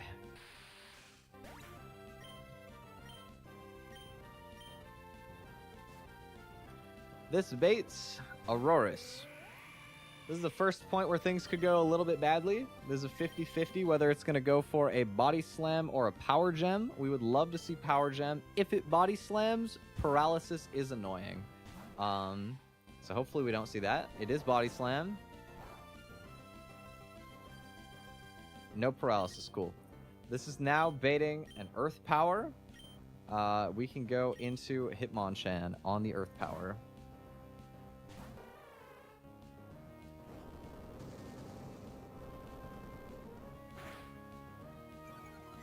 Does get the special defense drop. That's a little dubious, but shouldn't actually change anything because the strongest damaging move is usually just still body slam, and earth power max roll critical hit does not kill me. We'll fake out once because we can. Might as well. Big chip. We hit him with a Mach Punch. This will not kill. And this turn, they probably go for a body slam. And just in case that one paralyzed, we had a cherry berry for that. But okay. Aurora's down. This should bait Zygarde, I believe. So the good news is that even though every move, or sorry, more than just Thousand Arrows kills, Skitter Smack doesn't. That's the only move that we like truly don't want to see this turn. Dragon Claw crit would be bad. I think everything else is okay. It is Dragon Claw. Dragon Claw not crit can be bad too. So here, well, I have to risk the crit now. I have to risk one crit on our Eldegoss here, because we need another speed drop.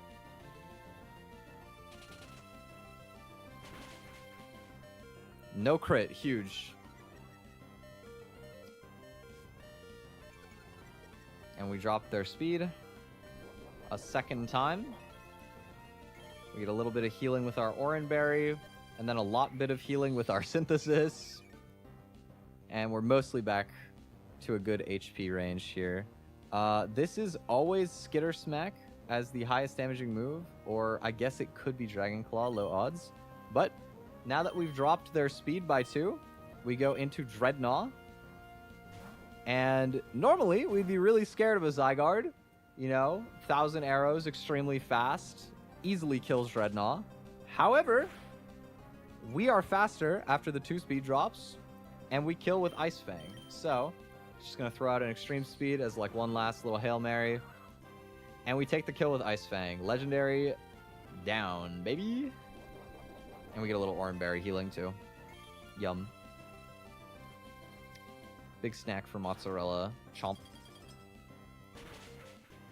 Okay. This, I believe, is gonna be Soul Rock, right? No, Lunatone comes out. Really? Oh, I'm 1 HP out of kill range for Solar Rock, so it's Lunatone first. It's a little scary, but okay. Probably okay. This is going to be Ancient Power. There's not a lot I can do about that. I kind of just have to go into Cuffant here. We're hoping to not see it boost, obviously. Could be Hypnosis, too. It is Hypnosis. I have a Chesto Berry, so I'll wake up from this one. Things get dicier if it goes for a second Hypnosis and it connects that. Or, of course, if it goes for Ancient Power and then gets the stat boost. We're going to go for a Rock Smash here. Okay.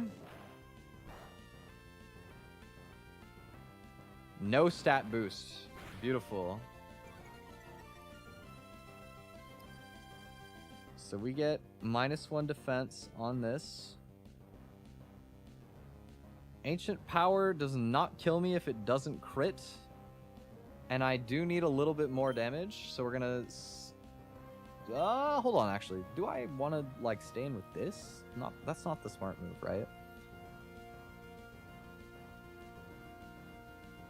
I already got 10 damage. I go into Hitmonchan, and I get another 8 for 18 damage. I would leave this at 69 HP. There's a very, very small chance it could live. Very small. It's not guaranteed.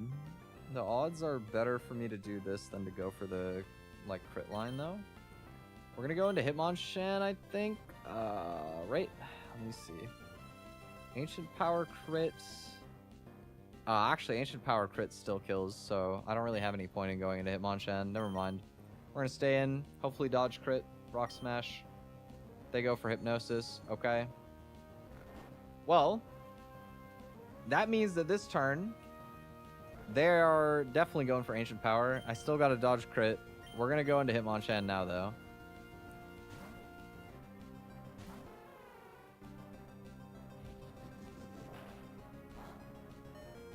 No crit. Oh, no, man. Why? That's so brutal. Well, this just got a lot worse. Like, a lot worse.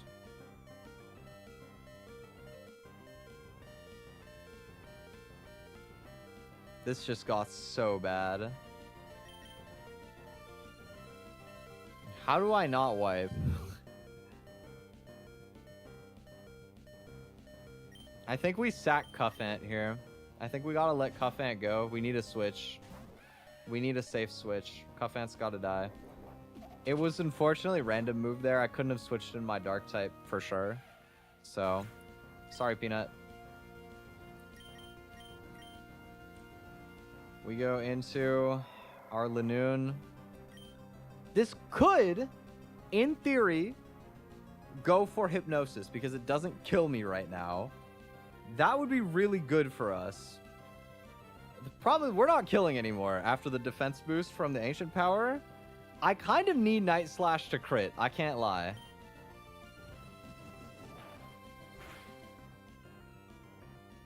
They did go for Ancient Power.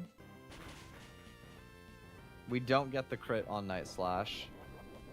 So now this is +3.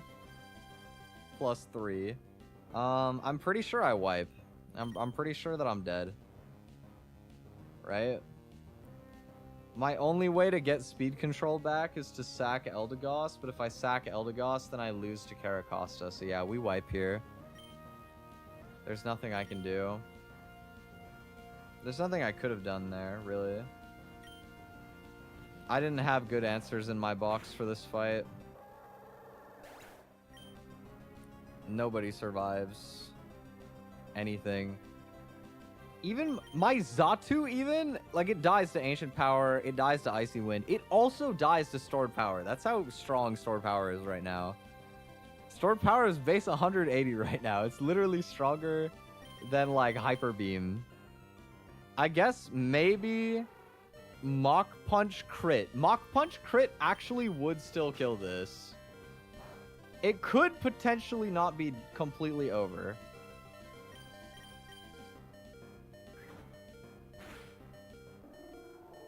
Mach Punch not crit did it. Oh my god. Okay. I lied. Maybe the fight's not over. Maybe we're okay. This is random move.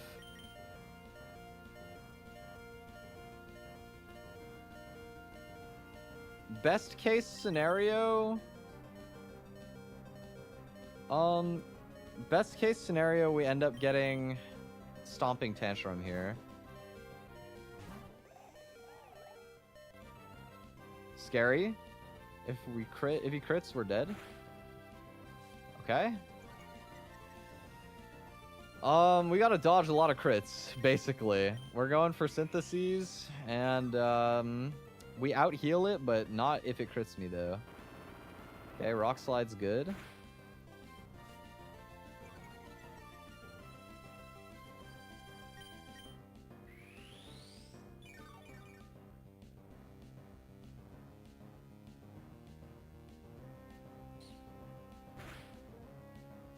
Okay. We have to attack this turn. Again, we're dodging Psycho Cut crit.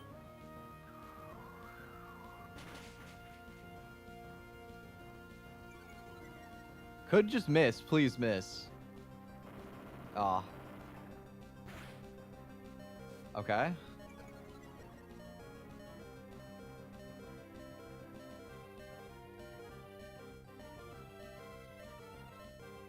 We take the kill.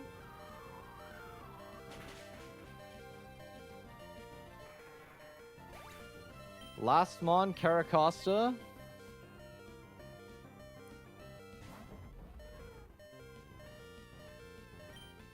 Heal with Synthesis.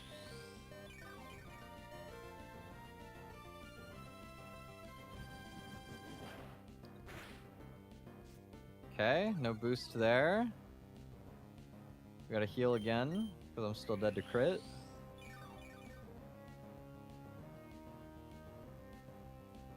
Okay. I think we won. I think.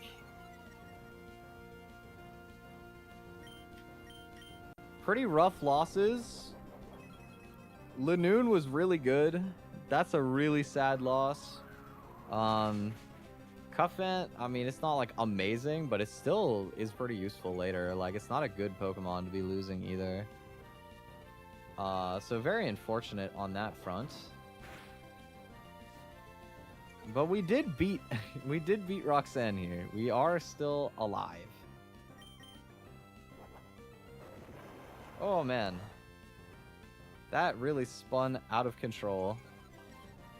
Phew! Well, I mean, we won. We did win.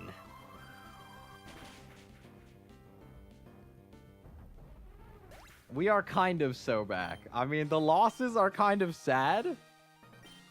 But, like, we did win. We did win. I thought it was completely dead. I thought we were cooked.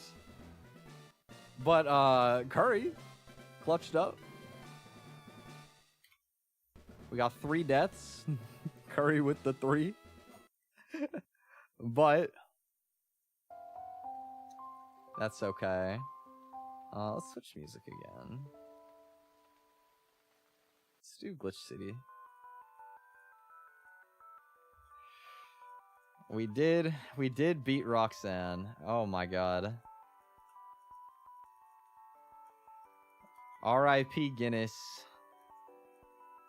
Look, it's okay. It's okay. I'm not a big fan of Guinness. I was a big fan of the Pokemon, but not the name. So you know what? 07. And 07 to Peanut as well, I guess. Sorry, Peanut. You know, I'm not crazy about Peanuts either, so... It's alright. Tolerable losses. Not my favorite foods in the box. I wasn't gonna eat those guys anyway.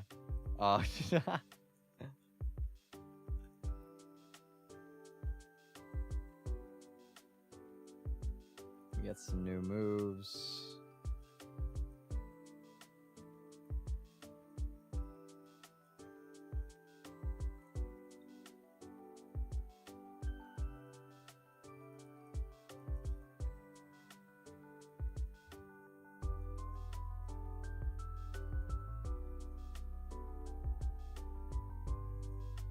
This gets Wish? That's kind of sick, actually. You can Wish Pass with Xatu?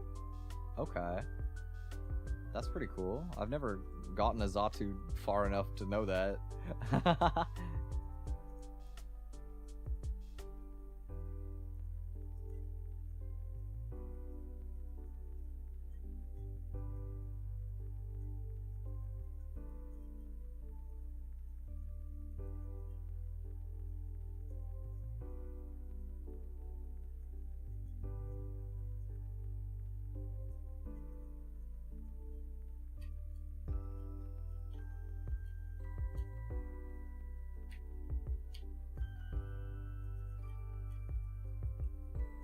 We get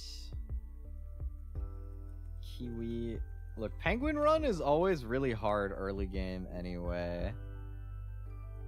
It is difficult to pull off the Penguin Run. Oh, I forgot you're supposed to delay Luxray for Wild Charge, bro. I'm stupid. Hopefully that doesn't matter. I'm gonna keep Magical Leaf here. Get Meganium. Let's pick up Air Slash. Yep.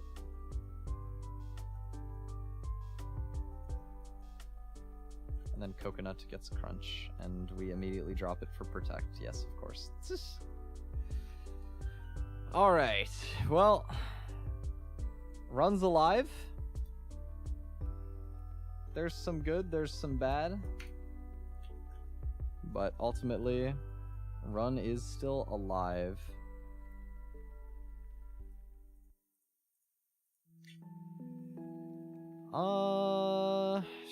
Shall I keep playing? I'm honestly kind of tired, you know. I think a 4 hour is a good session for me today. I think I'm a little bit tired out. Maybe we'll continue the penguin run sometime soon. I just got here. You should have got here sooner, dog. I've been here for like 4.5 hours. That's not my fault. It's a Sunday. You got plans on the weekend? Look at this guy, Mr. Cool over here. I have a job on a Sunday. Look at Mr. Employed over here. Flexing his income. You hate me.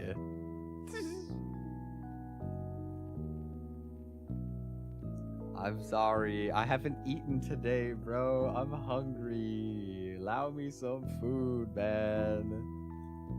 I will return at some indescript date. Starve is crazy. Starve is actually crazy. Thank you, Nara. I appreciate the positivity. We will continue the tale of Happy Feet. Our penguin, not actually named Happy Feet, but still, the Wombo combo. It will be next Run and Bun stream. There'll probably also be a decent chance the next stream is like Slay the Spire or something, because I do be playing hella Slay the Spire right now, as I mentioned earlier, so it's just very possibly. Oh, my voice cracked. Yeah, I don't know exactly when next stream will be. I'm gonna be honest. I think the streams are probably gonna be unscheduled for a while. I'm just kind of popping in and out as I've got the energy for. I hope you guys can understand that.